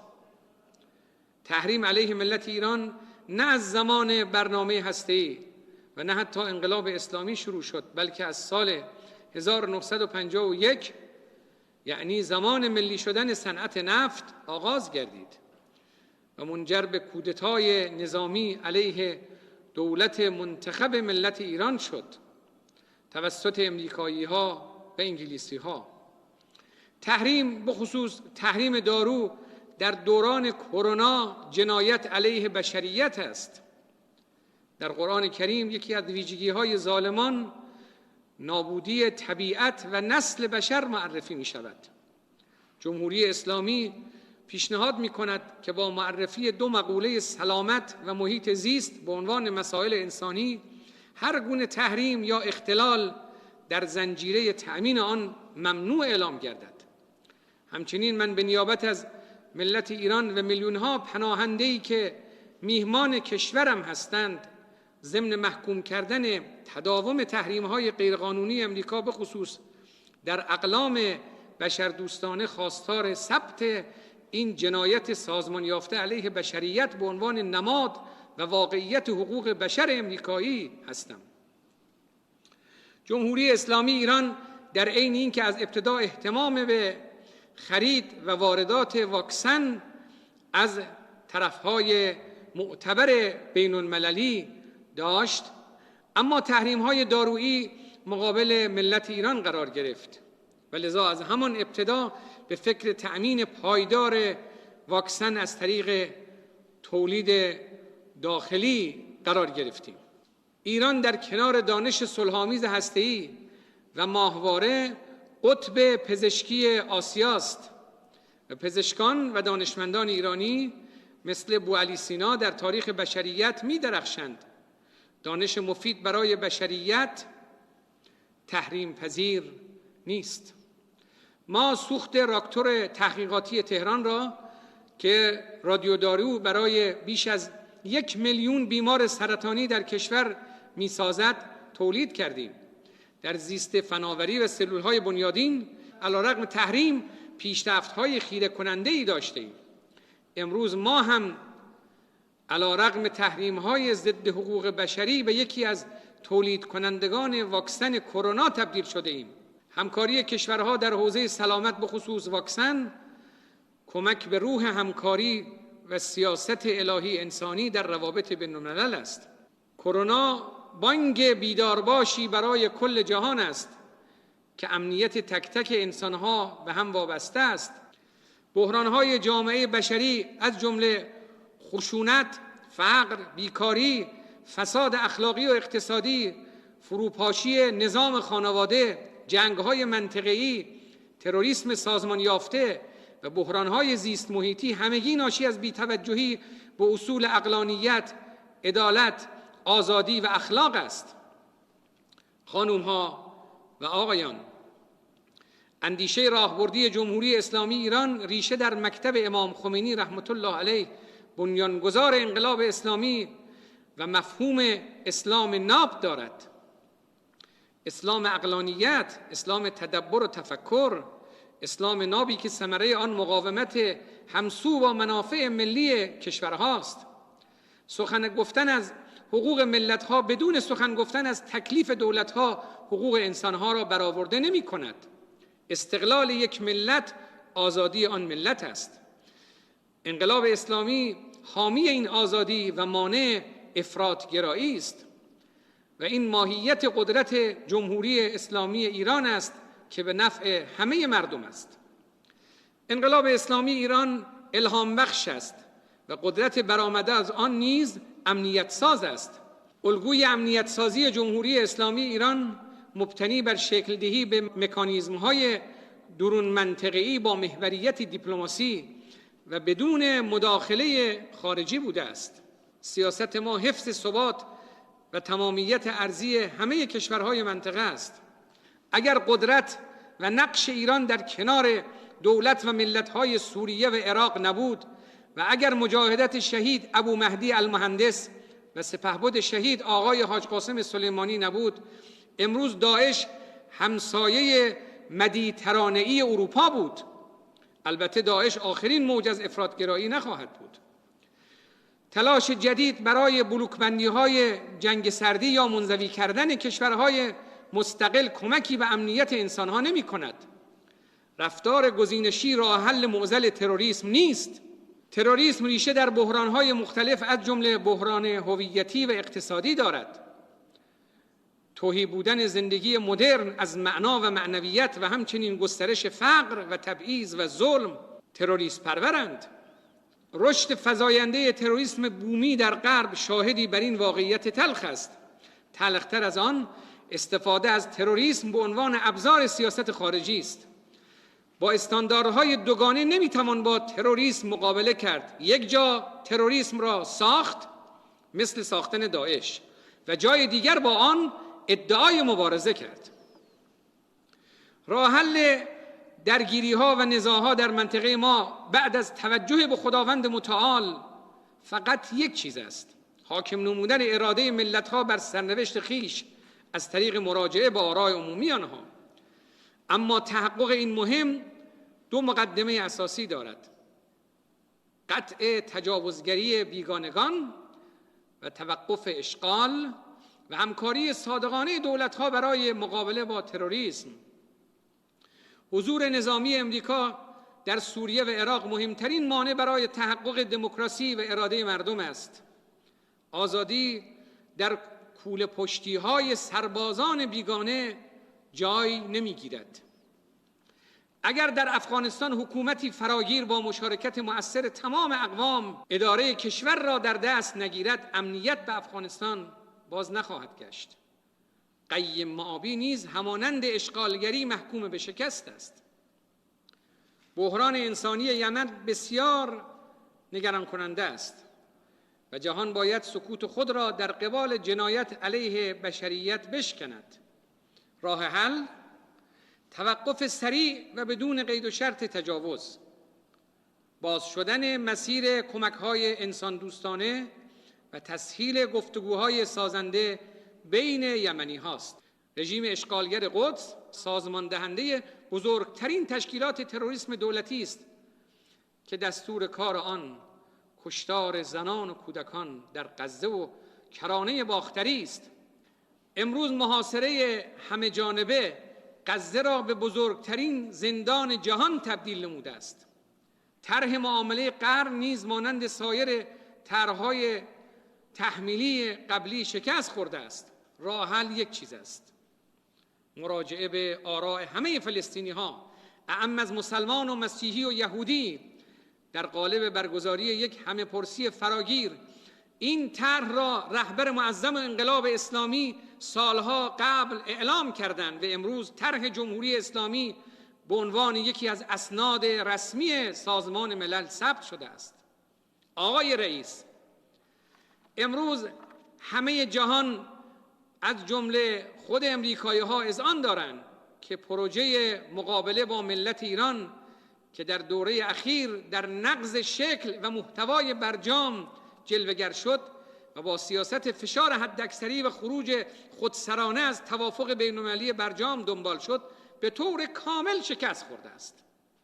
با این حال سیاست ظلم حداکثری هنوز رها نشده است. ما چیزی بیش از حق خود نمی‌خواهیم. ما خواستار اجرای حقوق بین الملل هستیم. همه طرف‌ها باید به توافق هسته‌ای و قطعنامه سازمان ملل متحد در عمل پایبند بمانند. 15 گزارش آژانس بین‌المللی انرژی اتمی پایبندی ایران به تعهدات خود را تایید کرده است. اما امریکا به تعهد خود که لغو تحریم هاست عمل نکرده است. نقض عهد کرده است. از برجام خارج شده است. تحریم های بسیار بیشتری را بر ملت من تحمیل کرده است. آمریکا به اشتباه فکر می کرد ما مستعسل می شویم. اما ایستادگی ما جواب داده و همواره جواب خواهد داد. مقاومت هوشمند و پویای جمهوری اسلامی برآمده از عقلانیت راهبردی است. ما به وعده‌های دولت امریکا اطمینان نداریم. سیاست راهبردی جمهوری اسلامی ایران طبق فتوای رهبر عظیم‌الشأن انقلاب اسلامی حرمت تولید، ساخت و انباشت سلاح اتمی است. به سلاح اتمی هیچ جایگاهی در دکترین دفاعی و بازدارندگی جمهوری اسلامی ایران ندارد. جمهوری اسلامی ایران گفتگویی را مفید می‌داند که نتیجه آن لغو تحریم‌های ظالمانه باشد.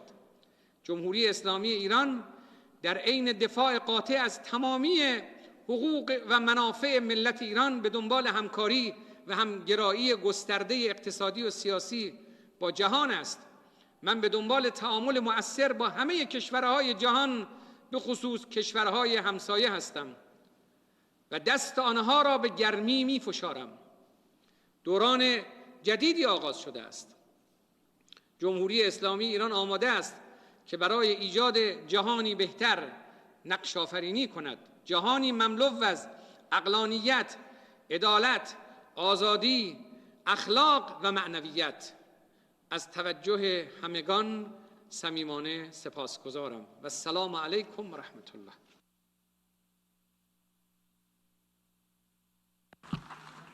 On behalf of the General Assembly, I wish to thank the President of the Islamic Republic of Iran for the statement just made. I now give the floor to the distinguished representative of Chile to introduce an address by the head of state. Señor Presidente, señor Secretario General, Excelencias, tengo el honor de presentar ante ustedes la intervención de Su Excelencia, el Presidente de la República de Chile, don Sebastián Piñera Echenique, quien desde nuestra capital, Santiago de Chile, se dirigirá a la Asamblea General en el debate general del 76º periodo de sesiones. Muchas gracias, señor Presidente. Señor Presidente de la Asamblea General, señor Secretario General de Naciones Unidas, señoras y señores, estamos viviendo tiempos que marcarán a las generaciones futuras por décadas. Quienes hoy estamos inaugurando esta Asamblea General tenemos una misión a cumplir y una responsabilidad con esas generaciones futuras. Las decisiones u omisiones de hoy definirán el rumbo de la humanidad durante las próximas décadas. Estamos en medio de la más grave pandemia de los últimos 100 años, a la que se suma la crisis del cambio climático, una grave crisis social y económica y la erosión de las instituciones democráticas. A esto se agrega un multilateralismo que está bajo tensión y también la necesidad de reformar la arquitectura internacional. Sin embargo, no podemos quedarnos solo en lamentaciones. Muy por el contrario, los tiempos nos exigen un diagnóstico sereno y, por sobre todo, sabiduría, voluntad y coraje para adoptar las acciones eficaces y urgentes que se necesitan. Señor Presidente, a pesar de las reiteradas advertencias de la comunidad científica de que las pandemias eran amenazas latentes, la comunidad internacional y los estados optaron por desoírlas. Así la pandemia del coronavirus nos tomó por sorpresa, sin mecanismos de alerta temprana, sin sistemas para compartir y coordinar la información, con sistemas de salud frágiles, incluso en las naciones más desarrolladas, que no siempre pudieron dar respuestas a todos los enfermos. Y lo más grave, sin vacunas, sin medicamentos para combatir el COVID-19. El personal médico de Chile y de todo el mundo salió, sin dudarlo, a trabajar sin descanso para enfrentar esta emergencia, poniendo muchas veces sus propias vidas en riesgo para proteger las nuestras. Hoy quiero rendirles un sentido homenaje por su abnegado y comprometido trabajo, por su profesionalismo, perseverancia y resiliencia. La pandemia nos mostró que cuando se desatan las fuerzas de la innovación, la tecnología y la creatividad, podemos alcanzar logros insospechados. En un lapso de tan solo 10 meses, pasamos de enfrentarnos a un virus del cual no teníamos información a contar con una batería de vacunas seguras y eficaces para combatirlo. Se trata de un logro sin precedentes en la historia de la humanidad. Recordemos que la vacuna contra la fiebre tifoidea tardó más de 130 años en ser aprobada. La vacuna contra la tuberculosis y el dengue llegaron 45 y 110 años después de que apareciera la enfermedad. Sin duda, hemos vivido un gran triunfo de la ciencia.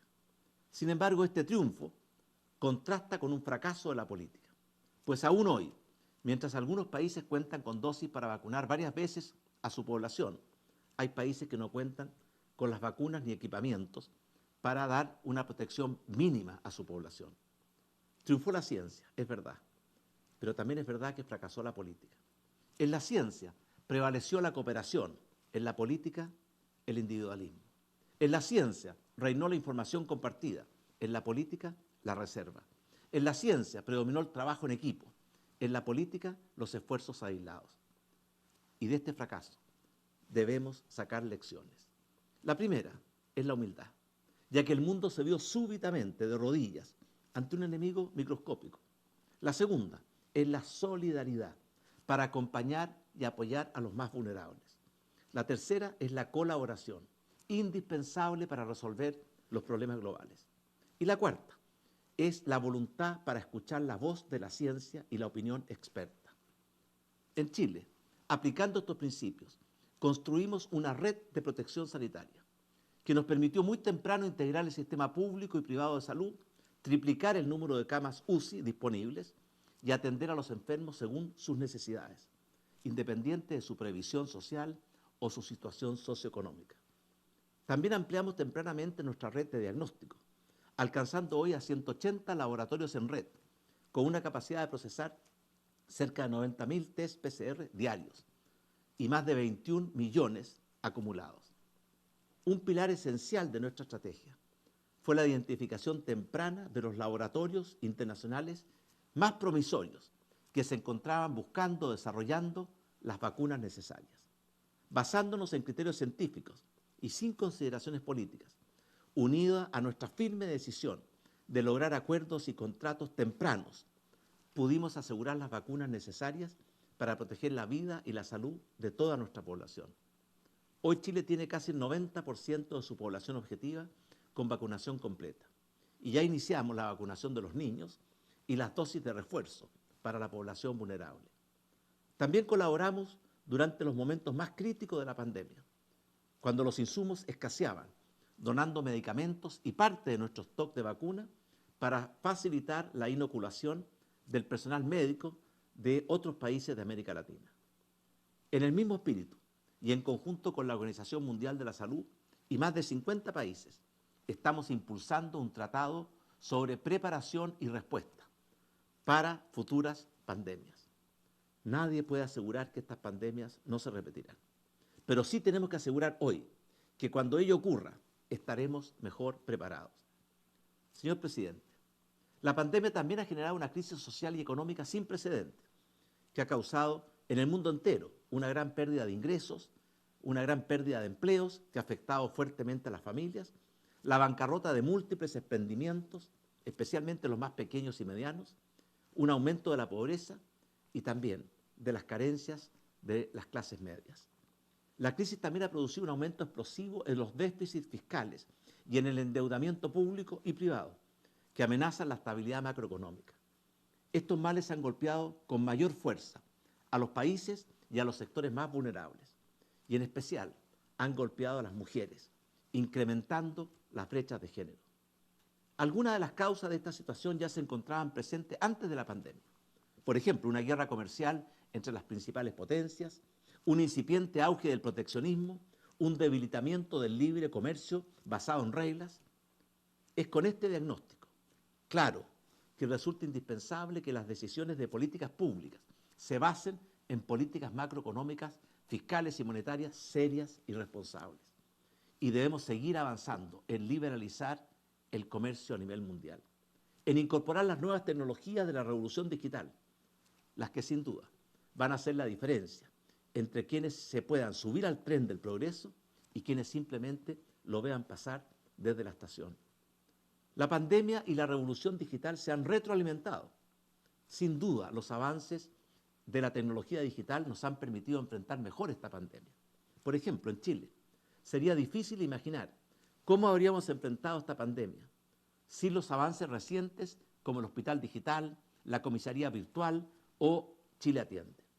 Por otra parte, la pandemia ha acelerado la instalación de la sociedad digital, que ha cambiado drásticamente nuestra forma de trabajar, educarnos, informarnos e interactuar en sociedad. Estos cambios han llegado para quedarse. Chile está haciendo sus mejores esfuerzos para subirse a este tren de progreso. Por eso contamos con tratados de libre comercio con países que representan más del 90% del PIB mundial.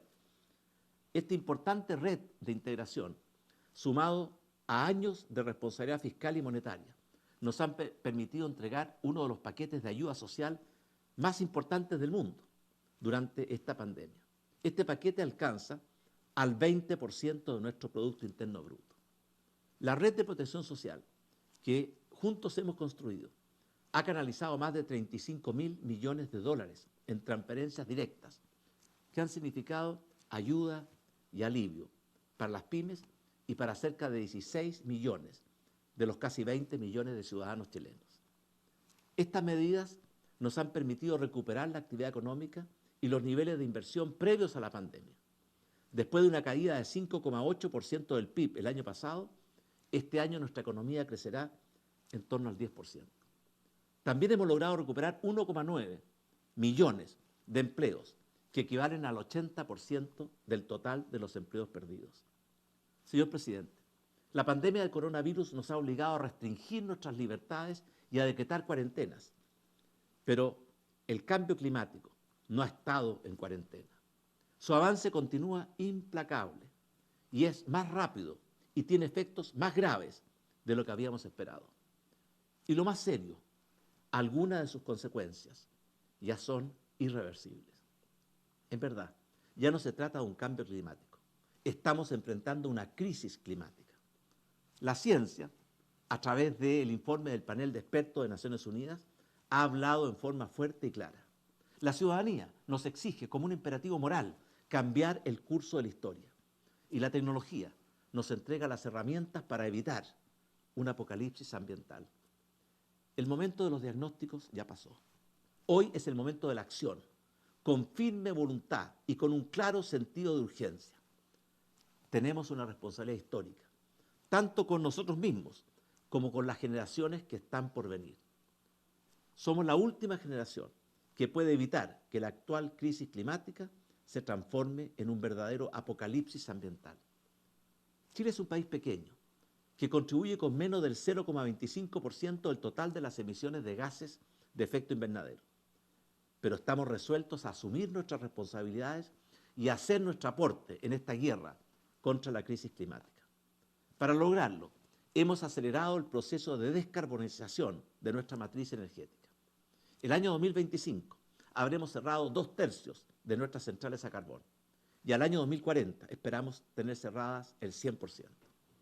Adicionalmente, estamos trabajando para que el año 2030 el 70% de nuestra matriz energética esté basada en energías limpias y renovables, cifra que aumentará hasta llegar a prácticamente un 100% el año 2050. Como prueba de esta voluntad y compromiso, me enorgullece compartir con ustedes que este año 2021 habremos inaugurado en Chile más capacidad en energía del sol y del viento de la que habíamos construido en toda nuestra historia. Pero no basta con reducir nuestra huella de carbono. Debemos ser más ambiciosos y lograr que nuestros esfuerzos por producir energías limpias y renovables trasciendan nuestras fronteras y ayuden también a otros países a cumplir sus propias metas de descarbonización. Para esto estamos desarrollando el hidrógeno verde, una energía limpia y renovable, en cuyo proceso de producción se aprovechan las bondades de nuestra geografía, la alta y constante radiación solar de nuestros desiertos y los fuertes y permanentes vientos de la Patagonia. Así, la naturaleza nos entrega la potencialidad de producir más de 70 veces la energía que hoy necesitamos, evitando así la liberación de millones y millones de toneladas de CO2 al año. El hidrógeno verde es la energía del mañana, que en Chile estamos produciendo hoy. A estas iniciativas se suman, primero, la electrificación de nuestro sistema de transporte público. De hecho, hoy Santiago es la ciudad, fuera de China, con mayor cantidad de buses eléctricos del mundo. Segundo, la protección de los océanos y su biodiversidad, incluyendo la primera área marina protegida en alta mar y una zona marina protegida en la Antártica. Tercero, la protección de nuestros bosques, incluida la plantación de más de 230.000 hectáreas de bosques en 10 años, privilegiando nuestras especies nativas. Y cuarto, la economía circular, la que incluye la prohibición del uso de bolsas y otros elementos plásticos. Y por sobre todo, el cambio desde una cultura de lo desechable hacia una cultura de lo reciclable. Cada generación tiene su propio desafío. Evitar que la crisis climática se transforme en un apocalipsis ambiental es la misión de nuestra generación. Se trata de una cuestión de vida o muerte, porque la sobrevivencia de la especie humana en el planeta Tierra está hoy en riesgo. No podemos olvidar que 99 de cada 100 especies que alguna vez existieron, hoy ya no existen. Y no queremos agregar a la especie humana a esa triste lista. La historia, nuestros hijos, nuestros nietos y los que vendrán nos juzgarán no por nuestras buenas intenciones, sino que por nuestras acciones y resultados frente a este desafío. Señor presidente, en los últimos años las democracias han experimentado un proceso de progresivo deterioro. Todos los índices internacionales reflejan esta lamentable situación. El diagnóstico es único, pero las razones que lo explican son múltiples. En América Latina, además de razones endémicas, como el bajo crecimiento, la persistencia de la desigualdad y de la corrupción, la ineficiencia del Estado, la pobreza extendida, se suma la pandemia del coronavirus y otras enfermedades, igual de tóxicas y letales para las sociedades democráticas y amantes de la libertad, como el virus del populismo, el cáncer de la polarización y la peste de la fragmentación política. El virus del populismo opera prometiendo soluciones superficiales y fantasiosas que sabe que no puede cumplir. Y a cambio de efímeras satisfacciones en el corto plazo, termina siempre por sacrificar el futuro y debilitar el progreso, y también por debilitar las instituciones democráticas y el imperio del Estado de Derecho. La polarización, que no deja espacio para los acuerdos y los compromisos. Este verdadero cáncer contamina el tejido social, infecta a las instituciones e inyecta intolerancia en todos los espacios de la vida en sociedad. Y finalmente está la fragmentación, que consiste en una tendencia hacia una política de identidades y causas individuales o de pequeños grupos, y que hace imposible articular y procesar las diferentes demandas sociales y dificulta sin duda la gobernabilidad. En nuestra región también ha surgido una nueva forma de amenaza a la democracia, que ya no es externa como antes, sino que proviene de su interior. Durante muchos años, las amenazas fueron acciones militares o subversivas para arrebatarle el poder a las autoridades legítimas y democráticamente elegidas. Hoy la principal amenaza proviene de gobiernos electos democráticamente, es decir, con legitimidad de origen, que maniobran para eternizarse en el poder, avasallan la independencia de los otros poderes del Estado, cooptan los órganos encargados de supervigilar los procesos electorales y muchas veces aplastan a los opositores, incurriendo en una abierta ilegitimidad de ejercicio. Hace 32 años, Chile tuvo una ejemplar transición a la democracia.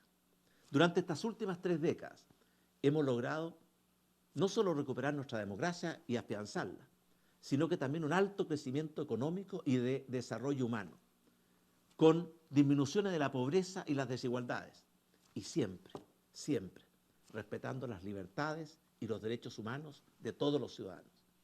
Sin embargo, Chile no ha sido inmune a las amenazas que antes mencionábamos. El estallido social del año 2019 incorporó legítimas demandas sociales de la ciudadanía, pero también una ola de violencia inusitada e inaceptable. A pesar de las dificultades, conforme a nuestra larga y hermosa tradición democrática, Chile fue capaz de encauzar ese estallido social y sus legítimas demandas a través de un proceso pacífico, institucional y democrático, dentro de nuestra Constitución y dentro de nuestro Estado de Derecho. Porque estamos convencidos que la cura a los males antes mencionados es más y mejor democracia. Hoy, luego de un plebiscito transparente y participativo, funciona en Chile una convención constitucional, integrada de forma paritaria por hombres y mujeres y con presencia de representantes de nuestros pueblos originarios. Esta convención deberá proponer a la ciudadanía una nueva constitución, la que deberá ser ratificada o rechazada por la ciudadanía a través de un plebiscito limpio, transparente y democrático. La mayoría de los chilenos esperamos que esta convención proponga el texto de una nueva constitución, que mejorando y corrigiendo todo aquello que debe ser enmendado, pero también incorporando mayor equidad y justicia social, proteja nuestras libertades, recoja nuestra tradición republicana y recoja los valores de nuestra sociedad. Señor presidente, otro desafío que enfrentamos en el mundo es si las actuales instituciones que conforman la arquitectura internacional se han ajustado o no a la nueva realidad global y si responden o no a los desafíos actuales y futuros.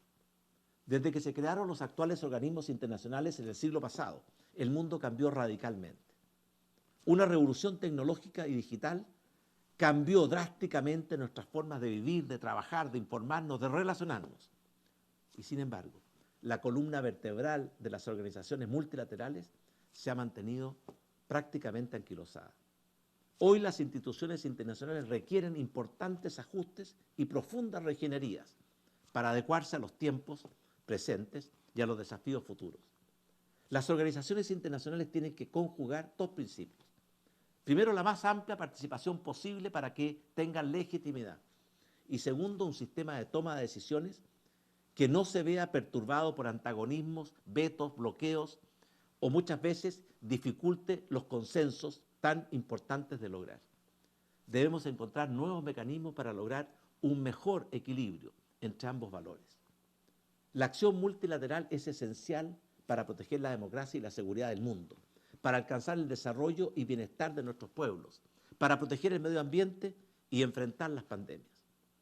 Al mismo tiempo, el conocimiento público de sus procedimientos, sus debates, sus decisiones y la claridad en la designación de sus funcionarios son necesarios para un funcionamiento transparente. Después de todo, no hay mejor policía que el alumbrado público, ni hay mejor desinfectante que la luz solar.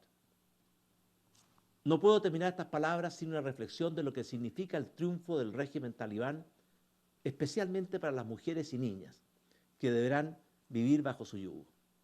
Señor presidente, la sociedad afgana está enfrentando momentos muy difíciles, pero las mujeres de Afganistán están en una situación especialmente peligrosa.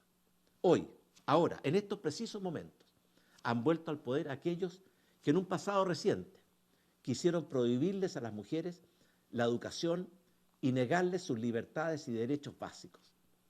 Aquellos que consideran que el mundo de las mujeres debe ser un mundo de sometimiento y quieren imponerle incluso matrimonios forzados.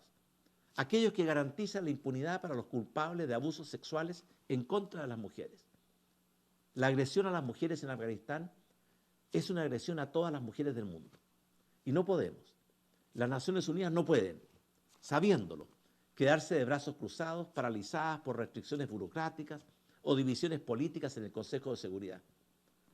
Debemos trabajar unidos para protegerlas y restituirles sus plenas libertades y derechos. Porque la causa de las mujeres de Afganistán es una causa de toda la humanidad. Quiero terminar estas palabras expresando nuestra satisfacción por las contribuciones que con mucho esfuerzo Chile ha hecho en los tiempos recientes. Por ejemplo, el aporte a la Declaración de Derechos Humanos, piedra angular de nuestra civilización, nuestra promoción activa de las democracias, de las libertades y de los derechos humanos en el mundo entero. También nos enorgullece nuestro aporte al cuidado de la Antártica, el último bastión prístino del planeta Tierra, a la protección de los océanos y a la lucha contra el cambio climático. También estamos orgullosos de albergar más del 70% de la capacidad de observación astronómica en el mundo y de ser pioneros en la investigación y desarrollo de las potencialidades del hidrógeno verde, energía limpia, que será esencial para ganar la batalla contra la crisis climática.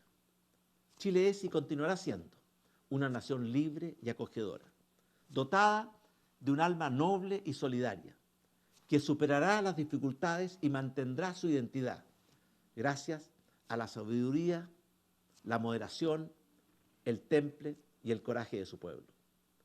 Chile seguirá siendo un buen país para nacer, para crecer, para formar familia, para trabajar, para envejecer, en un ambiente de libertad, justicia y paz.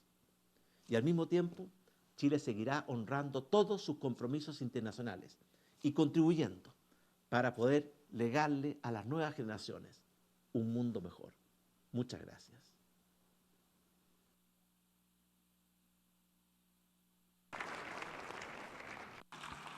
On behalf of the General Assembly, I wish to thank the President of the Republic of Chile for the statement just made.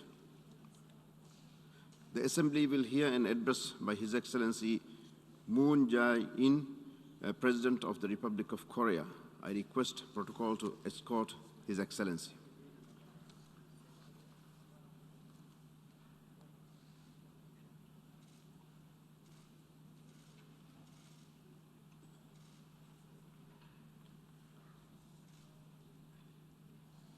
On behalf of the General Assembly, I have the honor to welcome to the United Nations His Excellency Moon Jae-in, President of the Republic of Korea, and to invite him to address the Assembly.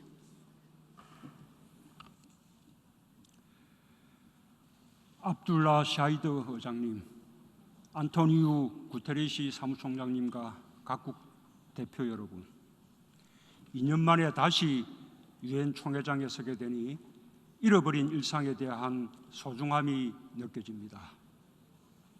76차 유엔 총회 의장으로 취임하신 샤히드 의장님의 리더십으로 글로벌 위기 극복을 위한 국제사회의 지혜와 협력이 모아지길 기대합니다. 또한 지난 5년간 유엔의 발전과 개혁을 위해 헌신해온 구테레시 사무총장님의 연임을 축하하며 경의를 표합니다. 사무총장께서 역점을 두어온 평화유지 활동과 기후변화 대응, 지속가능 발전 목표에 큰 진전을 이루시길 기원합니다. 이번 유엔 총회가 코로나와 기후 위기로부터의 회복과 지속가능 발전이라는 희망의 메시지를 세계인들에게 줄 수 있기를 바랍니다. 의장님, 사무총장님, 각국 대표 여러분, 인간은 공동체를 이루어 사는 존재입니다. 인류는 공동체를 통한 집단 지성과 상호 구조에 기대어 수많은 감염병을 이겨내며 공존해 왔습니다. 코로나 팬데믹 역시 인류애와 연대의식으로 극복해낼 것이며 유엔이 그 중심에 설 것입니다. 우리는 코로나 대응을 위해 국경을 초월해 유전체 정보를 공유하고 긴밀한 협업을 통해 백신 개발에 성공했으며 치료제 개발도 빠른 진전을 이루고 있습니다. 코로나를 이기는 것은 경계를 허무는 일입니다.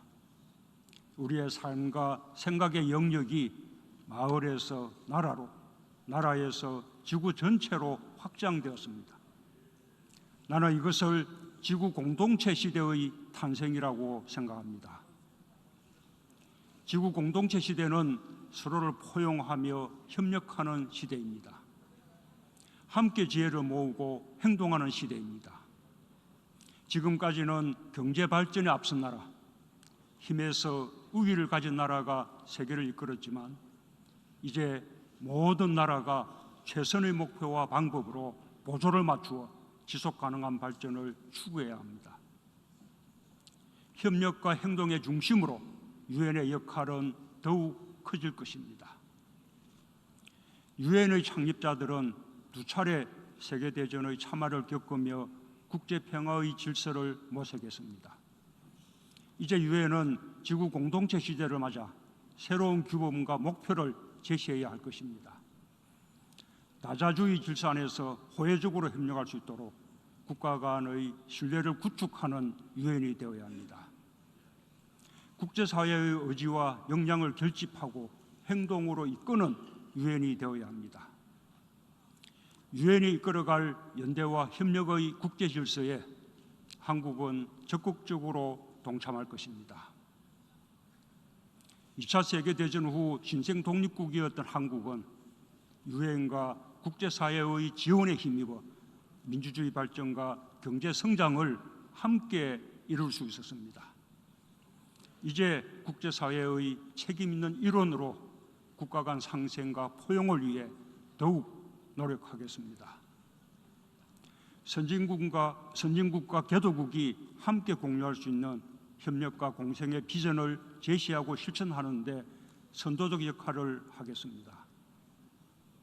지구 공동체가 해야 할 당면 과제는 코로나 위기로부터 포용적 회복을 이루는 일입니다. 저소득층, 고령층과 같은 취약계층이 코로나의 위협에 가장 크게 노출되었습니다. 오랫동안 누적되어 온 경제 사회적 문제들도 코로나를 계기로 수면 위로 드러났습니다. 빈곤과 기아가 심화되었고 소득, 일자리, 교육 전반에 걸쳐 성별, 계층별, 국가별 격차가 커졌습니다. 유엔은 이미 수년 전부터 2030 지속가능 발전 목표를 제시하며 이러한 불균형 문제의 해소를 촉구해 왔습니다. 이제 유엔의 모든 구성원이 2030 지속가능 발전 목표 달성을 위해 더욱 진지하게 노력해야 합니다. 한국은 모든 사람, 모든 나라가 코로나의 위협에서 벗어날 수 있도록 함께하겠습니다.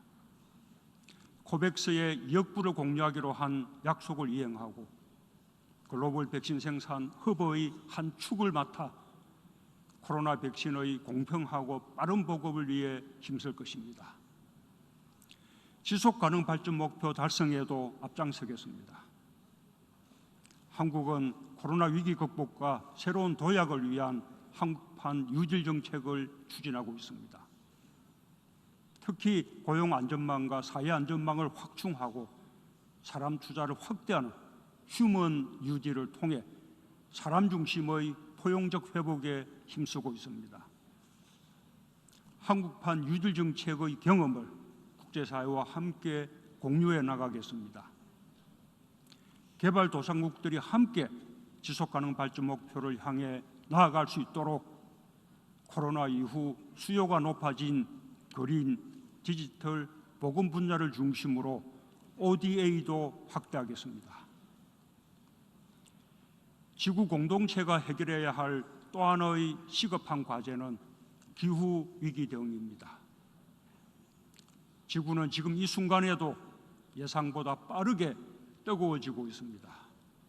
국제사회가 더욱 긴밀하게 힘을 모아 탄소 중립을 향해 전진해야 합니다.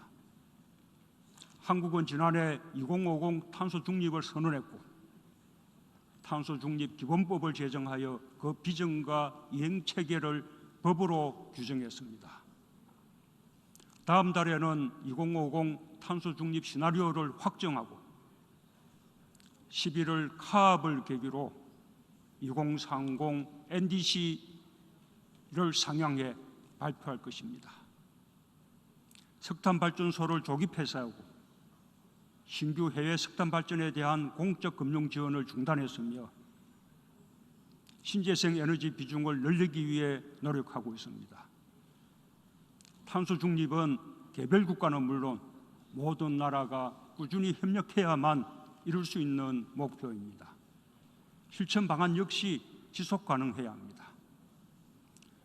한국은 그린 뉴딜을 통해 탄소 중립을 신산업 육성과 일자리 창출의 기회로 만들고 있습니다. 많은 한국 기업들이 자발적으로 RE100 캠페인에 동참하고 수소를 비롯한 신재생 에너지 투자를 확대하며 ESG 경영과 탄소 중립에 속도를 내고 있습니다. 정부는 민간의 기술 개발과 투자를 강력하게 뒷받침할 것입니다. 한국은 기후 분야 ODA 확대와 함께 그린 뉴딜 펀드 신탁 기금을 신설하여 글로벌 녹색성장연구소를 지원하고 탄소 중립을 위한 기술과 역량을 함께 나누겠습니다. 개발도상국이 기후위기 대응 능력을 키울 수 있도록 돕겠습니다. 아울러 P4G 서울정상회의를 개최하여 국제사회의 기후대응 의지를 결집했던 경험을 토대로 2023년 COP28을 유치하고자 합니다. 파리협정의 충실한 이행을 위해 더욱 적극적인 역할을 하게 되길 희망합니다. 의장님, 사무총장님, 각국 대표 여러분, 지구 공동체의 가장 절실한 꿈은 평화롭고 안전한 삶입니다. 유엔의 출범은 국제관계의 패러다임을 경쟁과 갈등에서 공존과 상생으로 전환시켰습니다. 유엔은 힘의 균형으로 유지되던 불완전한 평화를 협력을 통한 지속가능한 평화로 바꾸고 인류 모두의 자유를 정진하기 위해 노력해왔습니다.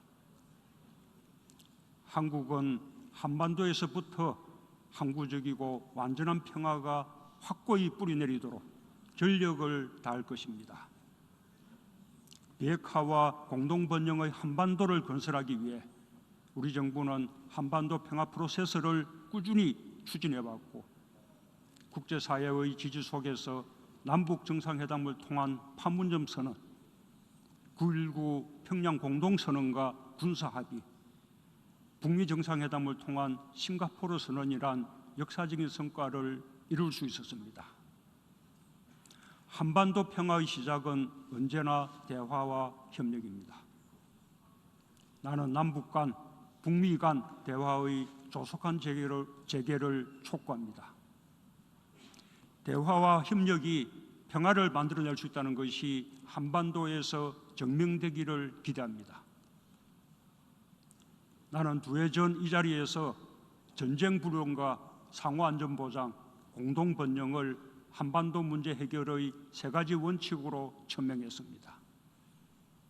지난해에는 한반도 종전선언을 제안했습니다.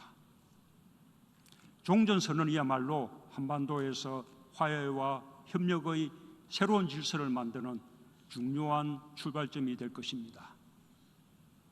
나는 오늘 한반도 종전선언을 위해 국제사회가 힘을 모아주실 것을 다시 한번 촉구하며 남북미 3자 또는 남북미 중 4자가 모여 한반도에서의 전쟁이 종료되었음을 함께 선언하길 제안합니다. 한국전쟁 당사국들이 모여 종전선언을 이뤄낼 때 비핵화의 불가역적인 진정과 함께 완전한 평화가 시작될 수 있다고 믿습니다.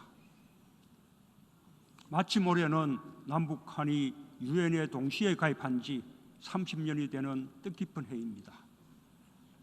유엔 동시 가입으로 남북한은 체제와 이념이 다른 2개의 나라라는 점을 서로 인정했습니다. 하지만 결코 분단을 영속하기 위한 것이 아니었습니다. 서로를 인정하고 존중할 때 교류도 화해도 통일로 나아가는 길도 시작할 수 있기 때문이었습니다.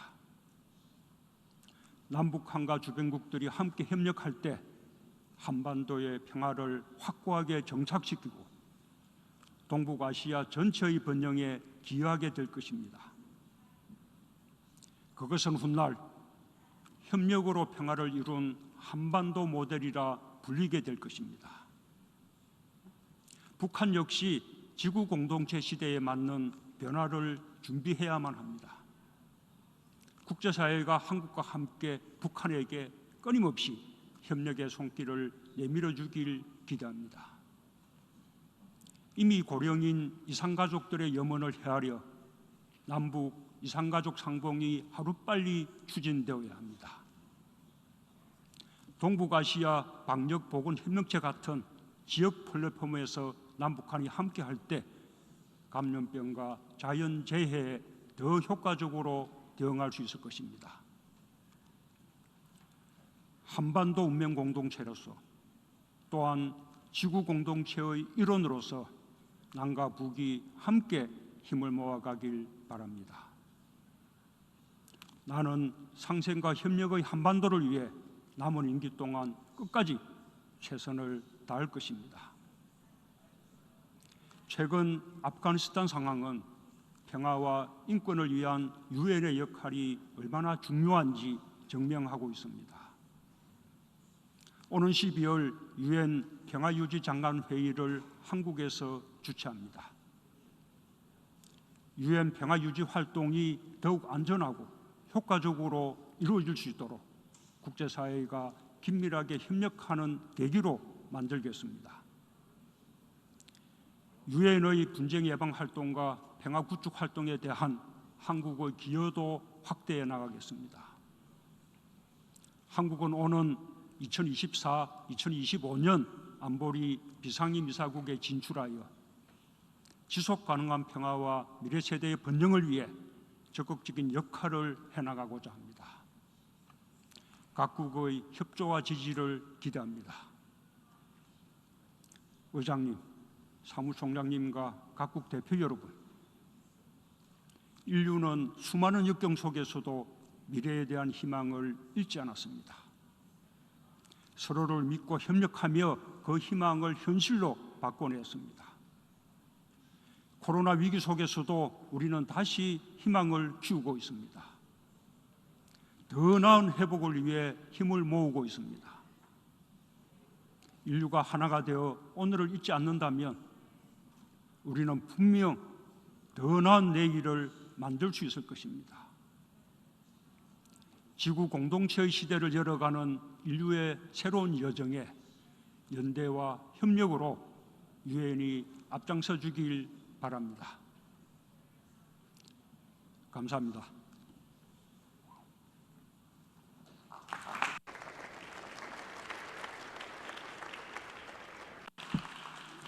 On behalf of the General Assembly, I wish to thank the President of the Republic of Korea for the statement just made, and I request protocol to escort His Excellency.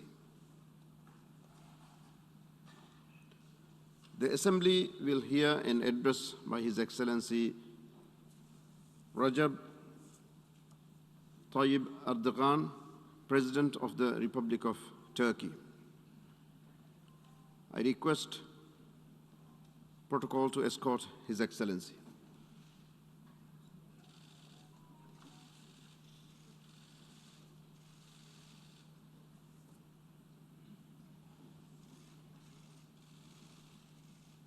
On behalf of the General Assembly, I have the honor to welcome to the United Nations His Excellency Rajab Tayyip Erdogan, President of the Republic of Turkey, and to invite him to address the Assembly.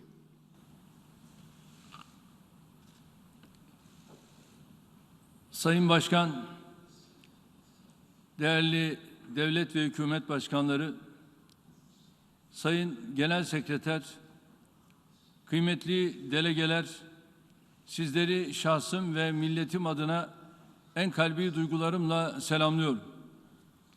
Birleşmiş Milletler 76. Genel Kurulu'nun ülkelerimiz ve tüm insanlık için hayırlara vesile olmasını diliyorum. 2 yıl sonra tekrar genel kurulda bulunmaktan ve siz değerli dostlarıma hitap etmekten büyük bir memnuniyet duyuyorum. Geride bıraktığımız yaklaşık 2 yılda tüm insanlık olarak gerçekten sancılı günler geçirdik. Son asrın en büyük sağlık krizi olarak nitelenen Covid-19 salgınında aralarında dostlarımızın, yakınlarımızın, sevdiklerimizin de olduğu 4,6 milyon insanı kaybettik. Gösterilen onca çabaya ve aşılamada alınan mesafeye rağmen salgının olumsuz etkilerinin halen devam ettiğini görüyoruz. Birleşmiş Milletler 76. Genel Kurulu'nu da işte böyle bir atmosferde gerçekleştiriyoruz. Burada vereceğimiz dayanışma ve işbirliği mesajlarının salgınla mücadeleyi desteklemenin yanı sıra zor günler yaşayan milyarlarca insanın umutlarını artıracağına da inanıyorum. Genel kurulumuzun uluslararası toplumun meselelerinde çözüme daha etkin katkı sağlaması için güçlendirilmesi gerekiyor. Bu doğrultuda verimli çalışmalar yapan 75. Genel Kurul Başkanı Sayın Volkan Bozkır'a şükranlarımı sunuyorum. 76. Genel Kurul Başkanlığı'nı üstlenen Sayın Abdullah Şahid'in devraldığı bayrağı çok daha yukarılara taşıyacağına inanıyorum. Türkiye olarak Genel Kurul'un faaliyetlerini en verimli şekilde icra etmesi için üzerimize düşen sorumlulukları yerine getirmeyi sürdüreceğiz. Bu vesileyle Birleşmiş Milletler Genel Kurul özellikle sekreterliği görevini bir kez daha üstlenen Sayın Guterres'i tebrik ediyor, başarılarının devamını diliyorum. Bu yılki Genel Kurul'un umutla dayanıklılığı inşa etmek temasıyla düzenlenmesi fevkalade isabetlidir. Öncelikle acı da olsa bir gerçeği ifade etmek istiyorum. İnsanlık olarak bize büyük bir aile olduğumuzu tekrar hatırlatan bu salgında ne yazık ki küresel dayanışma açısından iyi bir imtihan verilemedi. Bilhassa az gelişmiş ülkeler ve yoksul toplum kesimleri salgın karşısında adeta kaderlerine terk edildi. Dünya genelindeki can kaybının yüksekliğinde küresel sistemin artık çözüm yerine sorun çıkaran, sorunları derinleştiren, sorunları çözümsüzlüğe mahkum eden çarpık yapısının da payı bulunuyor. Milyonlarca insanın hayatını kaybettiği, 10 milyonlarca insanın virüsün pençesinde kıvrandığı bir dönemde aşı milliyetçiliğinin farklı yöntemlerle halen sürdürülüyor olması insanlık adına yüz kızartıcıdır. Özellikle bu salgını küresel bir felaketin üstesinden ancak uluslararası işbirliği ve dayanışmayla gelinebileceği açıktır. Tüm ülkeler bu salgından kurtulmadan herhangi bir ülkenin tek başına güvenle hayatını sürdürmesi mümkün değildir. Genel kurulda ortaya çıkacak iradenin bu hakikatin anlaşılması bakımından bir dönüm noktası olmasını temenni ediyoruz. Salgın döneminde küresel işbirliğinin önemi yanında tıp biliminin ulaştığı yüksek seviyeyi de görme imkanı bulduk.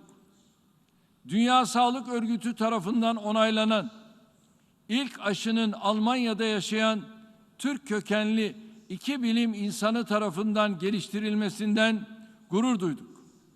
Türkiye olarak insanı yaşat ki devlet yaşasın inancıyla ilk günden itibaren elimizdeki imkanları dost ve kardeşlerimizle paylaşmaya çalıştık. Bir taraftan vatandaşlarımıza en iyi sağlık hizmetini sunarken diğer taraftan da 159 ülke ve 12 uluslararası kuruluşa tıbbi yardım gönderdik. Bu vesileyle yerli aşımız Türkovak'ı yakın zamanda milletimizle birlikte tüm insanlığın istifadesine sunacağımızı buradan ifade etmek istiyorum. Dünya Sağlık Örgütü'nün güçlendirilmesi ve salgınlara karşı sözleşme hazırlanması girişimlerini destekliyoruz. Kamu sağlığının korunması ile sosyal ve ekonomik hayatın devamı arasında makul bir denge kurulması gerektiğini de özellikle vurguluyoruz. Değerli delegeler, yaşadığımız hadiseler bize bazı gerçekleri tekrar tekrar hatırlatmaktadır. Sevinçlerimiz gibi hüzünlerimiz, acılarımız gibi başarılarımız, sorunlarımız gibi çözümlerimiz de ortaktır. Ben yaptım oldu. Bu mantıkla hareket edildiğinde bunun faturasını sadece belli başlı ülkeler değil, tüm insanlık ödemektedir. Sahadaki gerçekleri ve sosyal dokuyu dikkate almayan dayatmacı yöntemlerle meselelere çözüm üretilemeyeceği en son Afganistan'da hem de çok acı bir şekilde görülmüştür.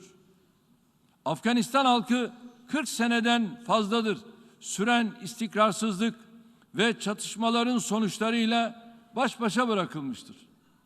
Siyasi süreçten bağımsız olarak Afganistan'ın uluslararası camianın yardımına ve dayanışmasına ihtiyacı bulunuyor. Ülkede bir an önce barış, istikrar ve güvenliğin tesis edilerek Afgan halkının huzura kavuşmasını temenni ediyoruz. Türkiye olarak bu zor günlerinde Afgan halkına karşı kardeşlik görevimizi yerine getirmeyi sürdüreceğiz. Suriye'de tüm dünyanın gözlerinin önünde yüz binlerce kişinin ölümüne, milyonlarca kişinin yerlerinden edilmesine neden olan insani dram 10. yılını geride bıraktı. Ülkemiz bir yandan 4 milyona yakın Suriyeliye kucak açarken bölgeyi kana ve gözyaşına boğan terör örgütlerine karşı da sahada mücadele etmektedir. DAEŞ'la göğüs göğüse çarpışan ve bu terör örgütünü ezimete uğratan tek NATO müttefikiyiz. Yine sahadaki varlığımızla PKK terör örgütünün Suriye'deki uzantılarının işlediği katliam ve etnik temizlik faaliyetlerinin önüne biz geçtik. Şehitler verme pahasına yürüttüğümüz çabalar sonucunda güvenli hale getirdiğimiz bölgelere şu ana kadar 462 bin Suriyelinin gönüllü olarak geri dönüşünü sağladık. Aynı şekilde İdlib'deki varlığımız sayesinde milyonlarca insanın hem canını kurtardık hem yerinden edilmesini önledik. Uluslararası toplum bir 10 yıl daha Suriye krizinin devam etmesine izin veremez. Soruna Suriye halkının beklentilerini karşılayacak şekilde Birleşmiş Milletler Güvenlik Konseyi'nin 2254 sayılı kararı temelinde siyasi bir çözüm bulunması için daha güçlü bir irade ortaya konulması gerekiyor. Suriye'nin kuzeybatısına Türkiye üzerinden ulaştırılan Birleşmiş Milletler İnsani Yardım Mekanizması'nın 12 ay süreyle uzatılmış olmasını memnuniyetle karşılıyoruz. Bu konuda sergilenen uzlaşmacı yaklaşımın siyasi sürecin ilerletilmesi ve sığınmacıların gönüllü, güvenli ve onurlu şekilde geri dönüşlerinin sağlanması için de ortaya konulmasını temenni ediyoruz. Bölgedeki terör örgütleri arasında ayrım yapılmasının, bunların taşeron olarak kullanılmasının kabul edilemez olduğunu huzurlarınızda tekrar ifade etmek istiyorum. Son 10 yılda dünyanın özellikle farklı ülkelerinde yaşanan terör eylemleri, terörün sadece bizim değil, tüm insanlığın ortak düşmanı olduğunu göstermiştir. Suriye'nin toprak bütünlüğünü ve milli güvenliğimizi tehdit eden terör örgütleriyle mücadelemiz kararlılıkla sürecektir. Ülkemizde Suriyeliler dışında da sayıları 1 milyonu aşan çeşitli statülerde göçmen vardır. Afganistan'daki gelişmeler sebebiyle son dönemde bu ülkeden göç akını ihtimaliyle karşı karşıyayız. Suriye krizinde insanlık onurunu kurtaran bir ülke olarak artık yeni göç dalgalarını karşılamaya ne imkanımız ne de tahammülümüz vardır. Adil yük ve sorumluluk paylaşımı temelinde tüm paydaşların bu konuda üzerine düşeni yapmasının vakti çoktan gelmiştir. Artık 1951 Cenevre Sözleşmesi'ni ve uluslararası insani hukuku aşındıranlara karşı somut bir tavır ortaya konulmalıdır. Değerli delegeler, Libya'da uluslararası meşruiyete verdiğimiz güçlü destek sayesinde ateşkes tesis edilmiş, ardından da Başkanlık Konseyi ve Milli Birlik Hükümeti kurulmuştur.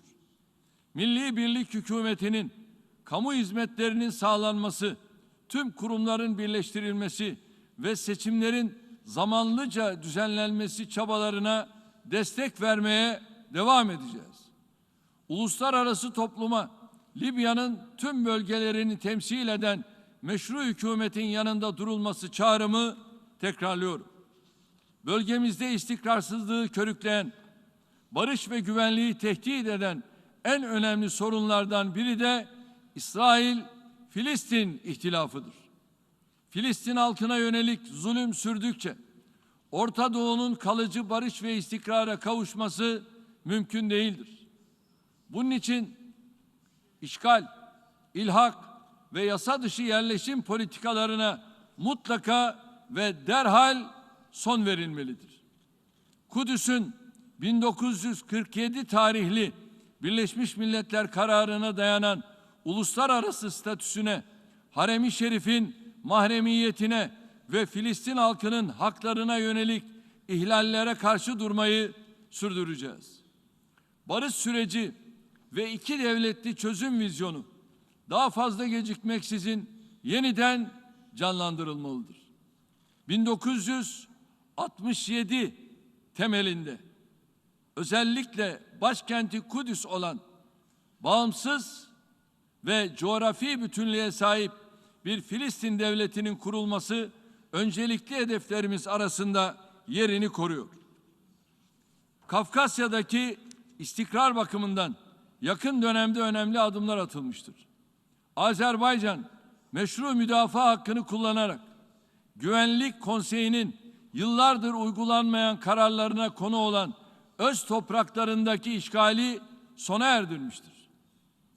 Bu gelişme bölgede kalıcı barış adına yeni fırsat pencerelerinin açılmasına da imkan sağlamıştır.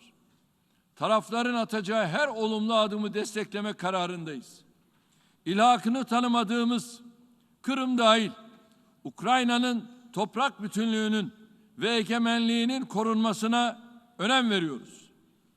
Çin'in toprak bütünlüğü perspektifinde Müslüman Uygur Türklerinin temel haklarının korunması hususunda daha çok çaba gösterilmesi gerektiğine inanıyoruz. Keşmir'de 74 yıldır süregelen sorunun taraflar arasında diyalog yoluyla ve ilgili Birleşmiş Milletler kararları çerçevesinde çözülmesinden yana olan tavrımızı sürdürüyoruz.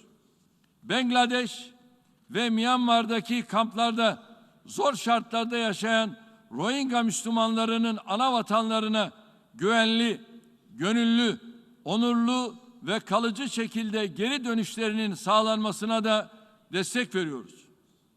Kıbrıs meselesinde adil, kalıcı ve sürdürülebilir çözüm ancak sonuç odaklı gerçekçi bir yaklaşımla mümkündür.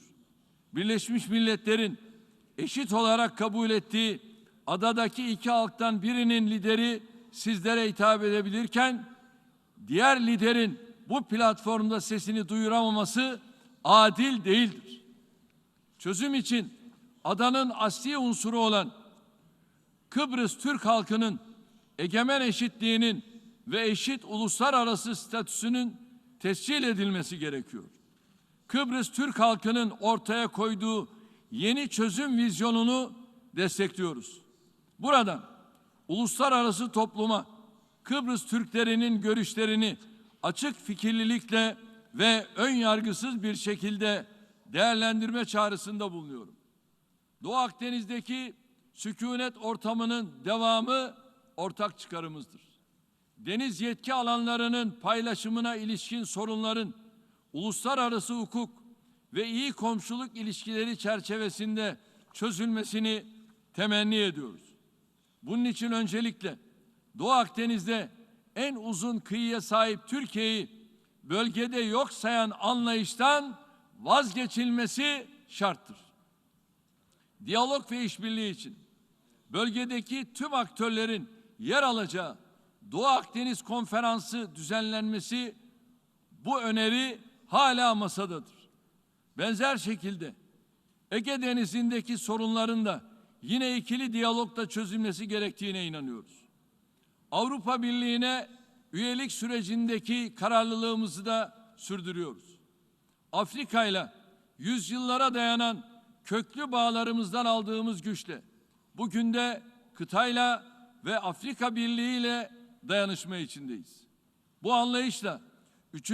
Türkiye-Afrika Ortaklık Zirvesi'nin önümüzdeki dönemde Türkiye'de yapılması için çalışmalarımızı sürdürüyoruz.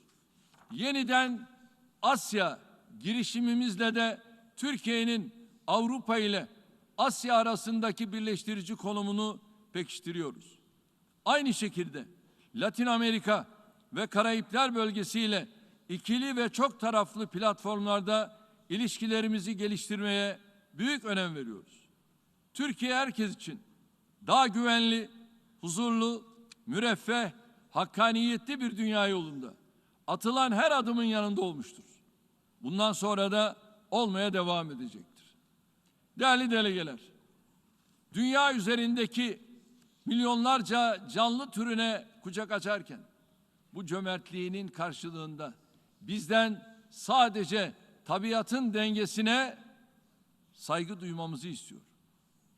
İnsanoğlu tarih boyunca sürdürdüğü gelişme ve kalkınma arayışında dünyanın bize sunduğu kaynakları maalesef hoyratça kullanmıştır. Asırlardır devam eden bu sürecin sonunda tabiatın kendi dengesi dışında tamamen insanoğlunun yol açtığı tehditlerle karşı karşıya bulunuyoruz. İklim değişikliği, hava kirliliği, su ve gıda güvenliği, biyoçeşitliliğin kaybı gibi başlıklar altında toplayabileceğimiz sorunlar insanlığın geleceğini belirsizliğe atacak boyuta ulaşmıştır. Bu başlıklardan iklim değişikliği, çevre sorunu olmanın ötesinde telafisi imkansız sonuçlara yol açması bakımından üzerinde özellikle durulması gereken bir konudur. Sanayi öncesi döneme kıyasla %50 artış gösteren karbondioksit, metan, azot, oksit gibi sera gazları dünyamızın adeta ateşini yükseltiyor.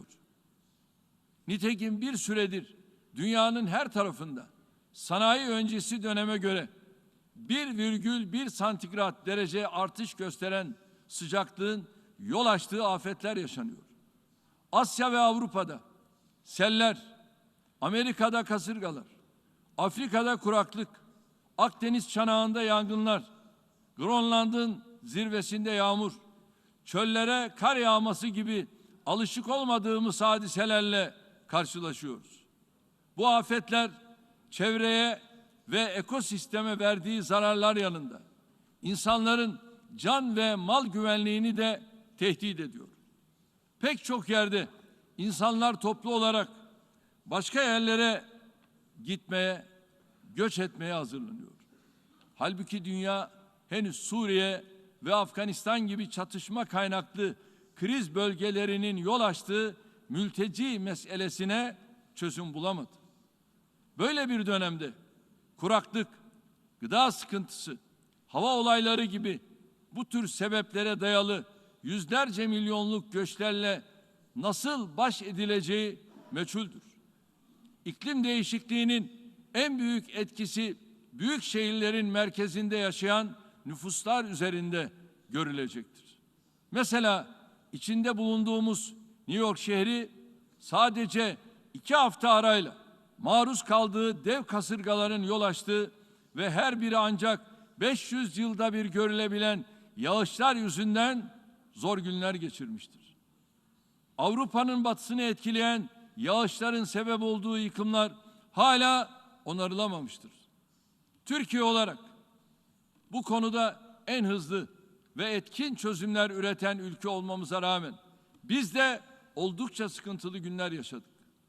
Dünyadaki altyapının önemli bir bölümü son 2 asrın ürünüdür. İklim değişikliğinin yol açtığı değişimleri bu altyapıyla karşılayabilmek mümkün değildir. Küresel sıcaklık artışının devam etmesi, dolayısıyla daha yoğun yağışların gelecek olması hepimizi yeni arayışlara yöneltmelidir. Mesela şehir planlamalarının artık iklim değişikliğinin yol açtığı sonuçlar göz önünde bulundurularak yapılması zorunlu hale gelmiştir. En önemli karbon yutak alanları arasında yer alan ormanların bir yandan arazi kullanımıyla, diğer yandan yangınlarla yok olmaya yüz tutması dünyamızı bekleyen bir diğer tehlikedir. Sıcaklık artışının etkilediği bir diğer alanda denizlerimizdir. Genleşen su ve eriyen buzullar deniz seviyelerini son bir asırda 20 santim yükseltmiştir.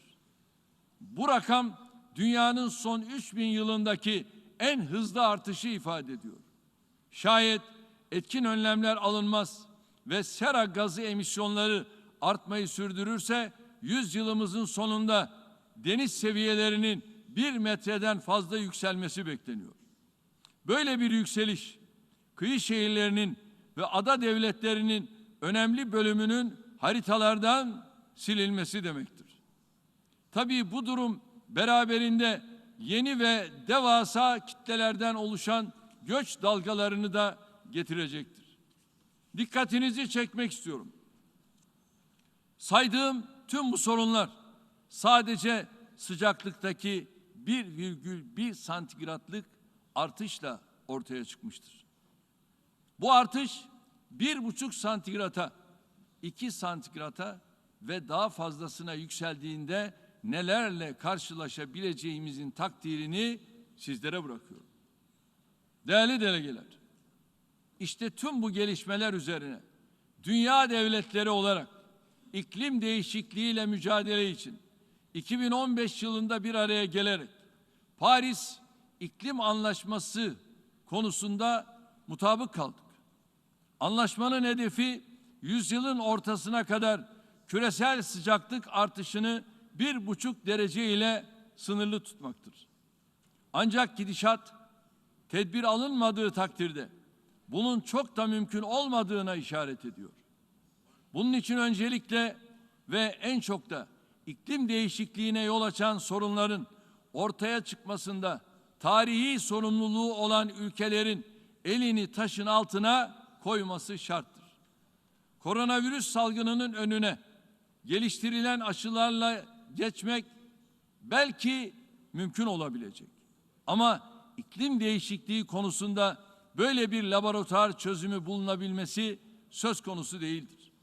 İşte bunun için her fırsatta dile getirdiğimiz dünya 5'ten büyüktür tespitini iklim değişikliği hususunda da tekrarlıyorum. Tabiata, havamıza, suyumuza, toprağımıza, yeryüzüne kim en çok zararı verdiyse, doğal kaynakları kim vahşice sömürdüyse, iklim değişikliğiyle mücadeleye en büyük katkıyı da onlar yapmalıdır.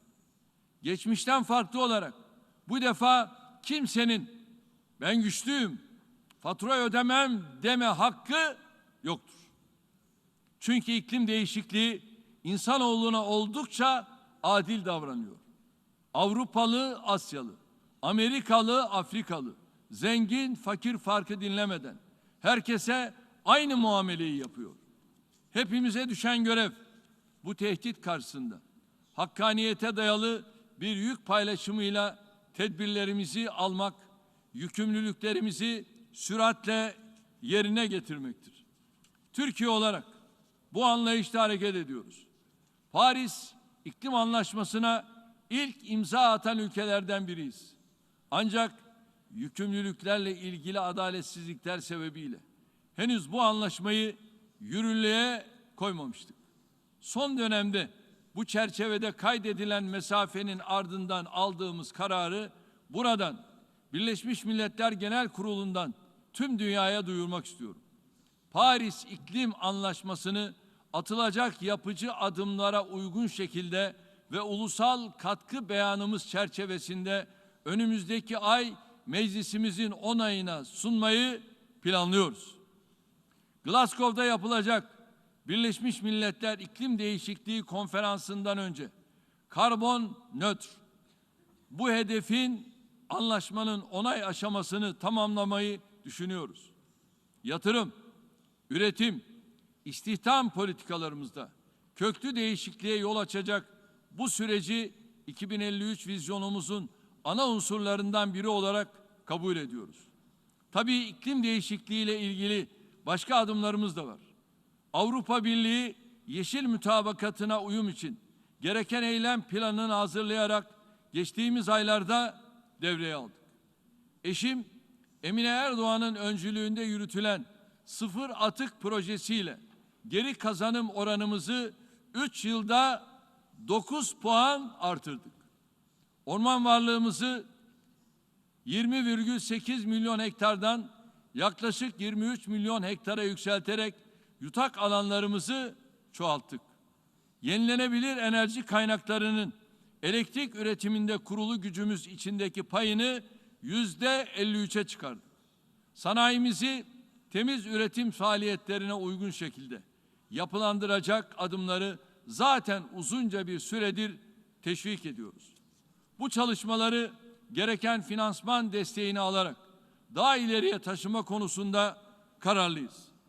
Küresel hiçbir soruna, krize, çağrıya kayıtsız kalmayan Türkiye, iklim değişikliği ve çevrenin korunması hususlarında da üzerine düşenleri yapacaktır.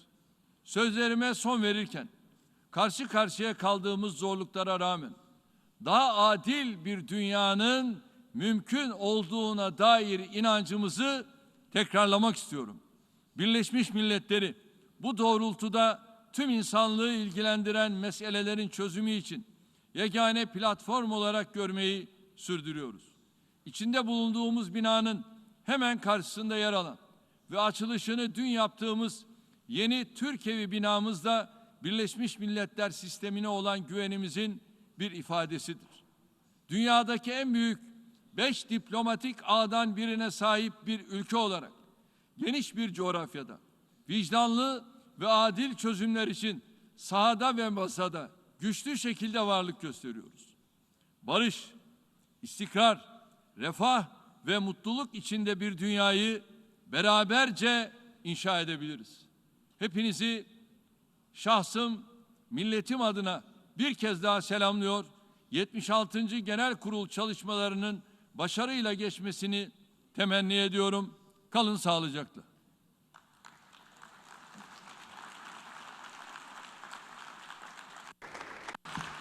On behalf of the General Assembly, I wish to thank the President of the Republic of Turkey for the statement just made, and I request protocol to escort His Excellency.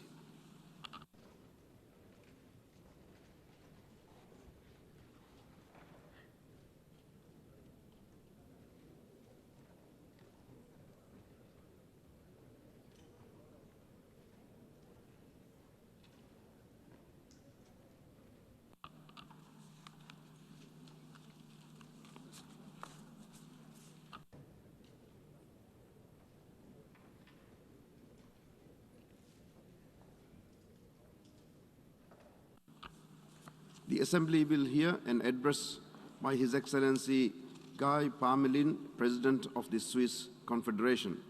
I request protocol to escort His Excellency.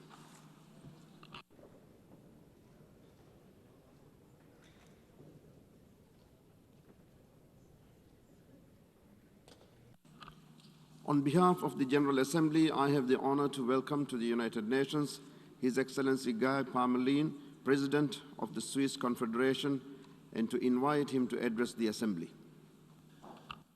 Thank you. Merci, Monsieur le Président de l'Assemblée générale, Madame la Secrétaire générale adjointe des Nations unies, Mesdames et Messieurs les chefs d'État et de gouvernement, Excellences, Mesdames et Messieurs.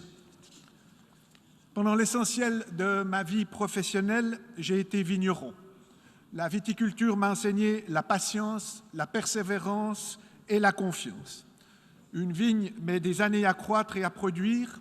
L'amélioration des cépages est une science subtile pour produire les meilleurs vins. Il faut respecter la nature et s'adapter aux conditions naturelles. Pourquoi est-ce que je vous parle de cela ici, dans le sanctuaire des Nations Unies? La pandémie de la Covid-19 est un peu à l'image de la grêle ou du gel qui peut soudainement ravager les vignes, imprévue et déstabilisante. Les bons vignerons vivent avec ce risque et savent se relever de tels coups du sort. La pandémie est une catastrophe humaine, sociale, économique dont les effets se font également ressentir sur la paix et la sécurité internationale. Nos pensées vont à toutes les victimes directes et indirectes. Les leçons à tirer de ces développements nous font réaliser qu'il faut anticiper les prochaines crises, nous préparer à y faire face et faire preuve de solidarité afin de bâtir un monde résilient. Trop souvent, nous nous laissons emporter par des visions à court terme et la perspective de gains rapides. Il nous faut retrouver le sens de l'anticipation et la conscience qu'il y a toujours des coups du sort.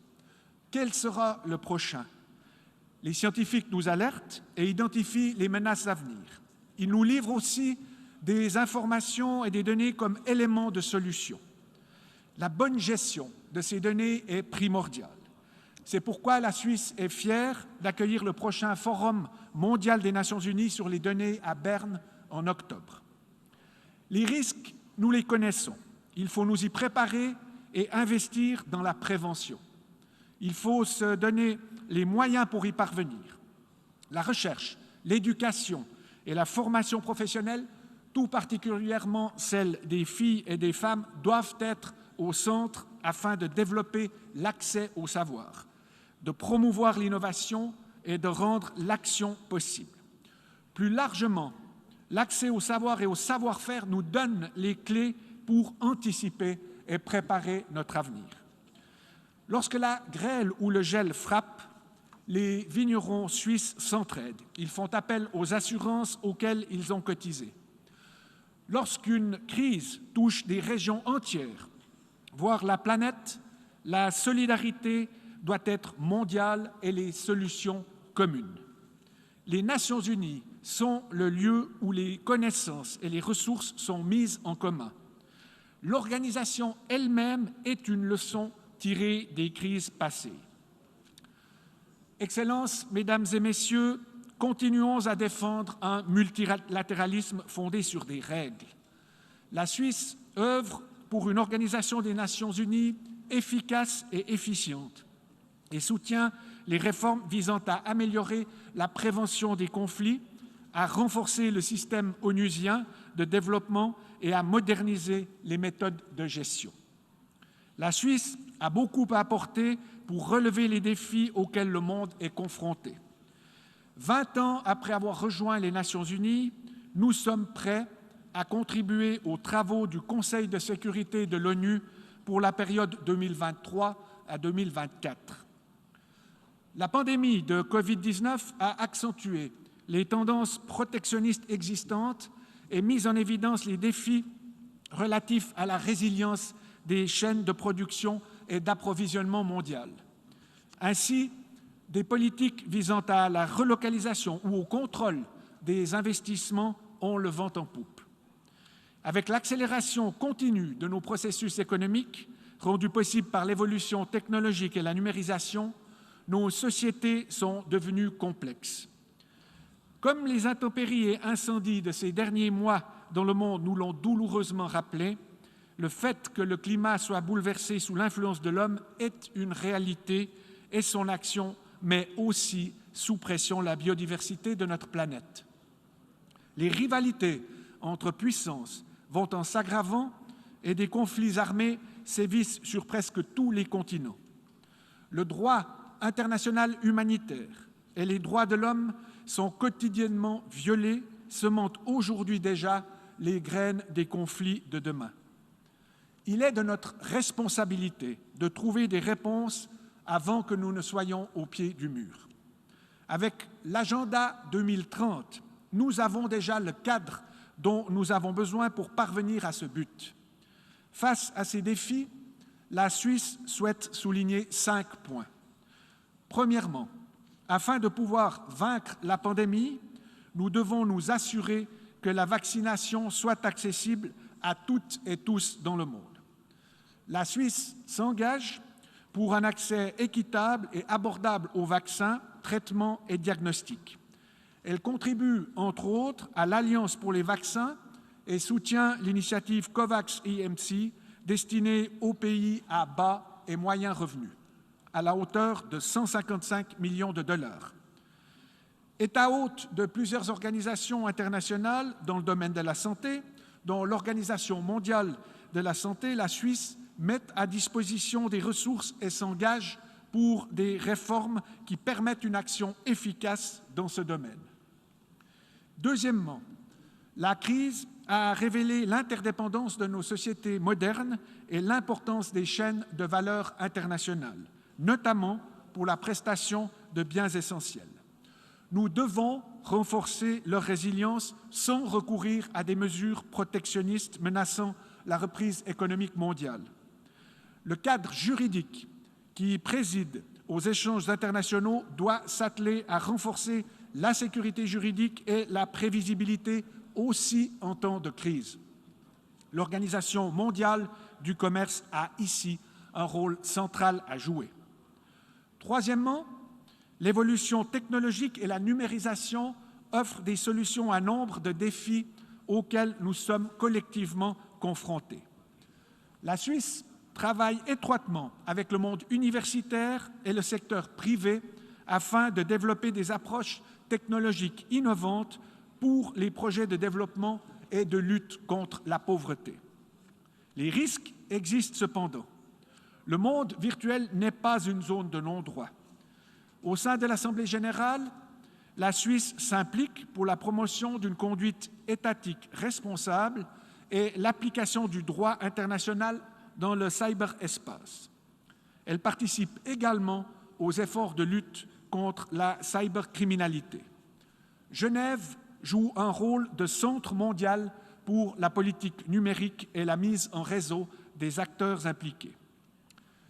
Quatrièmement, prenons le changement climatique au sérieux. Comme le montre le dernier rapport du groupe d'experts intergouvernemental sur l'évolution du climat, les actions humaines peuvent encore déterminer l'évolution du climat à venir. Je serai personnellement présent à la COP26 à Glasgow pour réaffirmer l'engagement suisse à mettre en œuvre efficacement et de manière uniforme l'accord sur le climat. Au niveau national, la Suisse s'est engagée à la neutralité climatique d'ici 2050. Elle met en œuvre des initiatives concrètes avec, par exemple, la réalisation de projets d'infrastructures favorisant le transfert de la route au rail. J'appelle tous les pays à viser la neutralité climatique au plus tard d'ici 2050 et à soumettre des objectifs climatiques ambitieux pour 2030. De même, la Suisse s'engage pour la préservation de la biodiversité. Cinquièmement, dans un monde polarisé, il est plus important que jamais de revenir au dialogue. Avec la Genève internationale, la Suisse, fidèle à sa tradition, offre une plateforme neutre, propice aux échanges. Au début de cette année, elle a notamment accueilli le Forum de dialogue politique libyen qui a abouti à la nomination d'une autorité exécutive unifiée, une première pour le pays depuis 2014, chargée de préparer des élections nationales. La Suisse est très préoccupée par la détresse de la population afghane. Elle salue la conférence humanitaire sur l'Afghanistan convoquée par le secrétaire général la semaine dernière à Genève. La Suisse s'efforce également de promouvoir le droit international, y compris humanitaire, pour éviter les conflits ou en réduire les effets. La Suisse est fière d'avoir rédigé son rapport sur la mise en œuvre du droit international humanitaire. Et j'appelle tous les États membres de l'ONU à en faire de même. De tels rapports permettent aux États d'établir un bilan de leurs bonnes pratiques et des défis à surmonter. Excellences, Mesdames et Messieurs, la grêle ou le gel continueront à ravager parfois les vignes de mon pays. Notre monde sera encore à l'avenir confronté à des crises. Donnons-nous seulement les moyens d'y faire face ensemble, dans un esprit de coopération et de solidarité. Mettons-nous au travail en vue d'un monde toujours mieux éduqué, plus innovant, plus résilient, plus juste. Inspirons-nous de l'œuvre éphémère World in Progress de l'artiste Saipe, actuellement exposée sur la pelouse nord. Prenons exemple sur ces deux enfants qui construisent le monde tel qu'ils l'ont imaginé et cultivons ce monde qui est le nôtre, comme j'ai appris à prendre soin de ma vigne. Merci pour votre attention.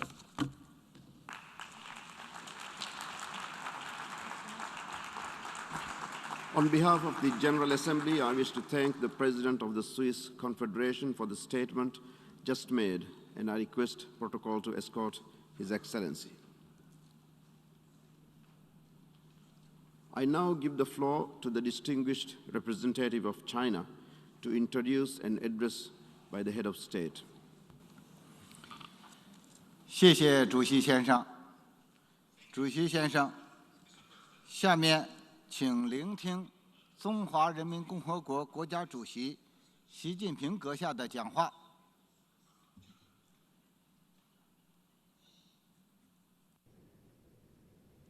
主席先生，2021年对中国人民是一个极其特殊的年份。今年是中国共产党成立100周年，今年也是中华人民共和国恢复在联合国合法席位50周年。中国将隆重纪念这一历史性事件。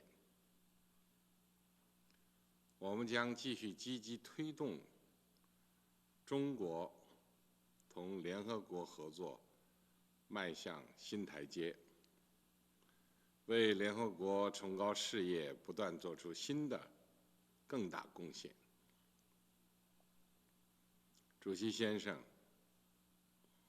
，1年前，各国领导人共同出席了联合国成立75周年系列峰会，发表了政治宣言，承诺合作抗击疫情，携手应对挑战，坚持多边主义，加强联合国作用，构建今世后代的共同未来。1年来，世界100年未有之大变局和新冠肺炎疫情全球大流行交织影响，各国人民对和平发展的期盼更加殷切，对公平正义的呼声更加强烈，对合作共赢的追求更加坚定。当前，疫情仍在全球肆虐，人类社会已被深刻改变，世界进入新的动荡变革期。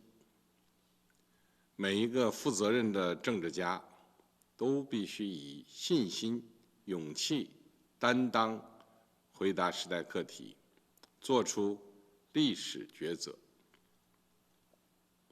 第一，我们必须战胜疫情，赢得这场事关人类前途命运的重大斗争。一部世界文明史也是同瘟疫斗争的历史。人类总是在不断战胜挑战中实现更大发展和进步。这次疫情虽然来势凶猛，我们终将战而胜之。我们要坚持人民至上、生命至上，呵护每个人的生命、价值、尊严。要弘扬科学精神，秉持科学态度，遵循科学规律，统筹常态化、精准防控和应急处置，统筹疫情防控和经济社会发展。要加强国际联防联控，最大限度降低疫情跨境传播风险。疫苗是战胜疫情的利器。我多次强调，要把疫苗作为全球公共产品，确保发展中国家的可及性和可负担性。当务之急是要在全球范围内公平合理分配疫苗。中国将努力全年对外提供20亿剂疫苗，在向新冠疫苗实施计划捐赠1亿美元基础上，年内再向发展中国家无偿捐赠1亿剂疫苗。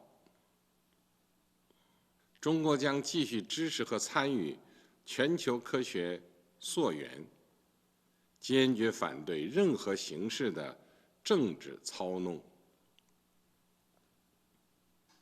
第二，我们必须复苏经济，推动实现更加强劲、绿色、健康的全球发展。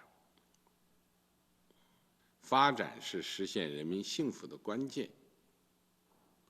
面对疫情带来的严重冲击，我们要共同推动全球发展迈向平衡、协调、包容新阶段。在此，我愿提出全球发展倡议：坚持发展优先，将发展置于全球宏观政策框架的突出位置，加强主要经济体政策协调，保持连续性、稳定性、可持续性，构建更加平等均衡的全球发展伙伴关系，推动多边发展合作进程协同增效，加快落实联合国2030年可持续发展议程，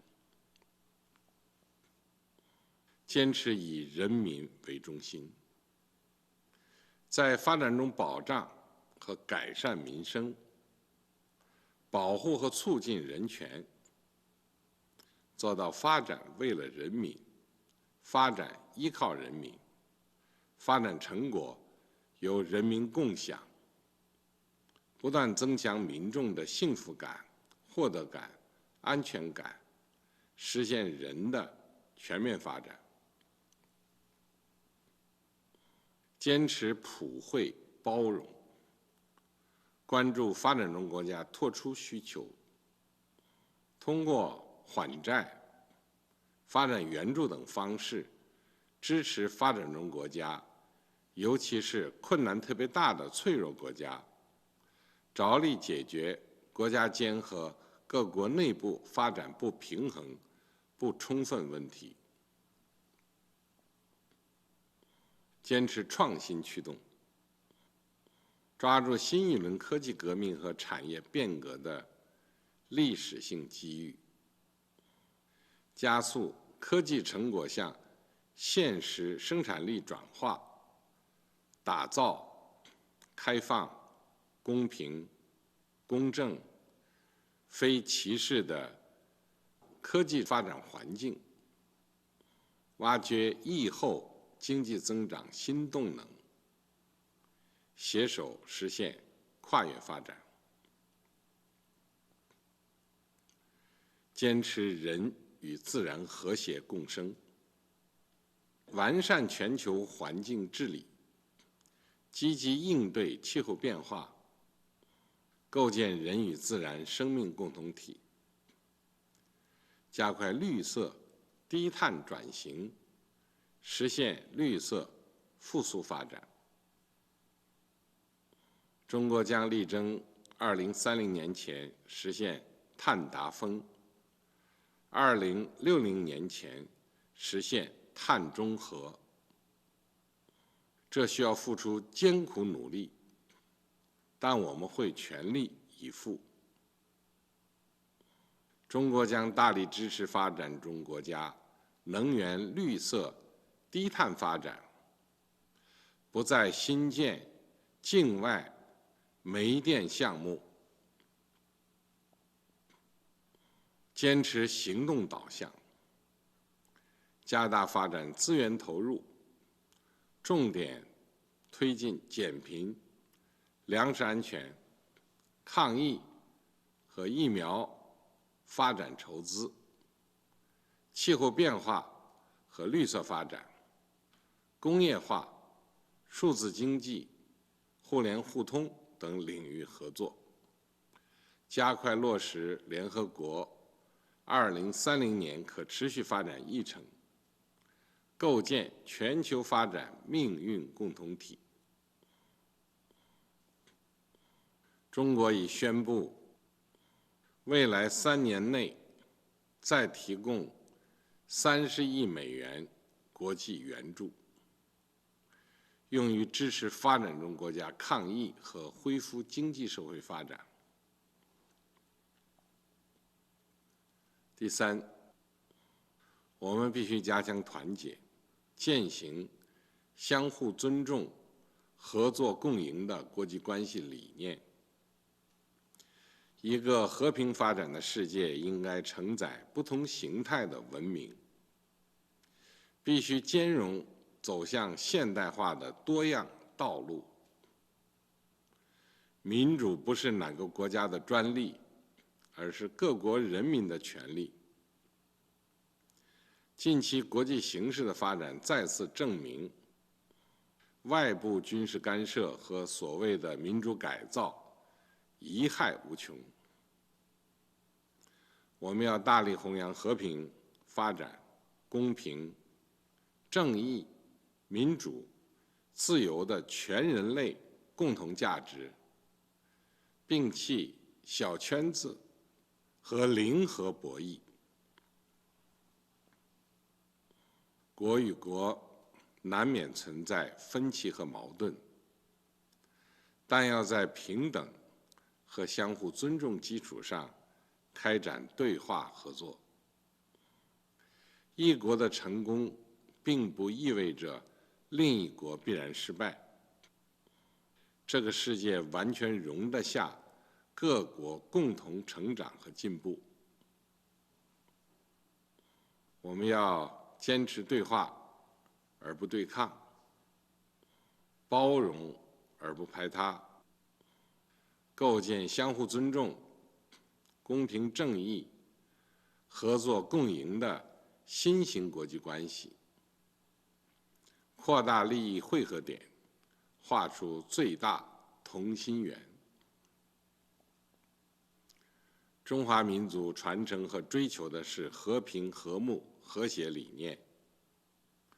我们过去没有，今后也不会侵略欺负他人，不会称王称霸。中国始终是世界和平的建设者，全球发展的贡献者，国际秩序的维护者，公共产品的提供者，将继续以中国的新发展为世界提供新机遇。第四，我们必须完善全球治理，践行真正的多边主义。世界只有一个体系，就是以联合国为核心的国际体系。只有一个秩序，就是以国际法为基础的国际秩序；只有一套规则，就是以联合国宪章宗旨和原则为基础的国际关系基本准则。联合国应该高举真正的多边主义旗帜，成为各国共同维护普遍安全、共同分享发展成果、共同掌握世界命运的核心平台。要致力于稳定国际秩序，提升广大发展中国家在国际事务中的代表性和发言权，在推动国际关系民主化和法治化方面走在前列。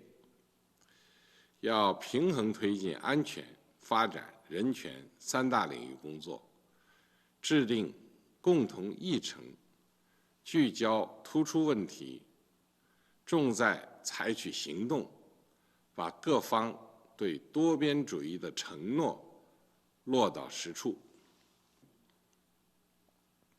主席先生，世界又站在历史的十字路口。我坚信，人类和平发展进步的潮流不可阻挡。让我们坚定信心，携手应对全球性威胁和挑战，推动构建人类命运共同体，共同建设更加美好的世界。